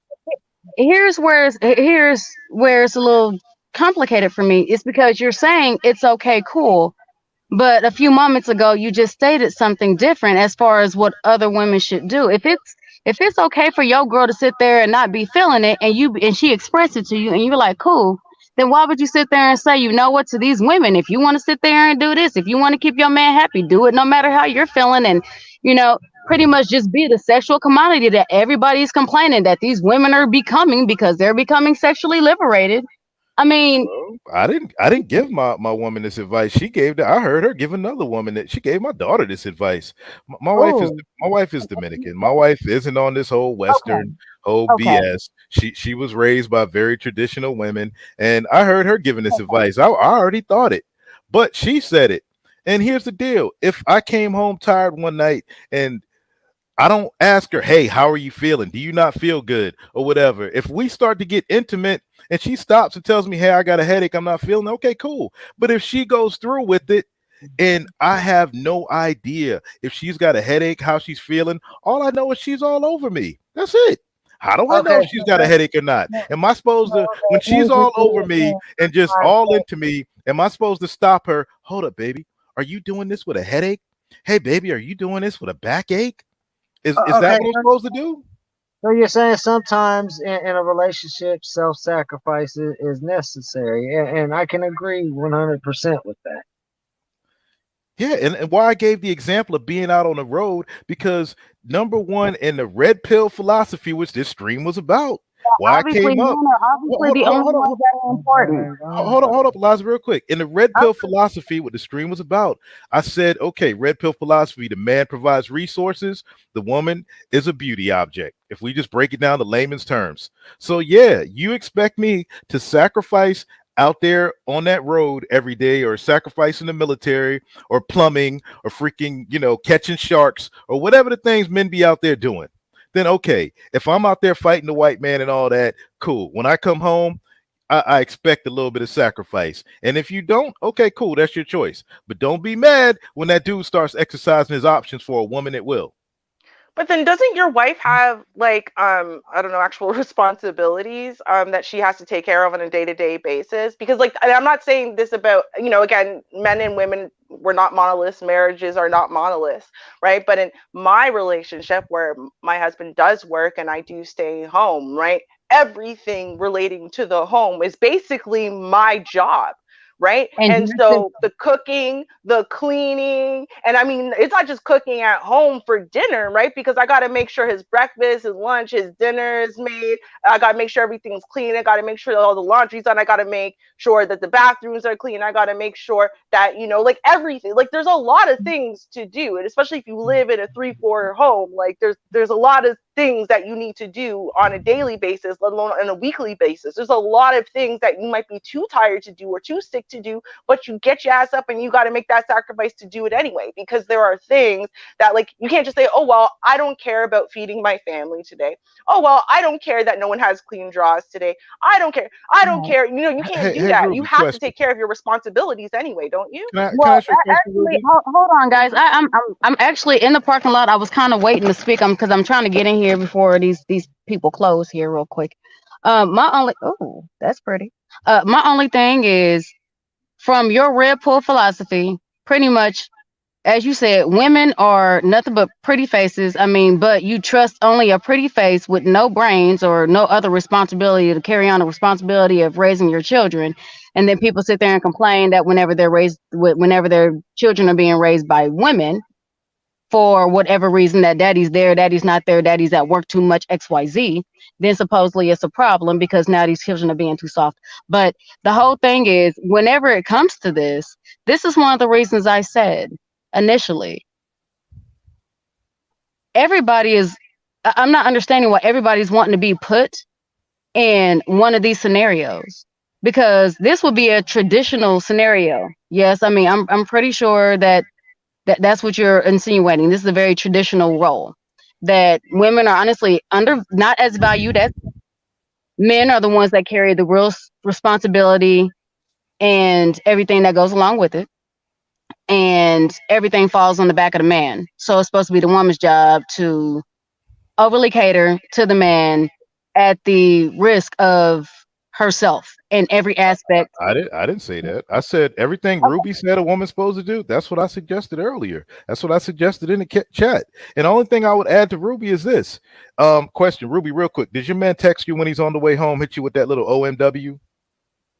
Well, he not OMW, but he does tell me he's on his way home, or Okay, or he tells me what he's doing when he's leaving work, like if he's going somewhere else. He told me today he's going somewhere else on his. Okay, so cool. But that's real quick. So if he's on his way home, you've been slaving all day in the house. God, no, I use that word, but you've been slaving, getting at it all day in the house. You wash clothes. You know what? Damn, in those clothes, there's that pretty little sundress he likes. Man, it takes you 2 seconds. Throw that sundress on, fix that man a sandwich, give him a kiss when he comes in the door. I'll tell y'all what, ladies, do that every week for 5 straight days. Trust me, your man will look at you different. If not, make hate streams about me all day long. Well, I don't personally do that, but I also exist purely in tank tops and becoming a panties, dating so- coach. God, No, don't do but- it, BMT. I'm saving this. BMT. Oh, fuck you, BMT. But What were you saying, darling? I was saying that I don't personally do that, but I also live my whole existence mostly in tank tops and panties of some variety. So I think you'd rather see me in that than in the sundress. I'm just saying. But no. But here's the thing, though, right? Now, if let's say I'm not feeling like that, and for people who don't know me, I have a lot of health issues. I have back injury, whatever. You know, lately, like I said, we have been cleaning up what amounts to being a whole house of a drug den, of neglect, and you don't even want to know. Okay, so 99% of the times that man walks through this door, no, I don't look cute. Okay, I'm sweaty. I probably smell. Okay, I don't know, but you know what? It puts a big smile on his face. He can't wait to get home anyway, because you know what? Even though I'm not greeting him with a smile and this and that and whatever, I tell him to come sit down. He tries to help. I'll be like, sit down. You just worked all day. Sit down. It's fine. Exactly. Right? And he puts his feet up and he knows that things are going to get taken care of. He knows that every time he comes through the door, more is cleaned, more is organized, more is ready than when he left that day. You know what I mean? So it's like I'm still fulfilling a role. Now, if we had literally nothing in the world to do, if I had nothing in the world to do, yeah, sometimes I'll do a little surprise something, answer the door in lingerie or whatever, right? But it's like You just there are said tank different. top and panties though. That's like, Well, Adina Howard. You know what I'm yeah, I saying? mostly live in tank top and panties, but my point is simply that for I him, know even though you he's can't very do this attracted most to of me. the time. And you still sitting here trying to chase me around. You better leave me alone. I'm sorry. No, don't worry. Mine does the same thing. But no, here's the thing, right? Like, it's like the reason why he is attracted to the look of me, whether it's in a sundress or in the lingerie and panties and whatever, is because of the things that I do, because he knows how hard I am working to give him peace and cleanliness and comfort and make sure that all of his needs are provided for the second he walks through the door. He knows that, you know what, if he leaves something with me, whether it's working out a bill payment problem or whatever it is, it's going to get taken care of. He doesn't have to stress about it anymore, right? So it's like, there are different ways of providing a man with peace and happiness, and he's going to be happy that he walked through the door and saw you. You know what I mean? It's not just your looks. Without having to overly sexualize yourself, because honestly, that's part of the problem. Y'all sitting here acting like women ain't got minds, women ain't got brains. Baby, there is way to sit there and bring a man. You know what? The fact that all these men, hold on, just hear me out.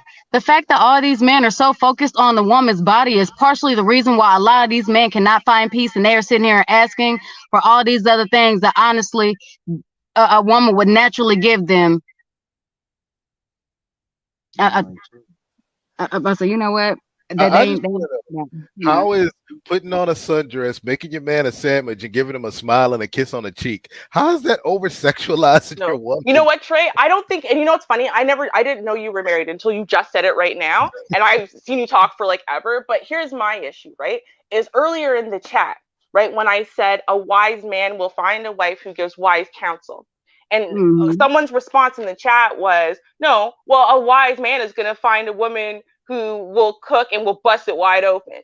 But the problem with that, right, is if you actually inherently understand the other values that a wife needs to have, right, because you're living that life, then it's okay for you to say stuff like that because the other things are implied. But what a lot of people don't realize is a lot of the guys who repeat these things think that that's really all there is to it. If you just find a woman who's hot, who's willing to bust it wide open and can cook you, make you a sandwich, and that's all. That's the only 3 things she can do. That's good enough. TV dinner, like, that's not a wife. and burnt macaroni. Right. That's not a wife. First of all, that's not a wife. Second of all, those are exactly the situations. Making that type of decision based on just that is exactly what's leading people to divorce court, to all, because they're not finding wives who actually have wife qualities and wife characteristics. And this is also why all these men are sitting here talking about hoes ain't loyal, women can't be trusted, fuck these bitches, yada yada yada. Because this is what y'all saying y'all want, and when y'all get it, y'all realize it might have been what you wanted, but it's not what you need. But like I said, I don't know the guys y'all are talking about. If guys are coming to me, they ain't on that mindset. If guys are coming to me for the answers, they see how I live, and it's like, okay, you want this, it's going to take sacrifices. You want a girl to bust it wide open, look her best, make a hook it up in the kitchen, and dad gonna provide you wise counsel? No, it's going to take some work. It's going to take some work. And go to Abuela. I think he's saying, well, I get what, like, you know, and I sit back and I listen because a lot of people say, well, BMT, you think like this, you think like that. And I had to start understanding the position I was in my life and what I did to get here. So when I speak, I'm looking at it, I'm like, damn, I forgot. I'm already on a summit now. So I'm just observing. That's why when I said, when you look at certain stuff, a lot of us are already seasoned people. Believe it or not, we're all seasoned people on a panel. We're already seasoned. The stuff that a lot of these people are talking about, no diss anybody, we're not there anymore. Not one of us on this panel is in that type of scope anymore.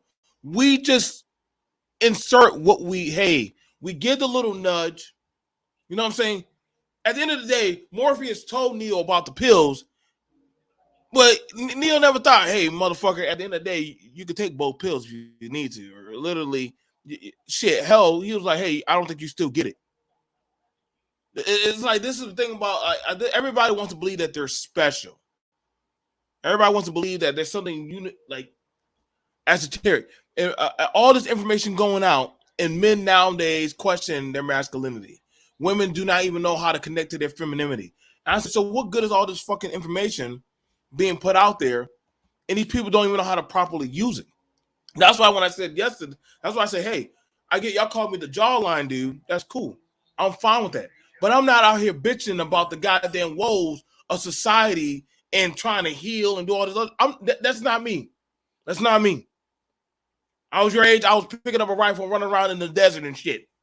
I don't know. I was busting my ass flipping burgers and doggone just doing shit, living my life. When I was ready to wake the fuck up and chill out, I did that. So y'all, I don't know, man. Y'all, I'm here for the conversations, but at some point, I'm like, yo, dog, these spaces are worthless pieces of shit. They're not serving y'all no purpose.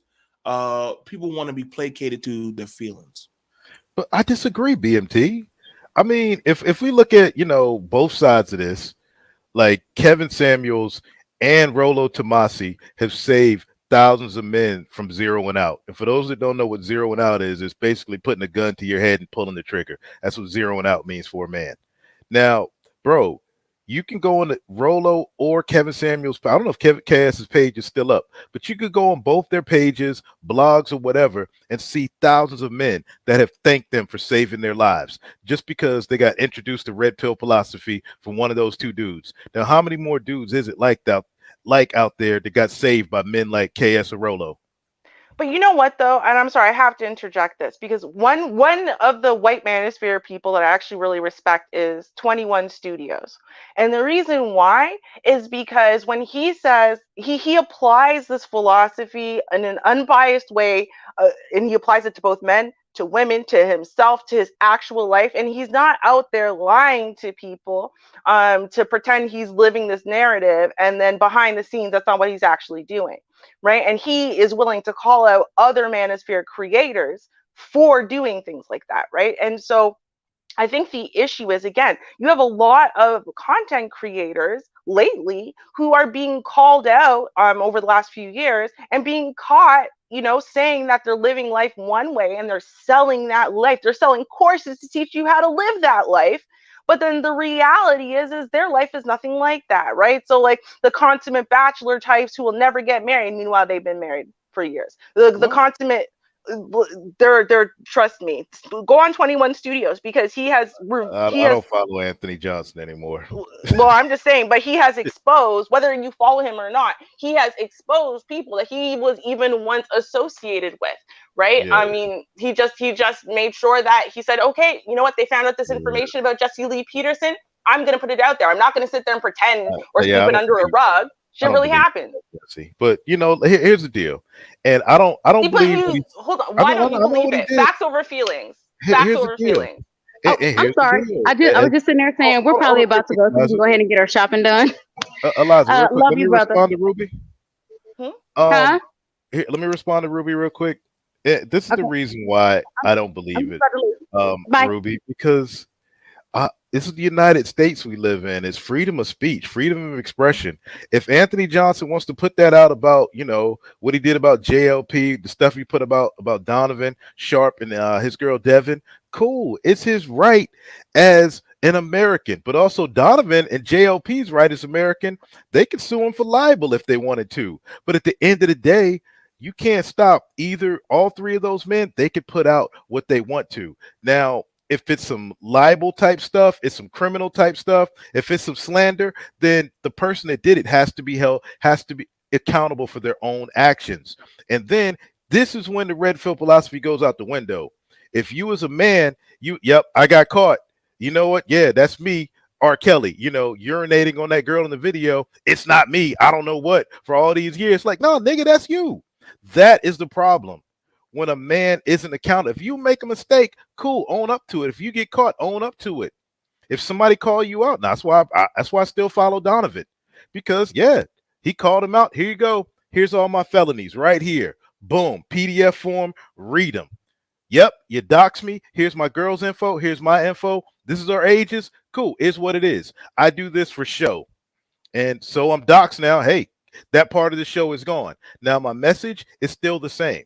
That's why I'm like, cool. The stuff with JLP is what it is. I mean, I don't believe it, but that's just my right as a man. Yeah, but I mean, and on the JLP thing, I think just outrightly not believing it. Again, I'm just gonna say facts over feelings again. And if you believe that it should be facts over feelings, then that should apply across the board, whether you're talking about men, women, people you support, people you don't support, people who agree with you on something, people who don't. No, It should just logic, apply across the logic, board. Movie. Logic. I read it. I looked at it. I looked at others. And at the end of the day, my rationale was like, I don't believe it, because that's the logical conclusion I came to. There is no feelings involved. That's the difference when you're dealing with what logic men did you versus use? women. What facts did you use It to don't matter. evaluate? No, but it does. It's mine If as you're a saying you use man, logic, Ruby. If you're talking to a husband, then your husband, that matters to you. But I'm just some random dude on the street. I'm just like, nah, sis, I'm just not feeling it. So I don't even want to read it. I ain't got nothing to do with that. I like Jesse's clips. That is what it is. I like the old videos from Anthony Johnson before all the drama. Yeah, I like that. So yeah, I might catch some of them every now and then. That's it. All that other stuff, it's no concern. It has no bearing on my life whatsoever. see now, and I'll tell you why I have an issue with that, right? Because it's not just about the fact that you're saying that. It's about the fact that, for example, the women who talk about Black femicide, right? Despite the fact that if you actually break it down, crunch the numbers, and then look at the actual facts, right? 1,600 women a year, that's very sad. But when you're talking about, 20 million women, that is not a pandemic of Black femicide, right? But here's the problem, right? Is that when people it feels right, or it resonates with people and whatever, and then they just want to just run with it because it just feels right. This is why I believe in facts over feelings, and I apply it non-judgmentally across the board, whether it's the narratives and people that I tend to agree with or like or whatever, or whether it's the opposite side. And I think it's very dangerous when we don't hold facts over feelings for any reason at all. I think that we should apply that across the board, or we should not apply it at all. So if you're good with it just being, it's a feeling for me and whatever, then, you should be good with women saying that too. And if you are, then cool, as long as there's no hypocrisy there. I look at y'all go emotion first. That's why I'm like, cool. I take it as this. The longer I've been in this space for a minute, I thought it was something. Then after that's oh shit, it's a Ponzi scheme, and so it's like you want to believe the pastor is a good guy, then you find out the pastor likes to do coke in the back of the church and buy scratch off tickets. Do you still continue going to the church? No, you say I'm out. Cool. It's nice meeting y'all members, but I'm going. Same thing for this shit. Like the stuff that they were telling me about that or the art of women, but after that, I'm like, so where the fuck is your works of your livelihood? You know what I'm saying? I'm not gonna lie, like hearing men are being saved on YouTube and social media. I look at them and I question. I'm like, God damn, bro. Like, I already know. If they ain't got no daddy, if they ain't got no daddy, no uncle, no grandfather, and a dude off of YouTube saves them, then what, bro? Why hate? No, see, it's not hating. That's not hating. That's hating. Niggas been saved from watching you, bro. I've seen dudes give you testimonials. Trey. I'm not hating. I just pity them because that means. Why? What about the dudes you saved, bro? No, I'm gonna show you why. And I'm gonna show you why I say what I say about that. Hang on, let me turn off the game. I just been off game and doing other shit. The reason why I say that is because when they find out their fad of their choice of what they believe in fails them, it's a high that drops them way down. They're not believing so much in the talking points. They're believing in the person. That's just how it is with a lot. That's what it is. That's how it is with a lot of humans. They follow the person more so than just the ideology because they're looking at that of the person that is preaching that. So you think there's a whole lot of black love dudes out there that are feeling butthurt because KS went out in the arms of a beautiful Latina? Yeah. I don't think so. But his ideology, that has nothing to do with his ideology.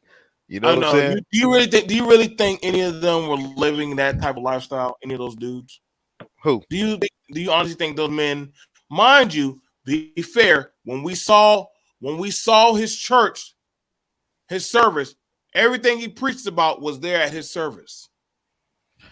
Bro, that's the thing, man. People, is what it is, man. You can't speak on a man and his death. But what I can look at is this. I can't speak on him in that aspect. But what I can look at is his works. Just like we can look at Ernest Hemingway based on his writing style, we can look at Kevin Samuels based on the videos and what he put out. And what he put out the women was straight facts. What he put out the men that didn't work back in the day was facts. Just men just wasn't on it. When he switched to women, boom, it worked. Was that okay? But see, that's the whole point. That's actually exactly my point, right? And this is why, for whatever personal reasons why I liked or didn't like Kevin Samuels, it comes down to that he, and I've said this to other people who didn't like him, whatever. I'm like, yeah, but you know what? My thing is he was not a hypocrite, right? He actually had the exact same rhetoric for both men and women, and he applied it very judiciously to both. And I'm good with that, right? I think the problem is, though, right, when you have especially newer people who come in, they haven't been here for very long and whatever, and they only hear one side of the coin, and then they hear that it is being not applied to both sides, right? The fact of, the critical thinking, the logic, right? Like, hey, there's two sides to this, and they don't learn the both sides, right? I think initially, if you were here maybe 3-4 years ago, even, you heard both sides. You heard about what the men need to be doing, how the men are failing and whatever, but you also heard how the women are failing and what the women need to do and what women you need to stay away from and what women you need to protect yourself from. So you were hearing, and then you were also hearing about it from the legal perspective. So you were hearing all sides of everything. Right. And I think my major issue with the manosphere as it is right now, not red pill, because pure red pill ideology, I still support, right? It's not red pill, it's the space. And the space is almost, to me, getting to the place where the women's space was 7 years ago, which is why I couldn't be there. I couldn't support anyone in it because it was so feelings over facts, because you couldn't disagree, because as soon as you saw a man's name, people would start attacking him and blocking him and whatever, and he didn't even say nothing wrong yet. And it's just like, everything gets so hyper emotional and hyper logical, and it's like, how do we make any type of advancement? How do we make any types of improvement when everything is feelings over facts? That's really what my major issue is. I think. If you go to, my bad, BMT. Because I'm hearing from both sides. Okay, I'm hearing from both sides on everything, and there isn't a logical balance to that. And again, keyword, I have been there for a minute. Ruby's been there for a minute. I know we two I think we're the oldest ones on the panels that've been here for a while. And after a while, we just started noticing, like, okay, I'm a good student of fuck your feelings camp. Fuck your feelings. It is for what it is. And so whether I agree with it or not, whether I agree with it or not, what's up, brothers? Yeah, I'm glad you're back, bro. Whether I agree with it or not, it is for what it is. And so when you're like that, but believe me, I was one of the top hated content creators. Soon I get to a panel, line them up. I could debate goddamn 8 to 9 people. And that's what it was. And I'm like, damn, I didn't even know what the fuck I'm saying. It was because I didn't care for the feelings.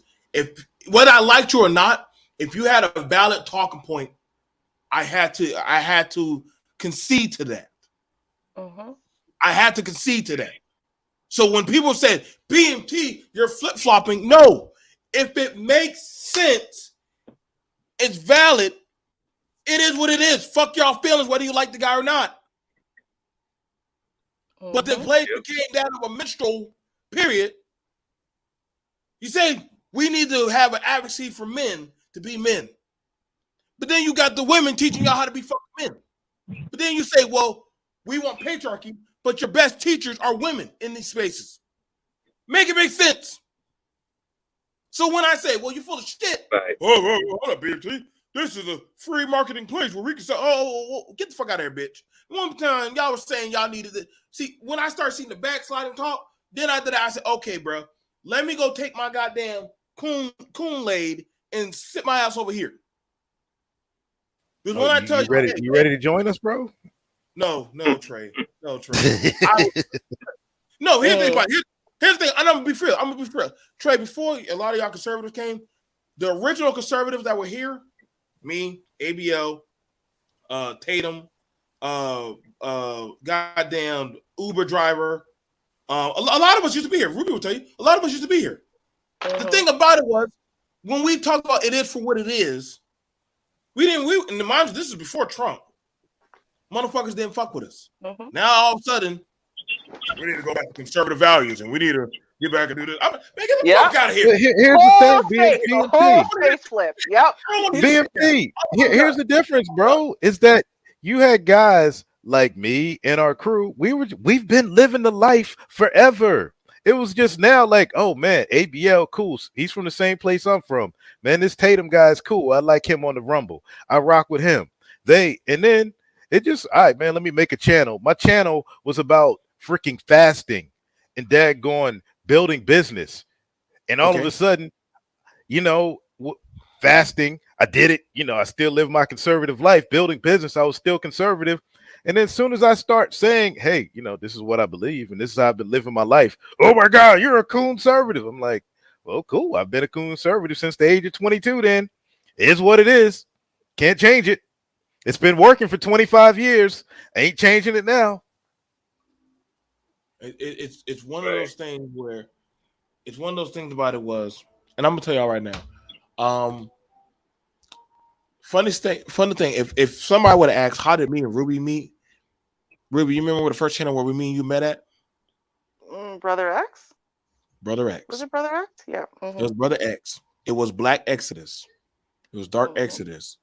It was me, Ruby, Jay Shine, and X. And it was like literally what the stuff that people say now was candy talk to how we used to talk. And we were very, very, very unapologetically. That's how I say, y'all wait. SKC is now literally Ruby, SKC on the same panel, and with Jay Shine, and with X, and with BMT. Man, I paid money for that. Jay Shine, SKC, and Ruby. Man, I paid money for that. But see, that's the thing about it. Nobody would know that was actually, what was it? Every week we were doing that. We were having those conversations. And but now time has gone on. Ask them, say, hey, tell me the people on Dark Exodus that before y'all heard the burn it down shit, that came from us. That actually came from us. So why niggas so mad at us, man? So why niggas mad at the Gulag Cats? Why y'all mad at us? Give me one good reason why to be mad at us. We can't help you with that. Y'all on some other shit that we why? What are we on? That is true, bro. Because every time I turn on, I be ghost watching. I be hearing BMT sounding like Free Zone. I be hearing you sounding like David. I'll tell you what my issue is, because I can't speak for other people, but I'll tell you my issue with people who say they're from the gulags. I don't know all of what y'all talk about and whatever. My major issue, though, is that I do care about Black issues specifically, and I see them as issues, and I see systemic racism as a real problematic issue affecting our community, and it seems like y'all don't. And so that is my only issue really with where y'all stand. I mean, otherwise, there's a lot of things you guys bring up that I do agree with sometimes, right? I mean, I'm not a conservative. I'm on the left, but... You know the only similarity we have, we're not in the same community. Here's the deal. We're both half Jamaican. That's it. That's our only similarity. Other than that, you're Canadian, I'm American. You believe in systemic racism, I laugh at it. It's just comical. No, well, we both believe in traditional values as far as the way relationships should be set up and whatnot. So this is the thing. I'm a leftist, just so we're all clear. If anyone was wondering where I stand, I'm on the left. I would probably more so consider myself a progressive than a liberal, but I'm still on the left, right? I'm not a conservative by any means. But with that being said, there are a lot of conservative values that I sometimes agree with, especially when it has to do with certain types of things with relationships and, self-accountability and whatnot, right? But then there are things I disagree with. So this is why I'm like, I don't really maybe come off like an SJW, because I mean, I started off my whole mission to make fun of SJWs and fourth wave feminism because I just think it's stupid, right? Well, but I mean, it's hard to do that when you're on the same team as them. As a progressive, you're on the same team with them. They, y'all are fighting against each other over on that side. However, on my side over here, if I'm just, hey, red pill philosophy, title of the stream, I'm like, hey, dude, if you up there talking to a woman about systemic racism and she's any kind of based, dude, yeah, she gonna laugh at you, bro. She ain't gonna get wet.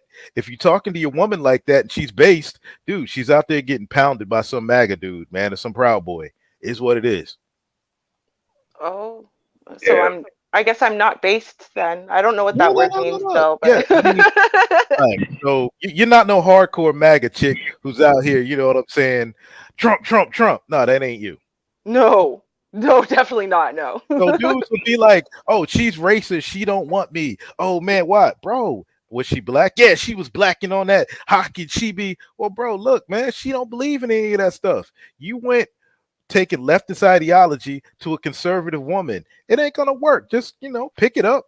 Go move on. Go find, a woman whose ideology rocks with yours. Yeah. But for the record, I think like really, really feminist men are weird. I don't understand it. Just like I think that women who are like, I do think there is such a thing, even though I've been called all these things, I do think there is such a thing as women being male identified, where it's like, if you're a woman, right, short of you being a chameleon, you're faking it for likes and views and whatever. If you're a woman, there's going to be times, no matter what you believe, where you're going to disagree with the men, even if you support men's rights and whatever, because you're a woman, right? And so you do still have an inherent, viewpoint that should sometimes differ from the men. And if it doesn't, I feel like you're fake. And I kind of think the same thing about, Black conservatives, or Black liberals, honestly. I think that there are times where your point should diverge from a population that is different than you. So if you're a Black male conservative, there are times that you should diverge from female conservatives or white male conservatives. And I think the same thing on the left side.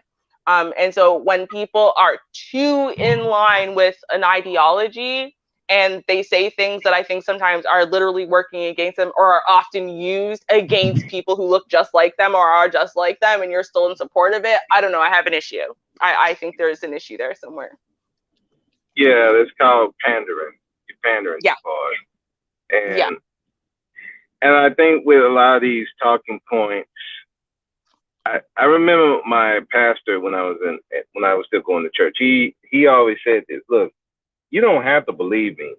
Go look it up for yourself. I think the problem is a lot of people don't look up the stuff for themselves. They just believe whoever's saying it. It's just like this. I don't think for myself. I'm just gonna believe this person because I'm so enamored with the person, and they're not really thinking about the ideology and how to apply it for their own self. And so that's where you have some of these people, it ends up pandering. Like you said, for example, a man who's a feminist, and you don't disagree with anything these women would say. Inherently, like you said, you have to disagree because you're a man. That the stuff that would benefit a woman won't benefit a man because you're a man. And if you totally and 100% in sync with women on everything, I think you're pandering. It's just like with some of these dudes who's supporting the divested movement. I'm looking at you like, right. Bro, do you understand that's anti-you? Yes. What's wrong with the divestment movement? I support them. So you go and support Cynthia G's channel and like pay her super chats and stuff? But there are men who do that.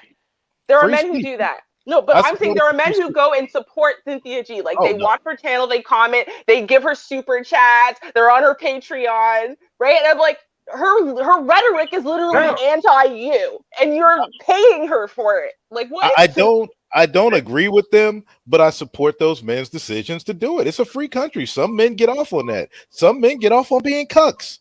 Is what it is. Yeah, I agree. I agree with Trey. I mean, I've seen a lot of cucks. So, but it's like, but bro, to me, oh my bad, bro, my bad. But to me, it's like if you're a black man and this woman is not on a divestment in the sense of, okay, there's certain elements of the black community you want to stay away from as much as possible. Okay, I get that. But when you're saying that your men are terrible and that they're no good, and then you as a man agree with her, oh yeah, these black men ain't no good, but you black, you're a black man, there's something inherently wrong with you. It's either you're pandering or you in love with a white woman or you in love with a white man. Which one you want to pick? Because that's what I've seen with a lot of these dudes who do pander to these divestors.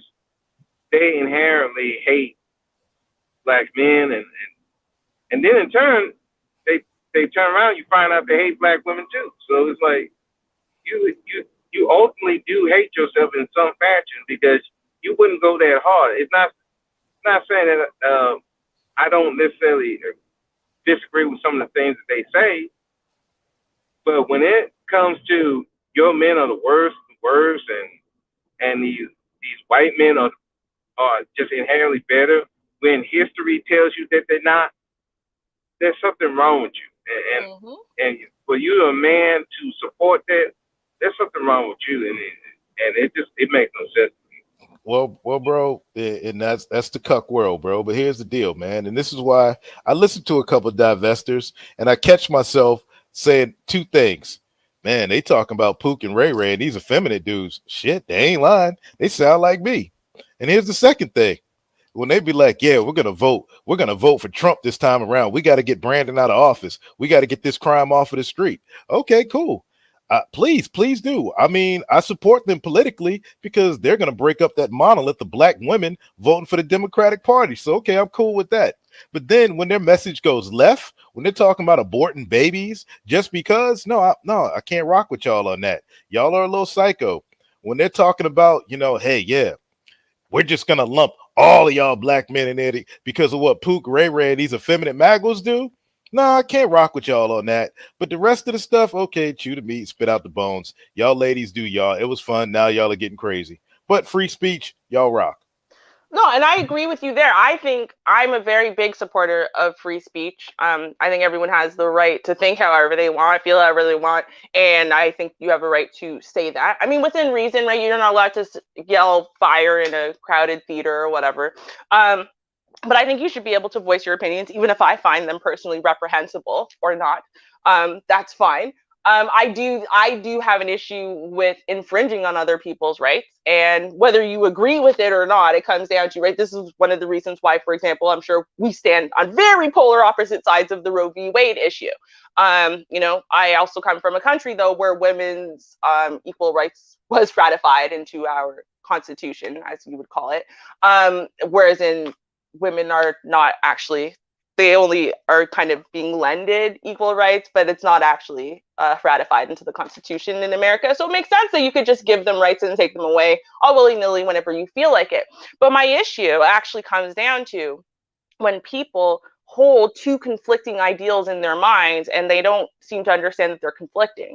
So for example, if you have an issue as a man and you're fighting really hard against child support, against having to pay child support, against having to support a child from a woman that you just had one hookup with, and obviously the condom broke or whatever accident happened, and obviously you don't want to raise a child with this psycho woman, blah blah blah, and that's one of your issues, then you should not be trying to fight in any way, shape, or form to impede women's reproductive freedoms. And the reason why is because when you do, right, then not only are you absolutely guaranteeing that even more women and even more men are going to be in the same problem that you're complaining about now, but you're almost guaranteeing that the law is going to screw men over more as a result. And you're already seeing evidence of that since they repealed Roe v. Wade.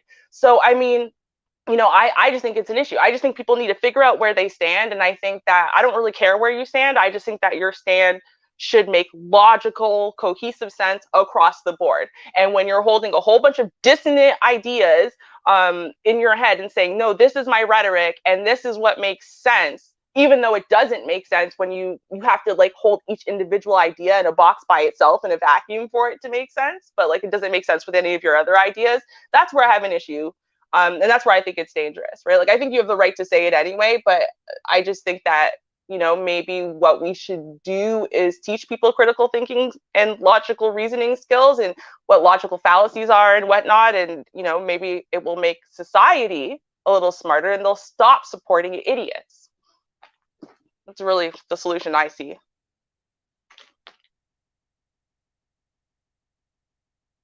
Oh, yeah. I mean, you can teach it, but ultimately, it goes down to are you a independent or you want to follow a crowd?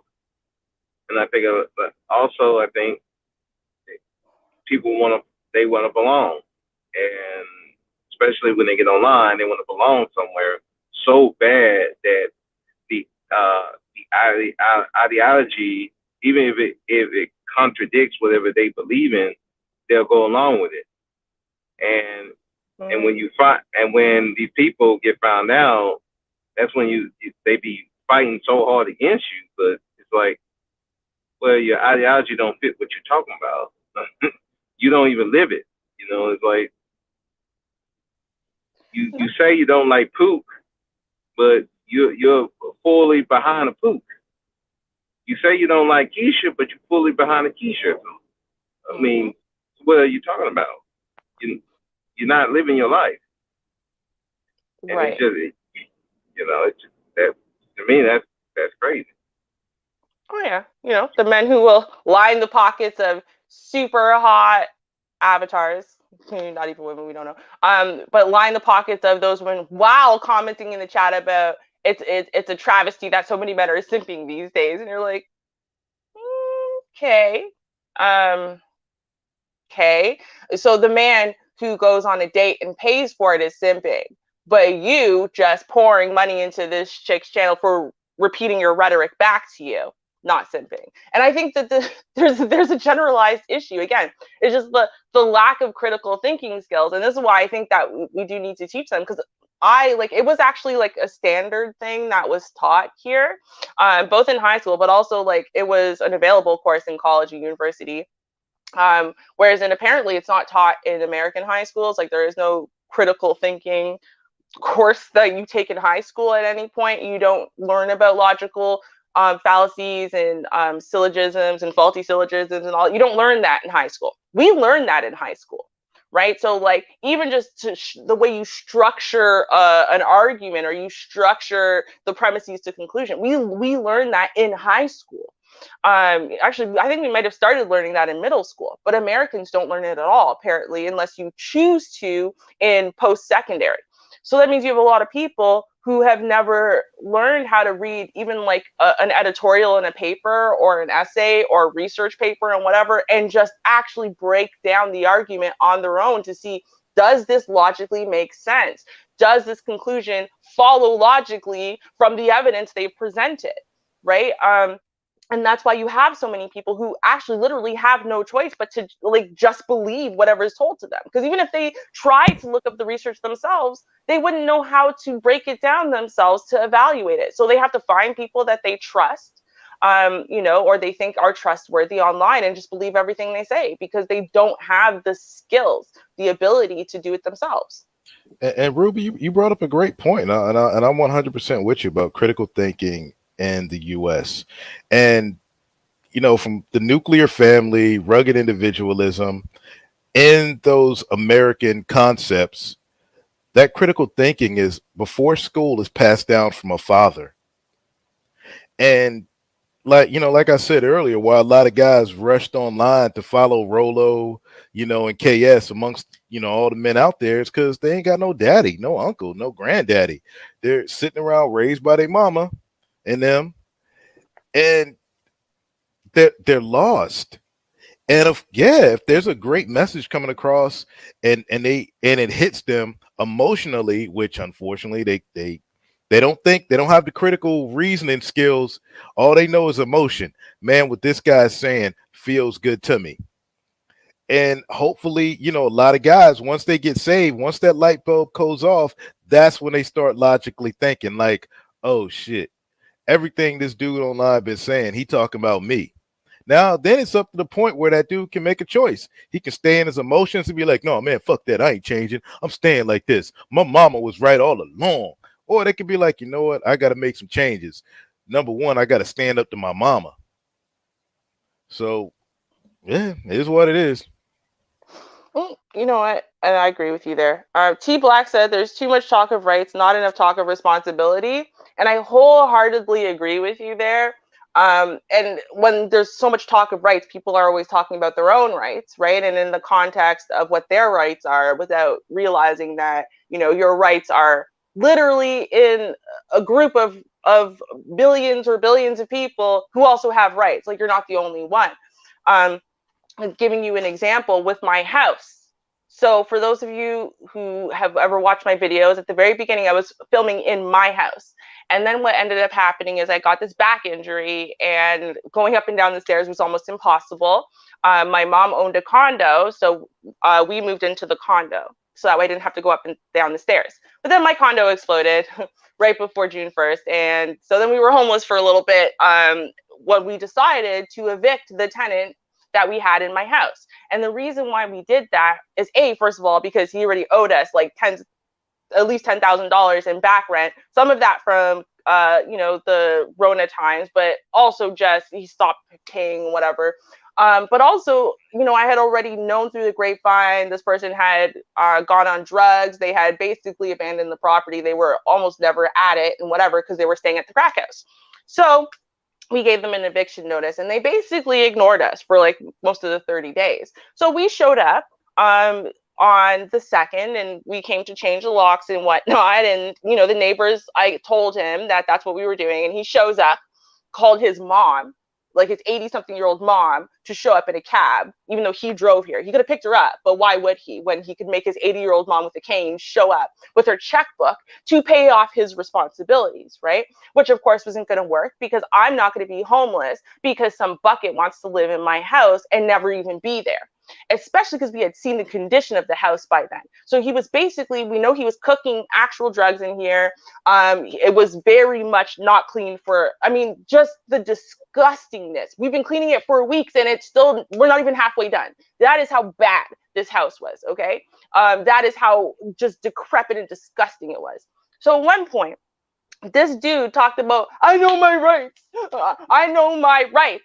And I can ask for time to pay off the difference of the balance that I owe you. And I'm like, okay, you know your rights, but you don't seem to know anyone else's rights, first of all, but you don't know your responsibilities.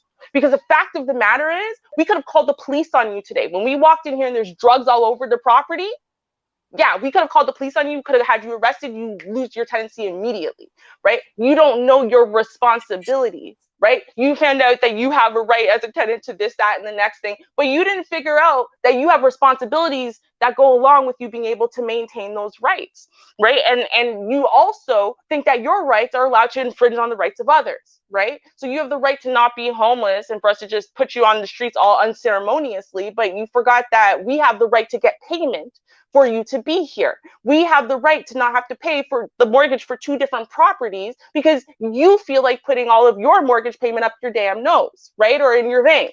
So I think this is the problem, though. And this is not a child. This is a 40-year-old grown-ass man, right? But this is the problem with society, I think, right now, is you have a lot of entitlement, right? With a lot of people who are hearing all this rhetoric spouting off about, no, your rights, this is my rights, rights.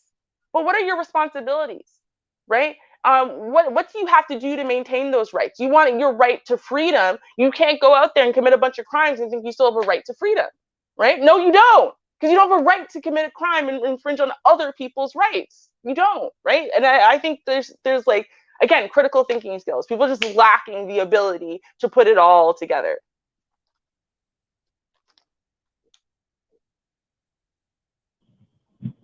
Yeah. I can see that, I deal with that in the prison. You got dudes and my right, this. Okay, yeah, but you're not following the rules. Right. To allow you to have those rights. So, yeah, that's why your rights are being restricted, because you're not following the rules. Like if some dude want to get up. We called them for a child to go eat. And then an hour later, they went, hey, I want to go eat. No, you can't. We're not feeding them all. Oh, you can't deny me you can't deny me the right to eat. I said, no, we can't. But we gave you the opportunity. It's on you to wake up and go eat when we call it out. Now the kitchen closed.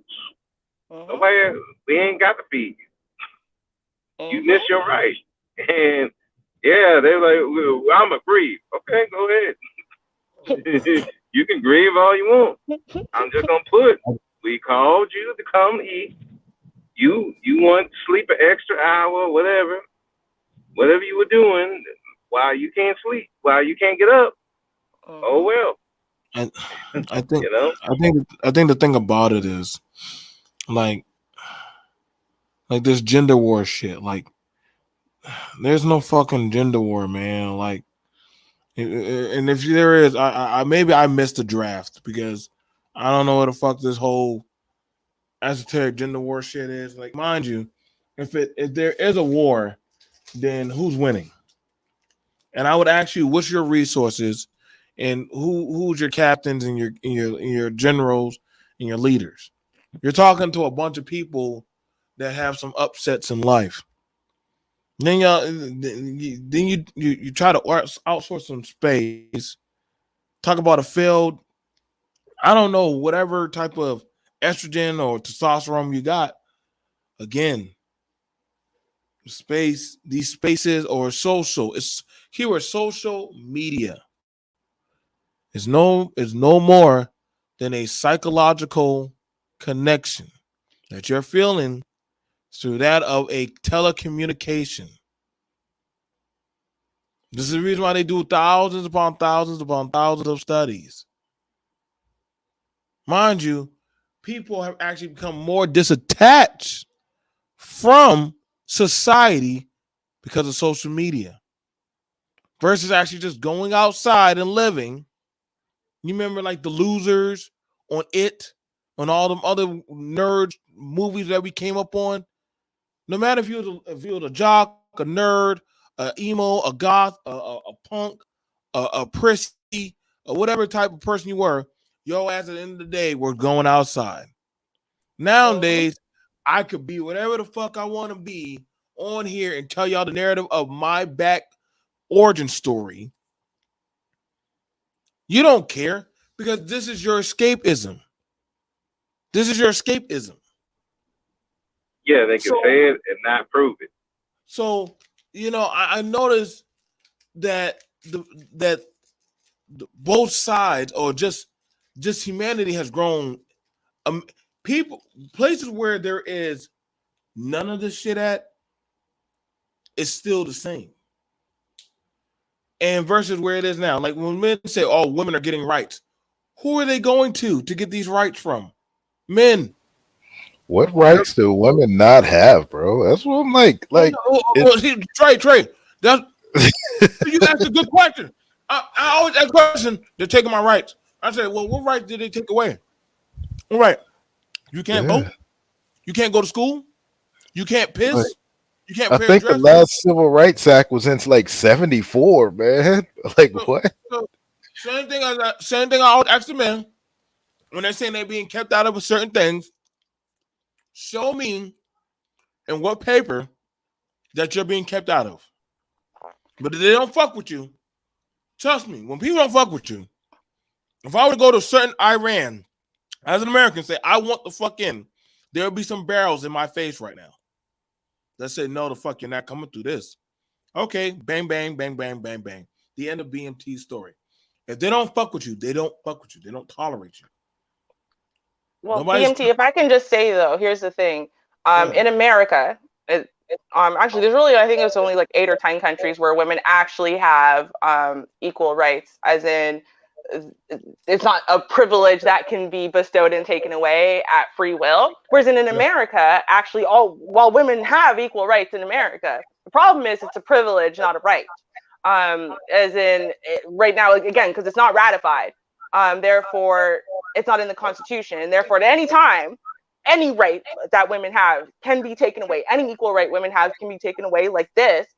It's not a constitutional given, right? It's something that we've been living in, and it's like, oh yeah, of course women have equal rights. But the thing is that until it's ratified in the Constitution, to me, it's a very problematic factor, right? So that doesn't take it away from what your day-to-day life is like necessarily, but it does take away, to me, from the security of knowing that your day-to-day life will always be like that, because it's your constitutional right to have those equal rights. So, well, here's the problem with constitutional rights and all these rights of women. Women have too many rights in the United States. I don't know about in Canada, but I know this is getting into some MRA territory. But the whole child support, this whole alimony, default custody to the woman, regardless of how garbage she is. Oh, you gotta that's the or like even older women. Oh, we gotta bail you out. We gotta save you when all these men are on the streets. Like, no. All that encourages is this.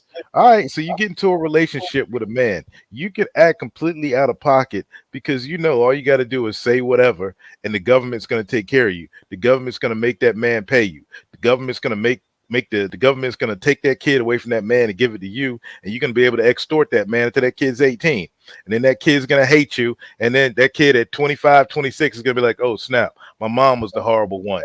But now dad's missed out on the whole life. That is the plight of a man, and that's all the right that all these women have in the United States. And I'm like, no, fuck that. Take it all away. You know what though, Trey? Hold on real quick, Ruby. I'm like, y'all want to be equal with us? Cool. Get rid of all that. Y'all want to make $1.70, keep a man at home, have him washing dishes? Cool. Get rid of all these extra rights, y'all. Got get rid of child support, all this stuff, and let's get real equality. Y'all want to vote? All right, let's keep real equality on the table. Infantry, front lines. Go ahead, Jill. Go ahead, Pam. Y'all got it. Okay, so first of all, and I don't know why this is like such a misnomer, although some men are actually paying attention to this, and you see that in the results in court. But the thing is, child support is not a right that was bestowed upon women, right? Child support is a responsibility for a non-custodial parent.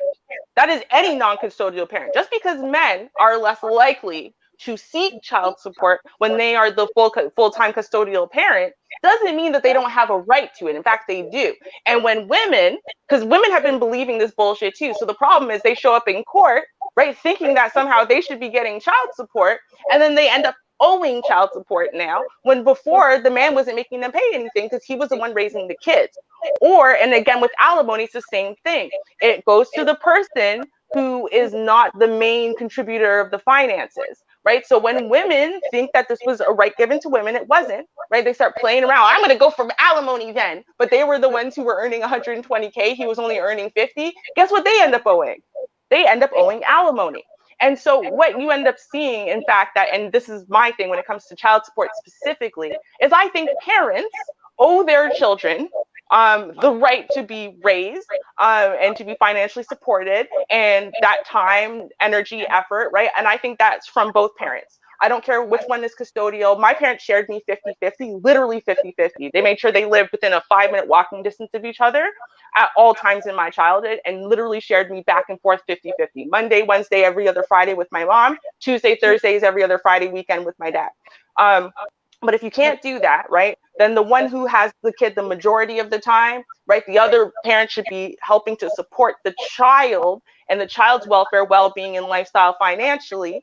And the one who has the custodial support should be making sure that that child also spends lots of quality time with the other parent, right? So these are not rights that are given to the mother or the father. These are rights that are given to the child for the child's benefit. And just because some ancient, shady people bastardize the system doesn't mean that the actual concept is wrong. It's not wrong for parents to be legally and financially and physically and emotionally responsible for their children. The problem is that there's not enough checks and balances built into the system to make sure that shady ancient people can't take advantage of it. Well, Ruby, I mean, that's God. I mean, I would love it if it worked like that, but unfortunately over here, you're right. The system has been bastardized, and now women, all they got to do is show up, really. I mean, you got to be like a really fucked up woman. In the US, when you run across a woman that's paying child support, you got to look at her and be like, damn, what the fuck did you do? Smoke meth while you were pregnant? That's how bad it's gotten over here. Well, like I said, the tides are changing though. Like, I mean, even because people don't really know the statistics, right? So there are way more women who are defaulting on their child support payments than there are men who are defaulting. But in general, what you do see is that there are maybe 20-25% of cases are women owing child support, right? So that, I mean, and that's very different than even the picture we're being told where it's like, oh, it's probably like 1%. It's actually not. So that's first off, and it's actually improving over time, right? So the thing is, though, is that until people lobby, until people fight, and I don't mean just talk online, but go do that work in the court systems and whatever to get these checks and balances in place, to, you know, until people actually go in and fight for their kids, to get the custody, to make sure that they're fighting properly by not just saying, oh, well, you know, I'm just going to say the truth. No, man, get that documentation. Whenever I hear men won custody suits in this space, it's because they started getting documentation from day one. They made sure they documented everything. They printed everything. They just kept their file. They kept a file, whole damn file. They made sure they video recorded or tape recorded everything. So that way, when they went to court, because they knew, and we're not even talking about recent, we're talking about 10, 20 years ago, they knew that since the system's going to favor the mother, they're going to have to work twice as hard. But the only way that you can ever affect change is to be willing to work twice as hard to get that thing that you need. And when it comes to the welfare and benefit of your own progeny, of your own children, I think that that is definitely a fight that's worth having, because it's not for the benefit of necessarily you or for the woman. It's for the benefit of your children. Right. And the thing about it is, y'all gotta understand, there have been and there always have been men in this space that have you know raised their children or have custody of their kids. Shout out to Jay Shine. Jay Shine has his daughter. OJJ Speed had his kids, had his daughter. Brother X got his kids. Y'all do know men are within y'all vicinity that literally have stepped in the line and gotten their kids. Right. And the thing about it just blew my mind. Y'all said y'all bringing awareness and y'all doing something about it, but that don't count for shit in this space if you're not going to the actual battlegrounds, which is fuck having a conversation on YouTube. Have it in the courtroom. Have it you could have had it at the local. You mean all them cash app, all them donations for hearing the feelings minstrel talk. Literally, y'all could have used that same money and retained a damn lawyer. Mind you, you got all these fucking lawyers in this space, these Dennis Sperlings, the lead attorneys, that other, I don't know that black woman name. You have all these lawyers in these spaces, but ain't none of them a family advocate lawyer. Ain't none of them are a family lawyer. How do y'all know all these high value people? Y'all ain't never try to get one that actually fits towards your needs. Okay, then I feel like we should get better pay. Go get some people that like it's too like it's not hard. It's not hard. Like I get it. I get it. It's easier just to talk about it behind at the smoke. You know, like you know how it is at work, y'all. You know, you go to the smoke pit where we all smoke at, and we talk our shit. Then when it comes time for me and Brother Speak to come around, Manager Ruby, we stop talking shit. We go right back to work. But when we get in that smoke pit, oh yeah, we be talking our shit. Talking our shit. But at the end of the day, Manager Ruby don't give a fuck. She gonna do what the fuck she want to do. Because guess what? Until you openly voice your complaint to her, y'all just talking. Y'all can say this ideology is saving your life, but see the empirical data says differently. Go look at the psychological mindset of young men today. And if we were to look at the paperwork of the men and women today, it's worse. Much worse. We were to look at the talking points of men feel littled. And yes, we understand certain things have happened. You know, you feel a lot more weaker, fragile. You know, I've seen guys who were so-called chiseled jaw line dude up, but literally they're not worth the fuck.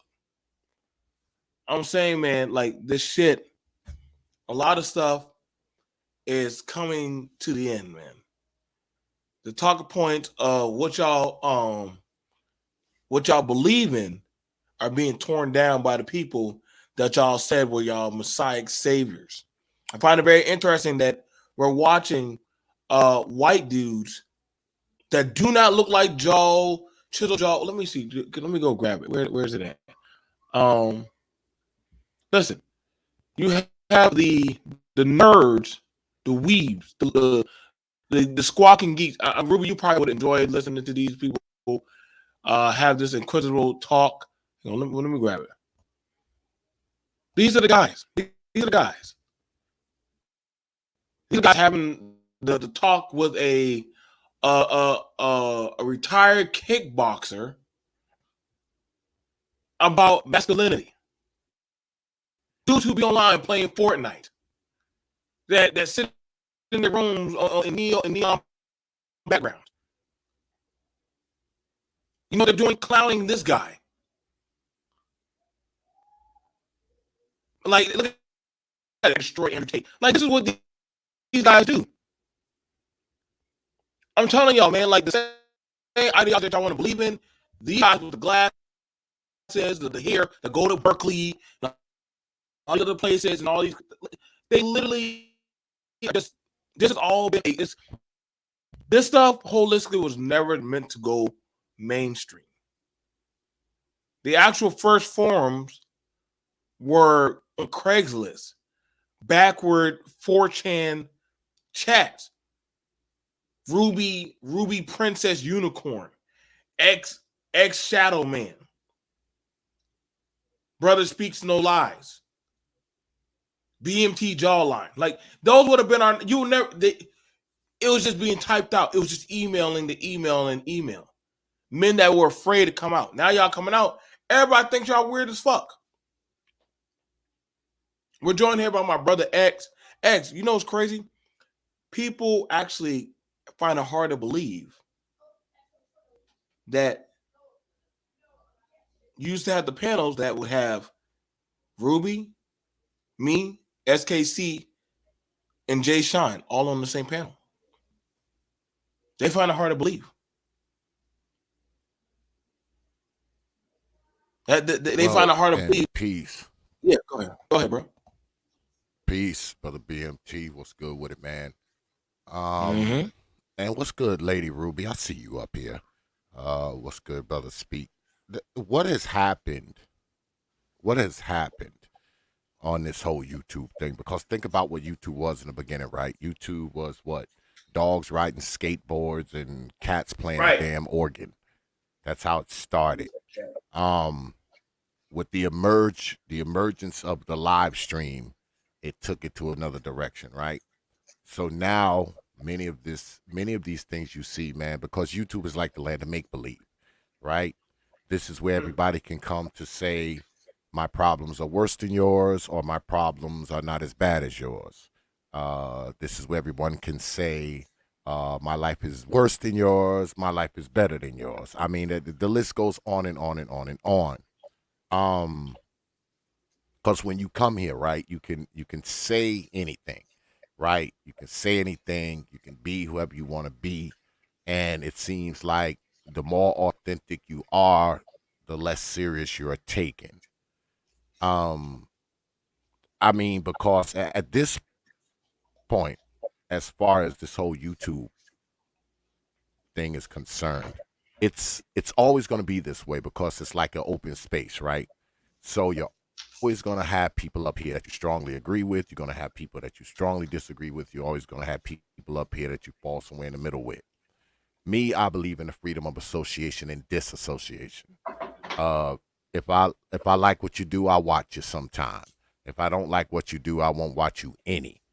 And I think the problem starts when, you know, we get up here and we grab our gold mic and we start telling people what to say, what to have on their channel, what not to have on their channel. I think that's where the problems start. All right, that's where the problems start. Right. I heard y'all earlier talking about rights and responsibilities. What I think often happens is that we as Black people, we throw or project responsibilities on people that we interpret their responsibilities should be. Because responsibility is subjective, depending on where you are and what you're doing. Now, people will say that, you know, someone on media, you know, they have the responsibility to do X, Y, and Z. But in reality, no one up here has the responsibility to do anything up here, because 85% of this crap is nothing but entertainment anyway. I think every now and then we get caught up in this crap like it's the Sims. Like I said, it's the land of make-believe. You know, we think our channels are a classroom. We think our channels are the freaking March of Dimes, the NAACP, the United Negro College Fund. And nothing could be further from the truth. All right? X, you're not a real street nigga. So what do you know? Yeah, Just well, say. maybe not. Maybe not. But see, I've never come up here to claim myself to be any of that. You know, I'm just a blue collar working stiff. That's all I've been most of my life. I've never come up here to claim I was an intellectual, or I was this street dude, or I was this all seeing, all knowing. I know more than everybody. And I think what happens is everybody wants that W, right? That W saying that I know more than you do.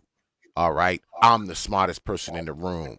I know more about the culture. I know more about the life.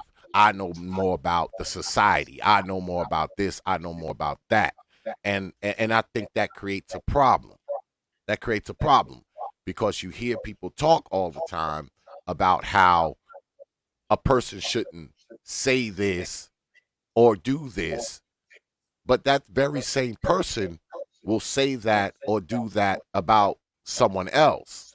Like you often hear people say, well, you know, y'all people get up here and y'all throw Black people under the bus. Y'all throw these people under the bus. And that very same person will come up here and throw somebody under the bus. And I don't mean throw somebody under the bus in general. They will throw a specific person under the bus. So you have a lot of it's all right for me, but not all right for thee going on up here as well. And I think many of us, we aren't conscious of that because we don't see past ourselves. We don't see past ourselves. We see everything everyone else does, but we don't see what we do, right? We don't see what we do. And I think that is part of the problem. Because I say again, when you get up here and you say, well, y'all shouldn't say this, y'all shouldn't do that, you better be wary about that. Because the first person who should be following your advice is you. Uh-oh.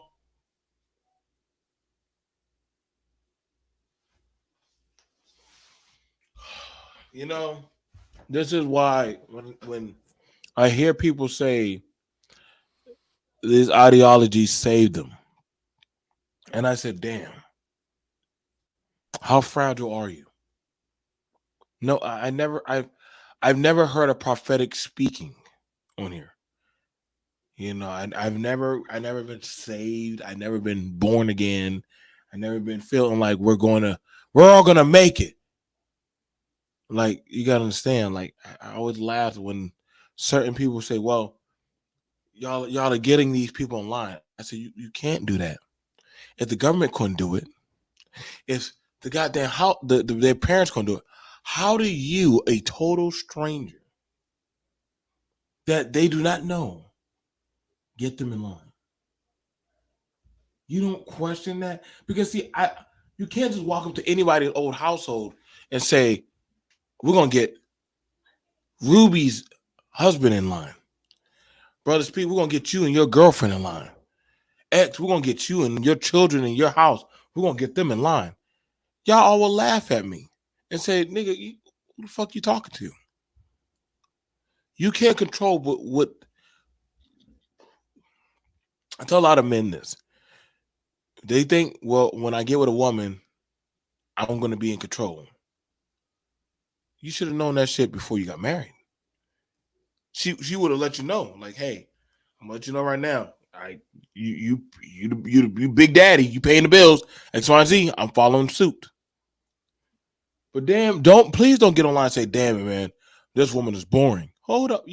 You said you wanted that power. Say it for the women. I got this, I got that. INDEPEE. Yeah, okay, go ahead and do that. Then don't say, when the fuck are the men gonna stand up? No. You standing up by yourself, baby. You don't need no crutches. You don't need Brother Speak to come out to the grass. Go ahead.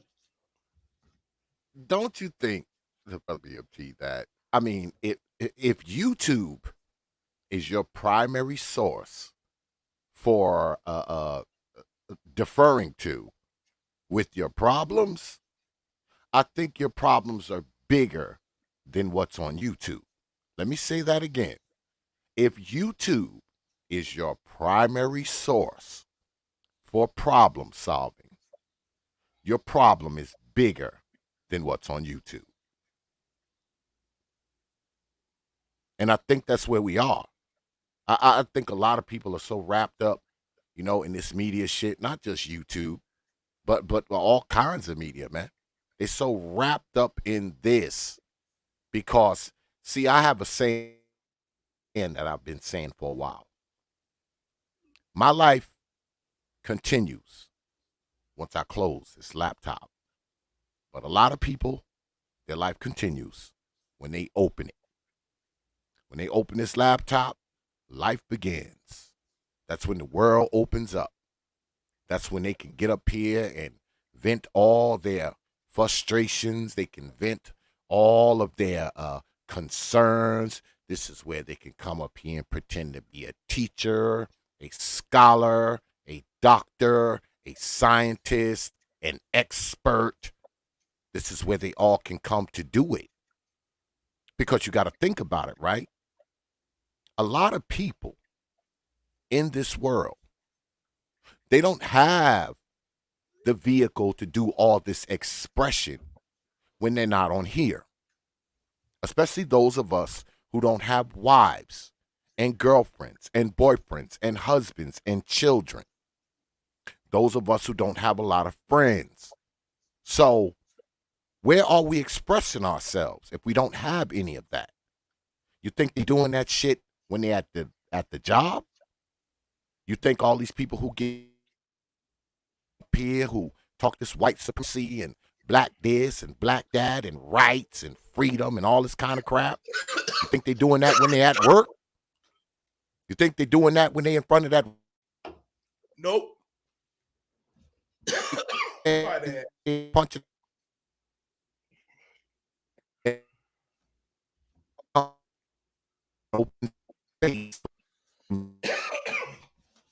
This has become pseudo therapy for a lot of people.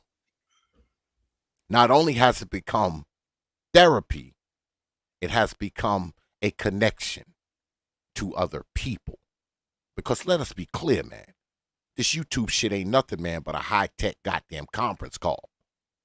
I will probably never see any of the people that I've ever had conversations with in real life. Now, mind you, I've met a few YouTubers. Some I know quite well. Some I've seen multiple times. But the overwhelming majority of the people that are on YouTube, not only will I never speak to in person, I will never have their phone number. I would never be at their house, their barbecue, their wedding, nor will I patronize their business. That's just the reality. That is the reality of this media crap for most of us. Of course, there's a few notable exceptions because, like I said, I've met about 4 YouTubers, all right? I've met about 4 of them since I've been doing this. I've sat down with them. I've talked to them, all of that. But guess what? The overwhelming majority of these people, I will never see these people, man. I will never talk to these people. We'll never sit down and have a conversation or shake hands or have a beer or a cigar. It's never going to happen. But when we get up here, we'll get up here and act like we all friends. Like we grew up together.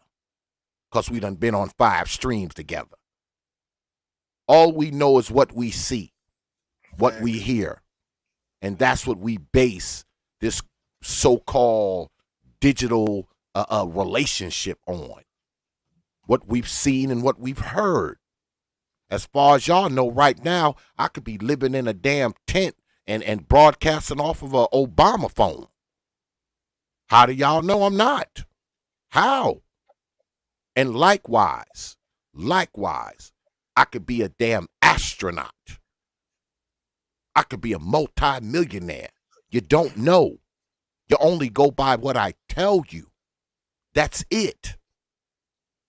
Because even when people get up here and put people's information out and all this old kind of crap, guess what? Doesn't say a whole hell of a lot about what that person's doing. Right. It's not like you putting up the paycheck. You ain't putting up the bank account. You ain't putting up none of that. So you don't know what these people are doing, what they got, how they live. You don't. And I think we need to stay abreast of that, man. I think this has given us this, it's given us this perception that we actually know people. Because let's make it perfectly clear, my brother. And you and I, we talk a lot. You and I, we talk a lot off of this shit. But let us be clear. Social media is not socializing. That's facts. But that's all. No, like I said, you said nothing. Like I said, that was like the coldest cut off of the bone. And I try to tell that to people. That's what I said. A lot of y'all follow these people and their doctrine, but you don't know these people. You don't know them. Like I said, just like I showed the video of these dudes having this conversation with Andrew Tate, and they were breaking down everything. Your one microscopic experience does not override the overall perception of what actually happened. The Earth is flat because I'm walking on flat ground. Well, did you go to the moon? How did you come across this revelation? Well, it's my experience. Then all of a sudden, Free Zone takes on my experience. Ruby takes on my experience. Now X is like, what the fuck? None of y'all been through his same situation. What are y'all doing? And see, this is why now, with all of y'all ain't on no struggle shit. You're not. You're not there. I never understood why y'all like suffer it so fucking much and why y'all all want some kind of hardship story to talk about or brag about in the battlefield. It just does not compute. What's going on, Free Zone? How you doing? How you doing, bro? Oh man, what a day. What a day and a night, man. Brother Free Zone, what's good with it, man?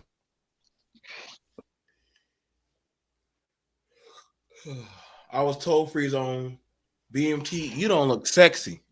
Ain't no woman want you. I was told this by other men. Damn. Well, I'll put it to you like this, bro. This is where I'm at with it because I just had a wonderful, beautiful day. My baby girl is here. Congratulations. Yeah, congratulations, my brother. Congratulations. Yeah, thanks, man. Thanks. A whole long day. Y'all know how that goes. Pushing and supporting and doing all of that. A lot of hand squeezing. A lot of hand squeezing, bro. A lot of hand squeezing. But I will say this: that I will make sure that my daughter has nothing to do with any of this nonsense. Wait, and Frieza, why? Why? Why What- not bring her what- here? What? was that a serious you don't question, like, bro? You don't like your people? What? You hate yourself? You hate your people? Why don't you want to bring your people? Why don't you want to bring her here so that way she can learn? She can learn. Oh, she'll see some clips, but no. I got some brothers in my circle that are they're a little bit more based, even if they're pro-black. So, but yeah, man. For me, for her, YouTube will be used as a example of what dysfunction looks like. Simple as that. Because, like X said, man, you don't know these people. You don't know these people on Facebook or social like that. But you know where you can get an idea of a person by the type of ideology they speak. Right. You know what I'm saying? Especially if you see them on panels where they get comfortable. Because the right type of people will get them comfortable, and you'll really see what it's about. And I don't know what y'all were talking about before this, but yeah, you was talking facts, brother X. You was talking facts, man. It really is like that. People who have no type of circle come to YouTube for a circle, for friends, for camaraderie, to fill the void of loneliness. But when you're based and you have that already, YouTube becomes a completely different thing. So and this whole manosphere, red pill, all that goofy stuff becomes a completely different thing, because you're not looking up to these people. Like, I like Andrew Tate, but he's not somebody I just look up to. These people are entertainment to me. I know that they're playing an angle to get a check, regardless of if they believe what they're saying or not. And so,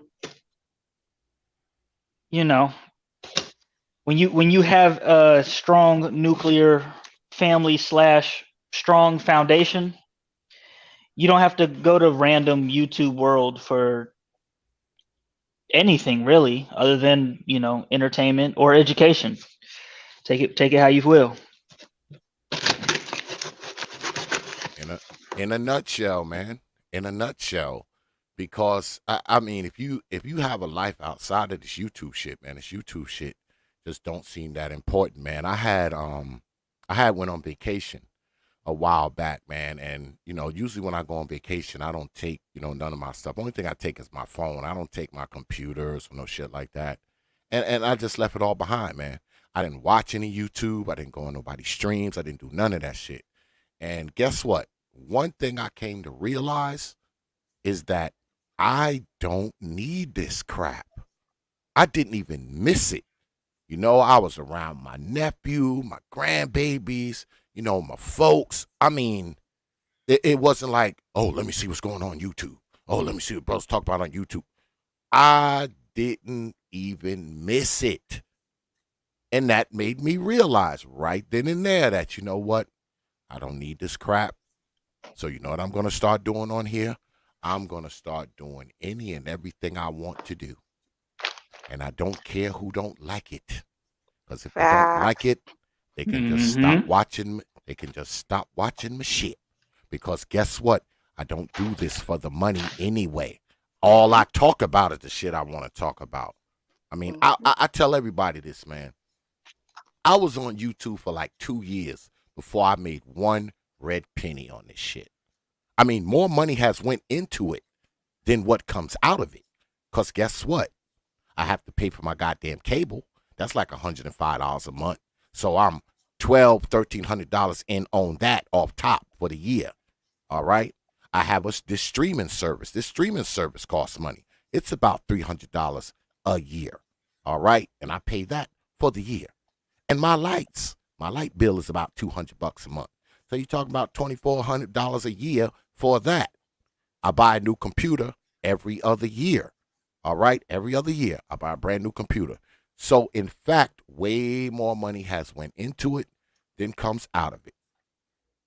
And that being the case, I'm going to do whatever the hell I want up here. And if you don't like it, like I said, freedom of association, freedom of disassociation. If you like what I do, great. If you don't like what I do, great. But I'm not curbing my channel any certain particular way to please no freaking body at any juncture, at any time, for any reason. And that's where I'm at with it, with this YouTube shit. But that's all. That's facts. And what's up, Brother X? How are you? What's good? What's good with you, Lady Ruby? When we getting back together? You know you was the first one. Let me tell y'all something before Lady Ruby start, right? Not to put her on the spot.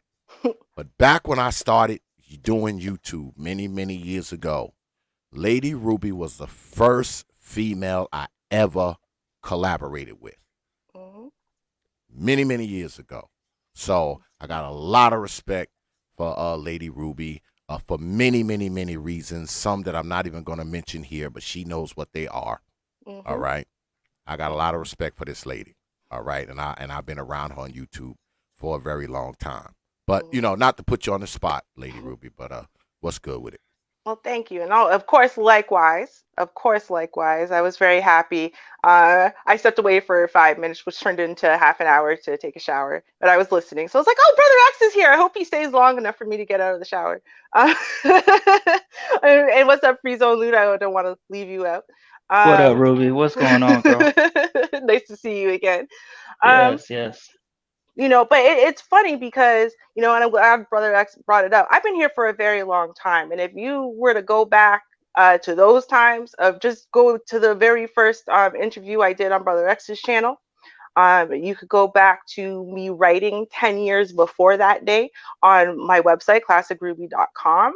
You could look at my content today. Well, okay, I don't produce content, fine, y'all know. But, you know, what I say on Shar streams or on Melody streams, and on BMT streams, it doesn't matter where I go. I've been hella consistent the whole time because the reason why I started speaking online hasn't changed. My opinion hasn't changed. My viewpoint on the world hasn't changed. What I'm saying it all is based on scientific research on the evidence of how we as a species evolved, what we were like in hunter-gatherer society, so on and so forth.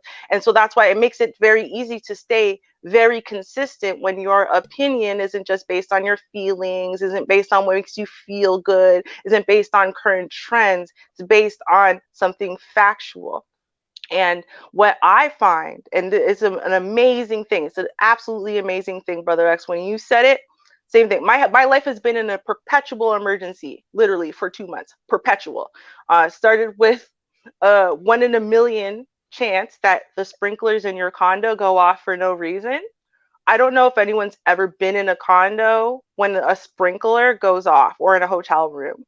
It's like a fire hose and it demolishes everything. And that's what happened. My whole entire condo got demolished. It was 25 minutes. They had no drainage systems. That means there was well over a foot of water also blanketing the floor while the hose water is coming up from the top of the ceiling. And it's been a perpetual emergency since that day.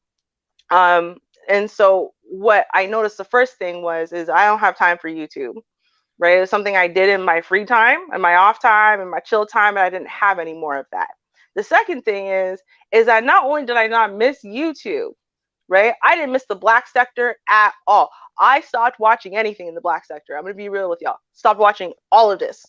And I just started watching like people who do pre-records of like, you know, issues that I'm interested in, like the body positive movement and, you know, or scammers or whatever. And I just watched like for weeks. For weeks, I just stayed away from the toxicity. And then when I would come back, it was just the same toxic bull. It was just repetitive. It was so repetitive. Nothing had been accomplished. Nothing had advanced. Nothing was any different. Even if maybe a name changed, but what they were saying is exactly the same. And I was like, wow. Wow. And like, you don't even realize what the space has really become until you step away from it and come back. You have to step away altogether and then come back. And you're like, oh, wow. And then, you know, I'm just sitting there speaking like, you know, the truth of reality of the situation I'm living in. And then you got people who've never been married, never even been in a serious long-term relationship, never had a problem, never owned a house, never done anything, sitting there telling me that I'm wrong because the rhetoric from some other person who's also never been married, never been this, never been that, never owned this, never owned that, tells them that I'm wrong. And I'm like, well, what? That's what we're basing, that's what facts are now? Seriously? Okay, cool. And you know, I think it's been an awakening period of time for me because I'm really trying to decide, what do I want to do? I came to this space for a couple reasons. And you know, it almost feels like there's no point. And I mean, to be fair, people have been telling me that I was on a futile mission from day one. They said people don't want to be helped. They don't want to hear. They don't want to listen. They don't actually really want facts. They only want the facts if the facts support their feelings already. People don't want to change. People don't want Black love. People don't want functionality. People don't want self-respect. People don't want it. They just don't want it. That's what I've been being told. And, you know, I'm starting to think that maybe people were right. Because when I see somebody, another person I've known for a very long time in this space, when I see two people I've known for a very long time, and one of them has been advertising and supporting the cause of the other for months. And when I see that person, the person who's being supported, right, turn around and do a whole slam mission against the name of this woman who's been doing nothing but supporting his cause, doing nothing but supporting his GoFundMe as nobody donates to it. And she's calling them out. And I see that man sit there and fix his mouth to call this woman all kinds of this, that, and the next thing. I don't care what you say about me. You can call me whatever. I'm an unlikable person 50% of the time. I get it. But to speak about her that way, because you were in your feelings, because I had the nerve to tell you the same thing I told you to your face. And I said it on the stream. I said, listen, two things. Number one, there's a reason why people don't support things. Okay. Number one, it's because they don't believe in the mission. Number two, because they're broke. Or number three, because they don't trust the person who's asking for the money. So maybe if it's not the first two, maybe people don't trust you. Maybe you need to figure out what that is. But I still stand firm on what I originally said, which is for some reason, men are being lied to and being told they need all kinds of tens of billions of dollars for them to do anything for young men and for Black boys. You don't start that way, and you don't get money that way. You don't even need it, right? You start with your proof and prove your proof of concept. And you take that and you say, I need funding. Look what I did.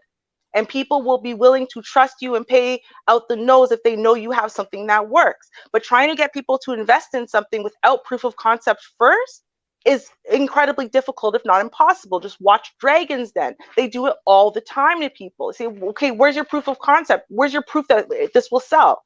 Oh, well, I didn't sell yet. Okay, well, come back when you did. How are you going to value your company at anything if you haven't seen if people want to buy it, right?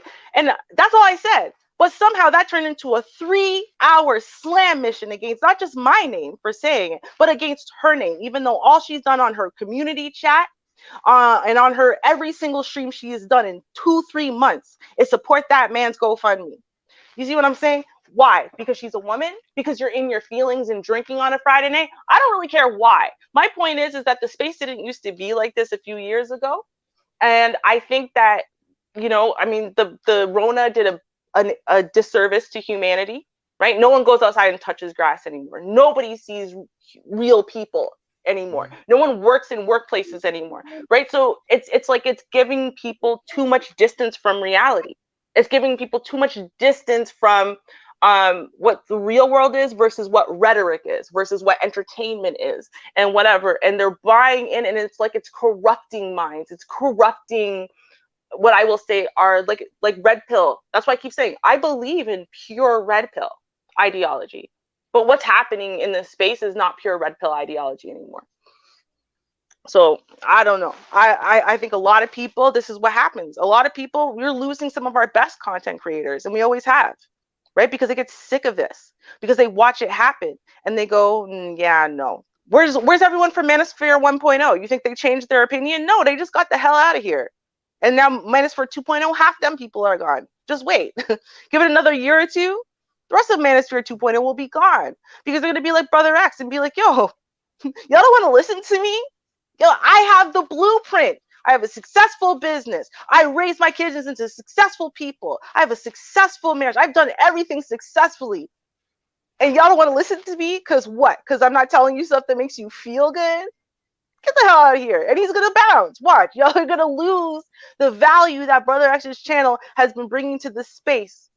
Dude, y'all go look in his archives, and y'all go see the interviews he has had on his channel that are entirely undervalued and underappreciated in this space. This is what ends up happening though. This is what ends up happening though. I'm honestly like it boggles the mind that we can't just be honest and then honestly make a change when it comes to a space that I think is incredibly important for society. I really do. Well, people, what I think often happens, I think people outgrow, the whole media thing. I think people outgrow, being on YouTube and being on Twitter and Facebook. I mean, especially when you're in a particular age group, you just, you find better shit to do with your time. And I don't think anything's wrong with that. Because this year, to be honest with you, it's ironic that you're bringing this up, Lady Ruby, because this will probably be 2022 will probably be the last year that I'm doing this. Yeah, this will probably be the last year that I'm doing this. So y'all Negroes will have to watch all my pre-records if I decide to leave them up. Because I ain't mad at that. I'm getting back into radio. That's what I want to do. I want to get back into radio. I've been talking to some people. I've been in contact with my old producer. So, if I'm going to continue to do this, it will be on a very limited, it'd be on a very limited scope. I may, live stream some of my broadcasts, my radio broadcasts, because everybody knows I have radio equipment at my house. I mean, it's just like here, in the shed. I'll tell this story right quick. Everyone knows I used to work for a radio station many, many years ago. And the guy moved, he moved to Maryland. So he shut the radio station down and he left all the equipment to me. So I have it. I mean, I have all of it. So I think I'm just going to go ahead and go back into radio. I've been talking with a few brothers. I've also been talking with Brother BMT as well. Yeah, I think we're gonna go ahead and just get a server and do some radio stuff, man. And I'm gonna have quite a few dudes on there, man. And if you're looking for a spot, man, let me know because we'll probably get it going around the end of this year. So if you're looking for a spot to get on that's there a bet. and do your talking, or I got a couple guys who are just gonna do music. They're gonna play like music for a couple hours, and then we'll have some talking segments, and then we'll have, I guess some variety crap, whatever the sponsors are willing to support.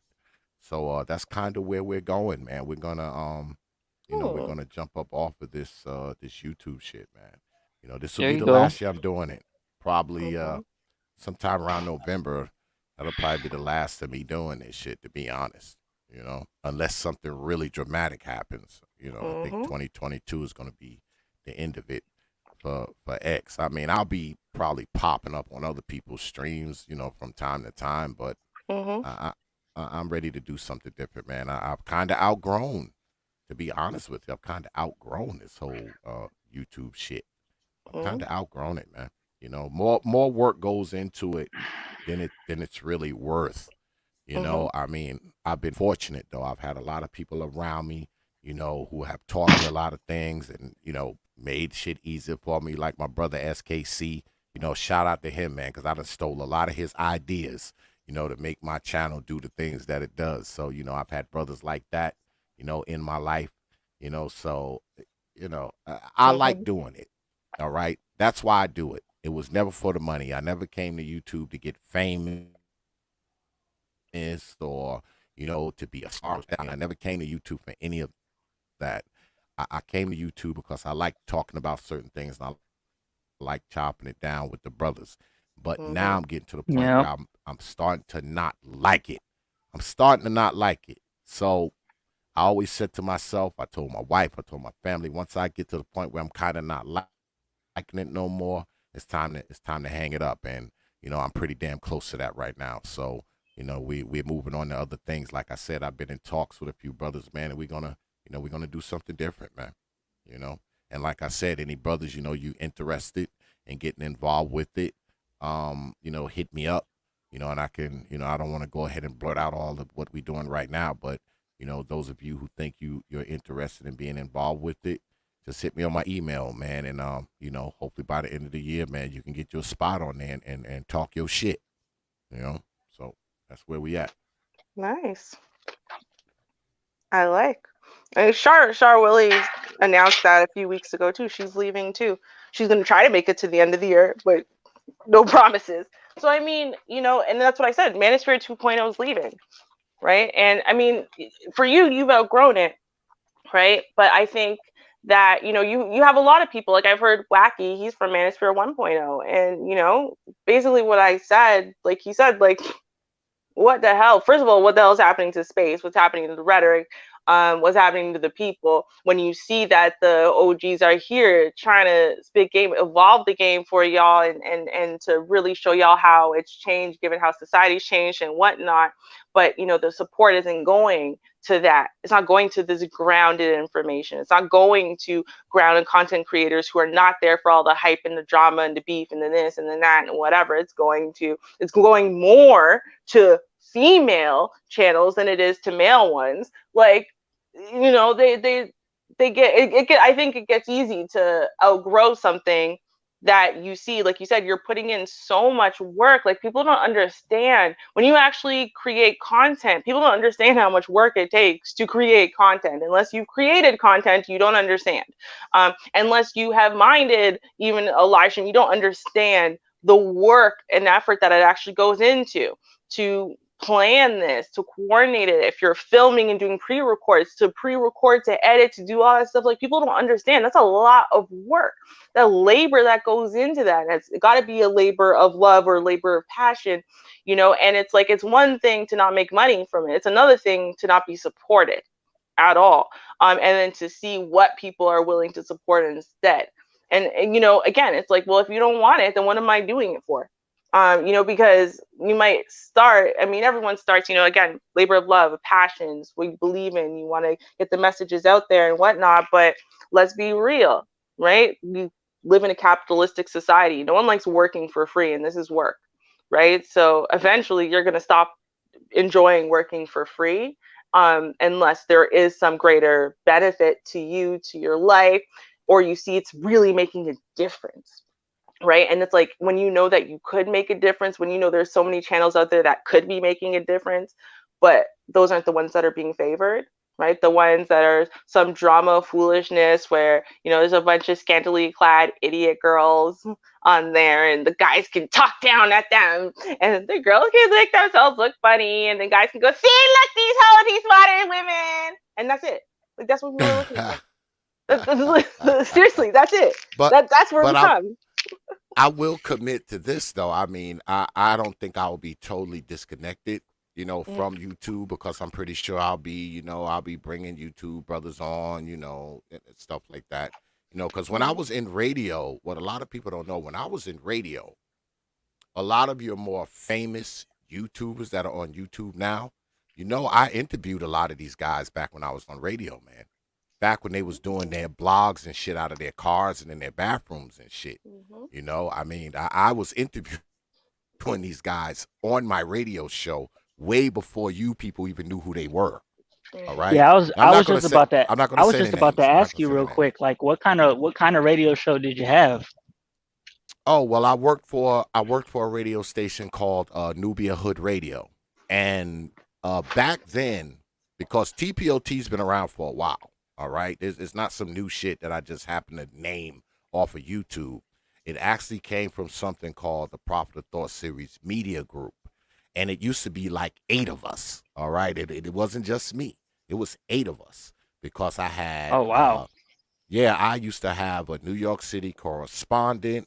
I had a couple co-hosts. I had a digital engineer. I had a producer. I had a sound guy. I had a street team. I mean, all of that shit. All right. And we would go to a lot of events. You know, we went to a lot of seminars all up and down the country, everywhere from Florida right on up to New York, New Jersey. We would interview people. You go back and you look at my stuff from a long time ago, man, because I came on YouTube at the end of 2015. All right. So I've been on here about 7 years. I came on at the end of 2015, and I put a lot of that stuff on my page back in 2015. Now, before 2015, I wasn't even like on YouTube, but I used to manage the radio stations, some of their social media stuff. You know, their Twitter, their YouTube page, they had a YouNow page, and I used to manage some of that stuff. So I started thinking to myself, damn, you know, maybe I need to start my own YouTube page.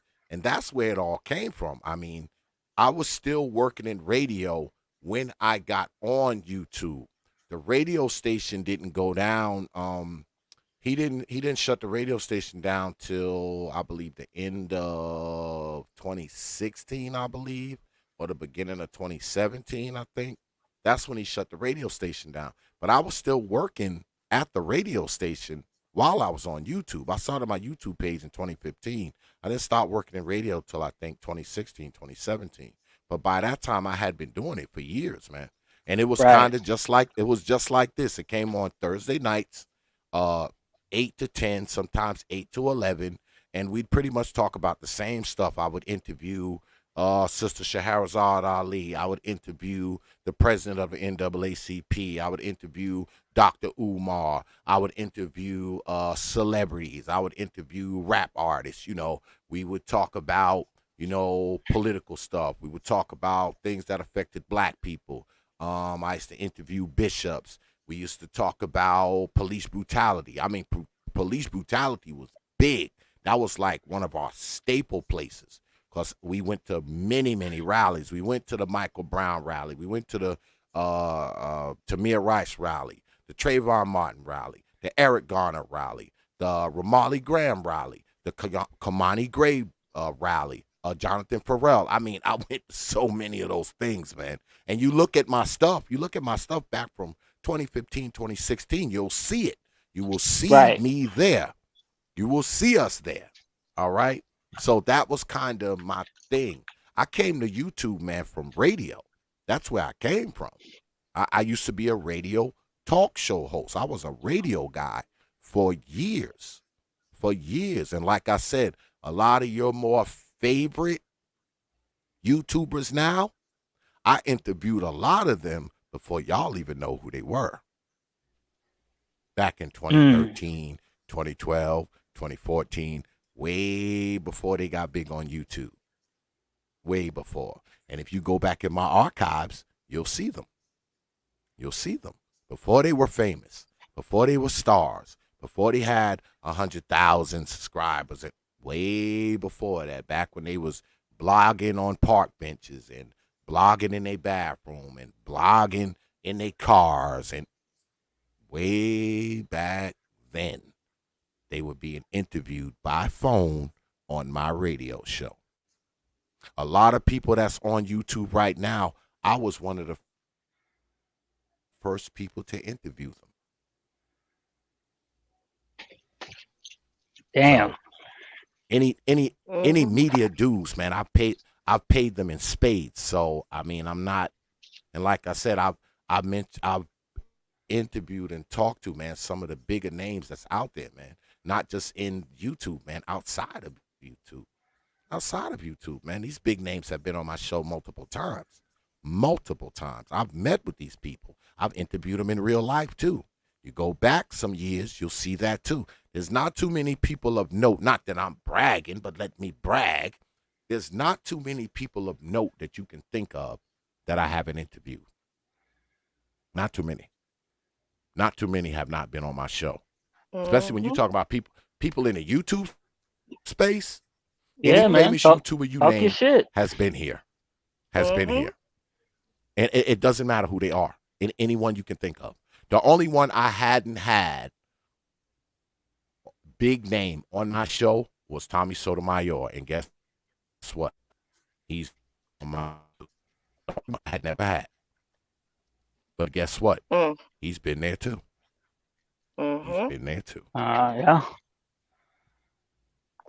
Yep. Yeah, man. So y'all can kiss my ass, Negroes. You don't like me. You kiss my ass. All right? Just kiss my ass, Negroes. I don't owe you nothing.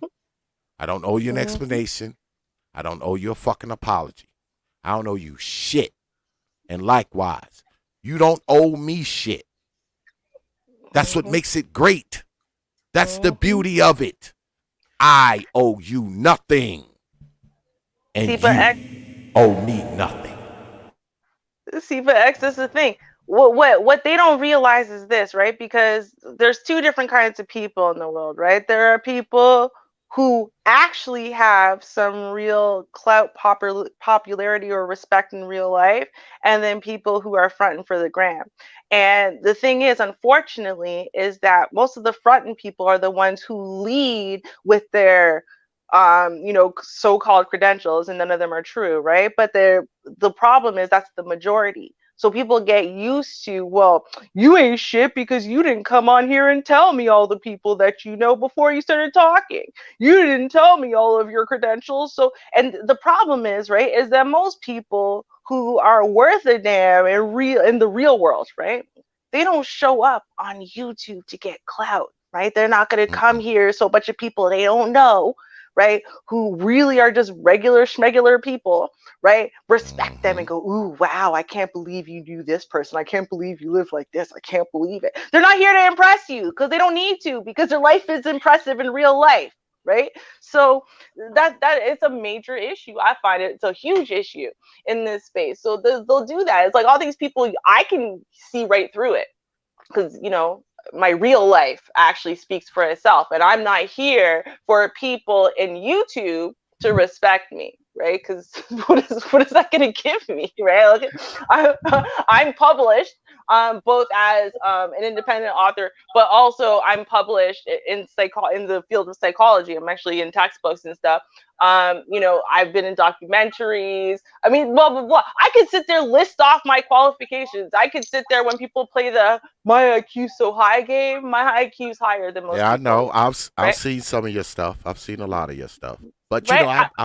I've been around you a while, so I've seen some of your stuff. That's what I'm saying, right? So I'm like, but I don't sit there and come into this conversation and lay out my credentials and lay out all my stuff so that way I can then be better than you when I speak my opinion. That's not why we're here. We're all here. To me, ideas are equal, right? So let's all come in with our ideas and now tell me the facts that support your ideas, right? If you have better facts than mine and you've combined it better than mine, hey, you can convince me. I'm a scientist. You can convince me because if you bring better evidence and a better argument than mine, I can change my opinion, right? But the thing is, it's like, that's not what this is about. This space is not about that. And I think that is something I had to come to terms with, because that's what I was used to. I was used to, that's why people got together to have these conversations. And it's like, that's not what this space is at all. It's not.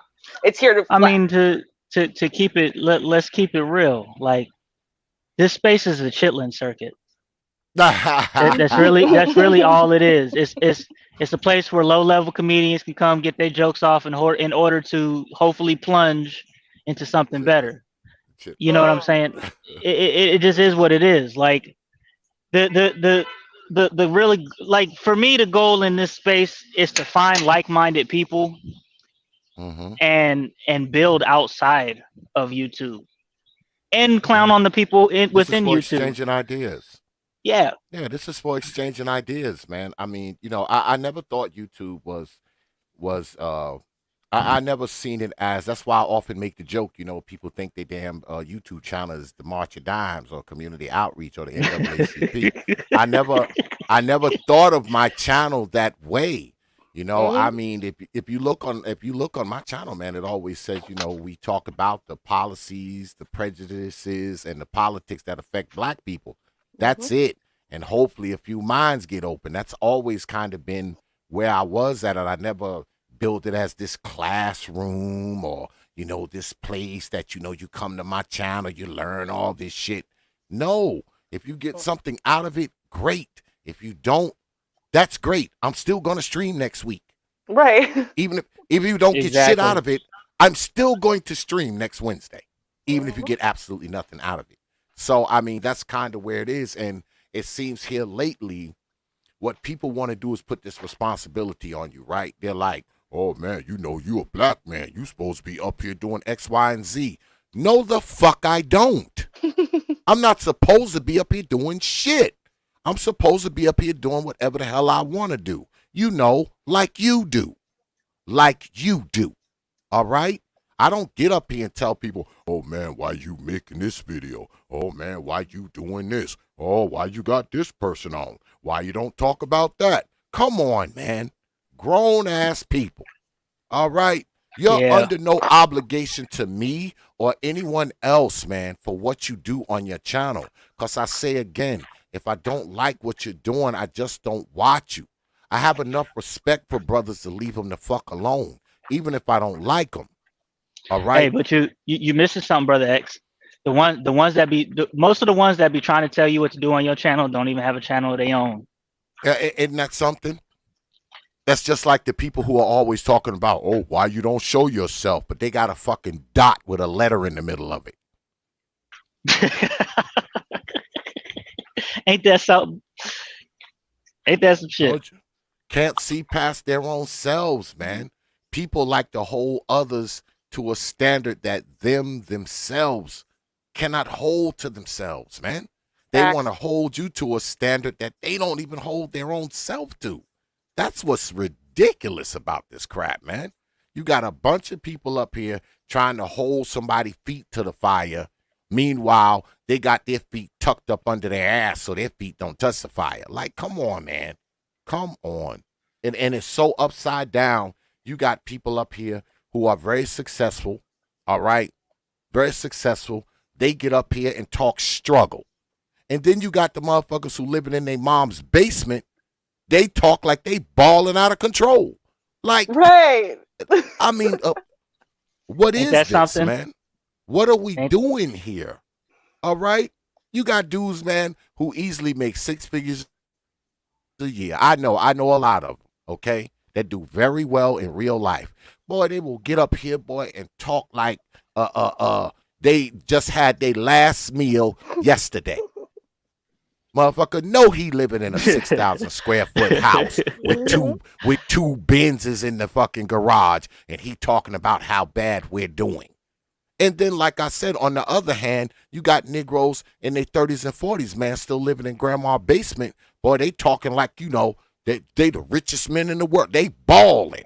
All right? They're balling. Shit.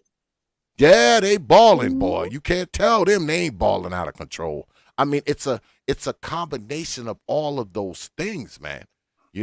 Everybody, all Black people think they got the copyright on bigotry and discrimination. All right? They got the copyright on that. They got the copyright on what's good and what's bad for Black folks. They got the copyright on talking points. They got the freaking copyright on who's a decent YouTuber and who's not. Like, man, get up out of here, man. I don't owe nobody no explanation for nothing. Get up out of here, man. I'm a 50-something-year-old grandfather. All right? I give orders. I don't take them. I sit at the top of my food chain, at the top of it. You know why? I'm a patriarch. You know why? Because my daddy's dead. I'm the old guy now. I sit at the top of my food chain. So I ain't trying to listen to Nam Negro on YouTube tell me what I should and should not be doing. What you should be doing is, number one, kissing my ass, and number two, staying the fuck away from me if you don't like me. You don't like me, that's fine. I don't have a problem with it. Like I said, I believe in the freedom of association and disassociation. And it doesn't just apply to me. It applies to you folks too. Mm-hmm. Absolutely. And I know y'all don't have this problem. Y'all don't, because you're men, right? But I just have to make it very clear for any man who's listening, right? If you think that I'm a 304 and I'm a chameleon and I'm a whatever, right? Because I'm not submitting to random men on panels, I have some news for you. You don't know what submission means, because I am married. I submit to my husband. Would you want your wife submitting to every man she comes across just because he's a man? I will wait while we think that one through, because the answer is obviously no. That is not what submission is. Submission is between a man and his wife, right? And I submit to my husband, not to random dudes on the internet, okay? And because I didn't submit to random dude number 304 on the internet today does not make me a 304 chameleon, a this, a that, or whatever, okay? You don't even know me in real life, right? But you know who does know me? All the real life people that listen to these streams, including my mother, including my best friend, including Mr. Roops, my husband, right? All these people listen. They all listen. If I was saying something incorrect about myself, about my credentials, about what I believe, about how I behave, don't you think someone would say something at some point, just ever, right? Some people even know my mom's username. They've seen her and they see her go, yeah, that's right. Yes, my daughter. Yes, that's right. My daughter is like that. Because I'm not lying to y'all. I have no reason to front for random people on the internet. Random Americans on the internet. That's even worse, because like, All right, what do all y'all right, have to do with BNT, my you gonna let reality? you gonna let Ruby get this off? You supposed to submit to all men, Ruby. I have 32 subscribers. You will do as I command. When I say Right? do something, you do it. Goddamn it! Apparently, no, but you know what though? Like, and I'm sure Ignore my Brother mom's X. voice in the background. That's not my mama. Shut But up! you That's not better my mama. listen to me. Goddamn it! No, but you know what? I believe, because again, this is a cultural thing, right? But I do actually give a different level of respect and deference to men. That's how I was raised. I was raised to believe that men in general, right? There's a certain level of respect and deference you give to all men. But that's not the same thing as submitting to them. And if we are in a place like this, for example, BMT's panel, right, where it's about discussion, right? It is not my job in in a two-gendered conversation I'm supposed to shut up until all the men are done talking. Like, that's not how discussions go, right? Like, it's a discussion. Like, we're all discussing. Now, I will show you respect, right? Like, as a human being. I notice men will get passionate between the discussion with two men, right? And I'll fall back and let them do their thing and whatever, right? I will give respect to that. But it's like, and I also will not go to channels that are for men only. Like, if a man announce, like, they're like, no, this is a male only space, I show respect to that, right? But it's like, it's again, it's weird. That used to be respected. That's used to be how it is, right? There were channels like Brother X's, which is, hey, ladies, if you can stand the heat, you're very welcome here, right? But and then there were channels that were like, nope, sorry, no women. You can listen, but don't talk, right? And it's like, there used to be a separation. It used to be okay. It's like nothing's like that anymore. And again, it's because you have a bunch of blind leading the blind, right? And then all these blind men, because they have lots of followers, lots of clout, and whatever, are getting all of this undue, unearned, undeserved respect. And it's weird. It is really weird that in this day and age, what I'm seeing is women don't know which women to respect, and which women are, speaking facts. But the men, I mean, it almost makes more sense to me that the women don't know, because women are You know, slightly, we'll say, with a more emotional creature, right?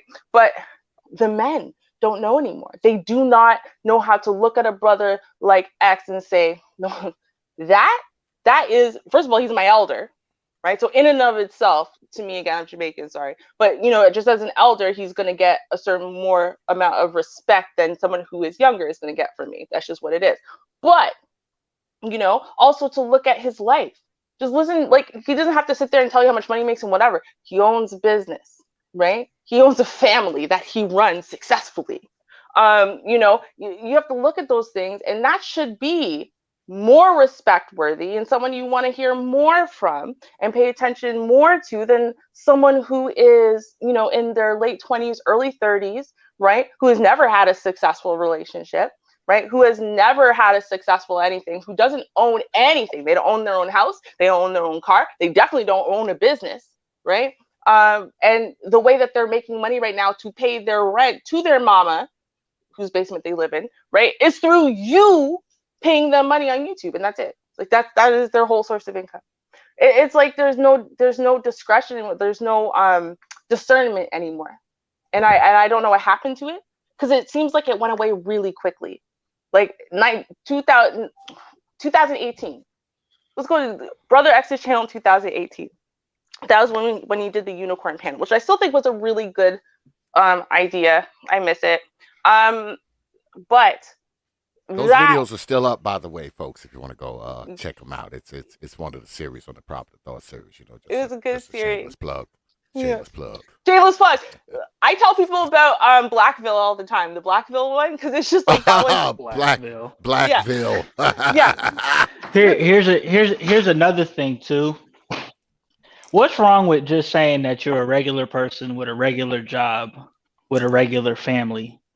No, brother, free zone. No, why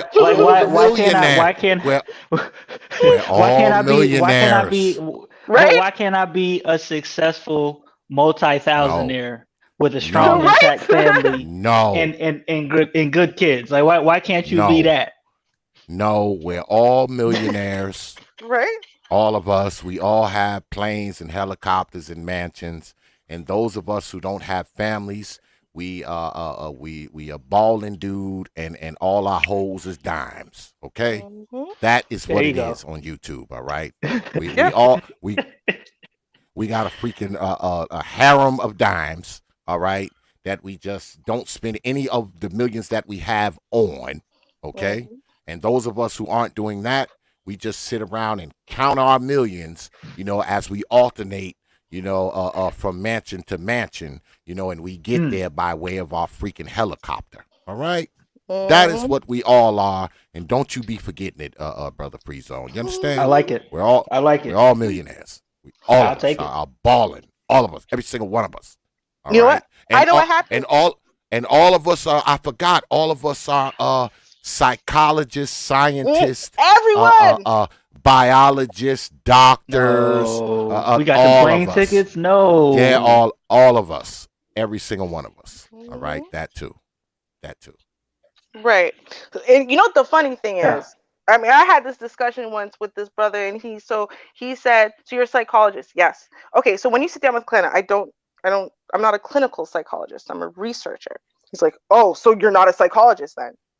No, I am. I'm just in research. She's trying to make it seem like she see how she's double talking. No, I'm not double talking. It's just psychologist in and of itself is not just a therapist who sits on a couch and da. There's many different fields of psychology. I am in research, right? So it's like you can't even explain that to people. So I just had to point that out, because that was one of those things. It's like, oh, see, Ruby. No, got to keep your eye on her now. Ruby, she's that chameleon one. But the thing that you just brought up, that is exactly why it is that, you know, again, longtime brother we've known for a long time is gunning, and I'm going to say her name, for Char Willie, of all people, okay? Because that was Char Willie's point. Now, here's the thing, okay? I want y'all to understand that 4 or 5 years ago, the rhetoric used to be, okay, it was very clear. Listen, women are unreasonable.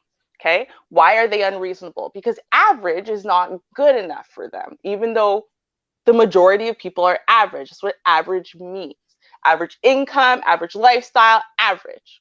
Right? That was what the discussion used to be. You can tell that Kevin Samuels comes from Manosphere 2.0 because that was part of his discussion. Okay. But now here's what happened is when Kevin Samuels started blowing up, right? And people started paying attention. Yes, he was speaking to the women, right? But what he did in his rhetoric was he gave permissions, but only to high value men, right?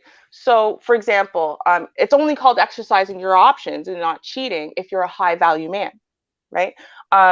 Or, you know, and on all the different little things. So, in essence, the things that, you know, these young guys are, you know, wanting and desiring and craving and, you know, oh, I want to be one of those kinds of playboy guys, right? Well, that's only a privilege given to high value men. Being able to get the dimes, that's a privilege given to high value men. And the rhetoric is saying it's totally reasonable that a woman who's a 9 or a 10 only wants a high value man because she's way above average. So she should be able to get something way above average, right?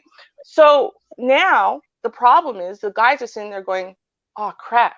Well, that boxes me out of everything I want. So in essence, if I admit that I am just an average earner with average income and an average job and I'm going to live an average life, then the only thing I can want is an average woman. I'm not allowed to make fun of average women anymore. I'm not allowed to lust after dimes and you know, I'm not allowed to say I want a stay-at-home wife. I'm not allowed to this. I'm not allowed to that. So what do? Well, overnight, they all became six-figure niggas, right? That's what happened, literally overnight. All these dudes who were here talking about how they don't even make 40K yet, and man, 40K would be an improvement for them, and how they wish they could. All of a sudden, overnight, everybody became a six-figure nigga. Everyone.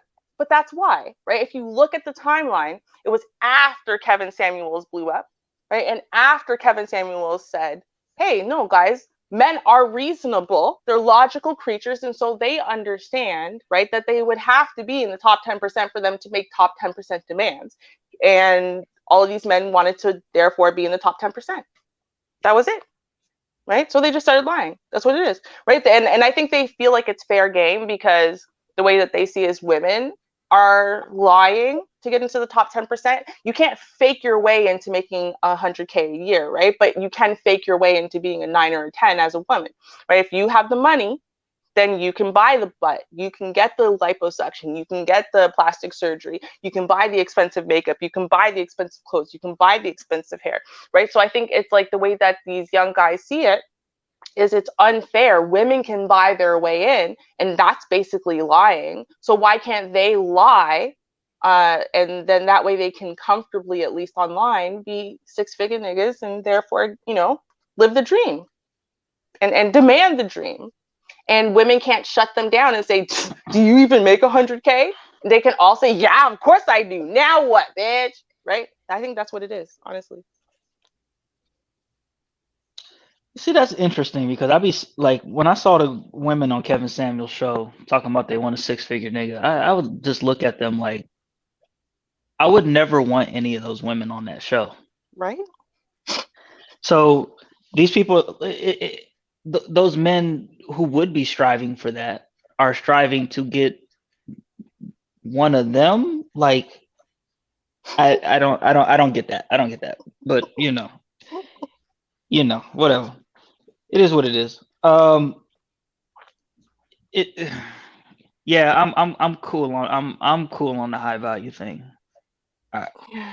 You know, I'll strive even if I do become a six-figure nigga, I'm not gonna be on no high value shit. Like, it's gonna be me and my family traveling around the world, showing my kids different experiences, showing my wife and I having different experiences that we've never had. That's typically what I like to spend my money on, experiences. Well, if I can, you know, and if I can add other people to that experience, it makes the experience better. Like if we plan to, like my shit is like if we planned a trip to Aruba or to Cancun or Los Cabos or some shit like that, like that's my bag. I'll take that over like a Lambo any day. What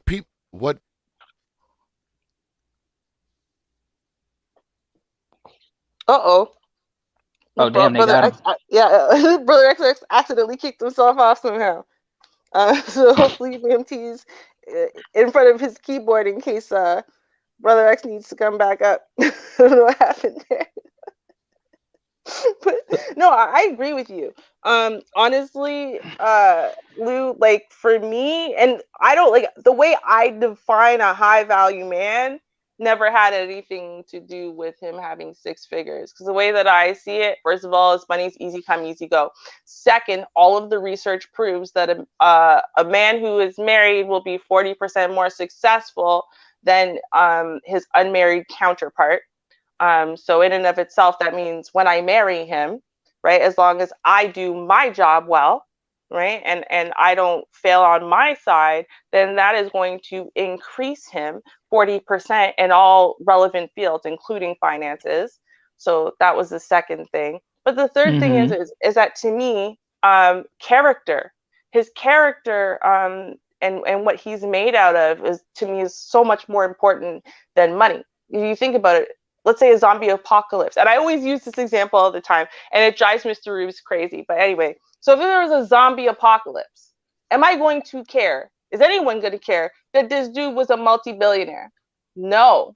No one is going to care, nor will that be helpful for you anymore. Because you can no longer pick up your phone and make a quick phone call and be like, yo, listen, there's some zombies at my door, but me and my girl need to get some food. So can you just get rid of the zombies real quick and then, just deliver us some Asian food? Like, that's not going to happen, right? You need a man who is not only able, but willing to fight off them zombies, to help you get that meal, right? Or you need someone who has the character to want to, work together as a team instead of throwing you under the bus so he could escape the zombie safely or whatever. You know what I mean? So it's like, to me, a high value man was always a man who has that high moral fiber and character, and, is willing to give, and serve and love and protect and provide for me in the same way that I'm going to do for him. That to me was always high value. So I don't know. Money's kind of irrelevant to that point. In fact,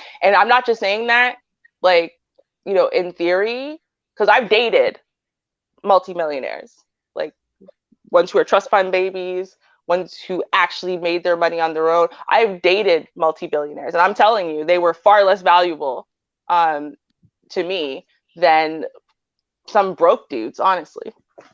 You mean high value zombies? High value zombies, high value, I don't even know what you call them. They weren't very high value to me. I think I'd rather be a regular guy than just a high value zombie. Yep, pretty much, honestly. Well, most regular guys, like, you think about it, I don't know what happened to the American dream. I guess it's irrelevant now, right? The whole white picket fence and the 2.5 kids and stuff like that. I guess people don't like stuff like that anymore. Well, I always thought the American dream was just the ability to create whatever life you wanted. Like that to me has always been freedom.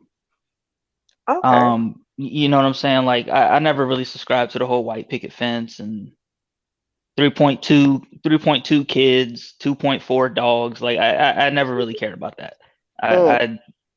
If you have the life that you want and you're happy with your life, then you have the American dream. That doesn't mean that you can't dream more. That doesn't mean you can't strive for greater. But this idea that my life won't be complete until I hit this particular. I won't be happy with my life until I hit this particular point. You spend your whole life being miserable, and that's like one of the things like because I'm one of those guys. Like I'm on the grind. I'm on a vision. I'm focused. And when I get tunnel vision on things, my wife has to remind me, like, yo, you got to remember sometimes the ups and downs in life, like the things you've overcome to get to this point. And I've got to be like, damn, that's true. Yeah. Bring, gratitude. I gotta be grateful, and cherish the things I have in the now, and press forward. Yeah, that's a good point. I don't know. I think that, like, to me, there's this song, and I know it from the show Nashville, and it's called a life that's good, or a good life that's good. Right, and I'm like, that song literally makes me cry. Like, it actually like makes me cry. I know it sounds ridiculous. It's like, you think about, in our music, when I say things that are categorically Black music, right? It's always like hoes, money, cars, riches, fame, fortune, whatever. And this song was just like sitting by the fire. I remember I already have more than I should. 2 arms to hold me, a family that calls me home, a car with 4 wheels to get me where I need to go. Like, it's like really basic, just basic stuff. But, around that was everything had to do with home, basically, and family and love. And that was it. And I'm like, yeah, that's what I want. I want to be able to live my life in such a way that, I said I can say I had a good life.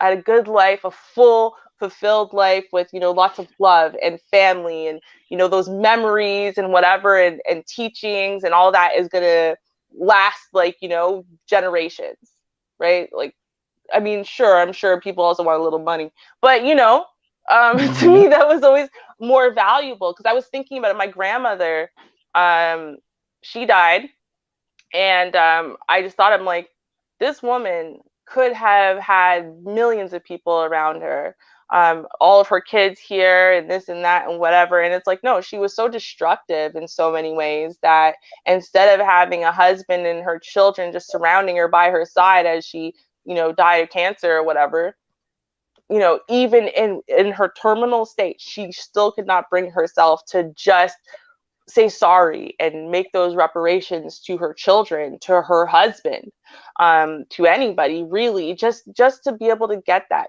because her life had been so selfish and self-absorbed and all about money and her and her experiences and her getting to go places and her getting to see the world and her getting and I'm like, you know what, that just leads to such misery. And or an old man I know, and family friend who died, and he died alone in his apartment, and the only reason why we know he died is because the neighbors started smelling something really bad coming from his apartment, because he was alone. Oh, damn.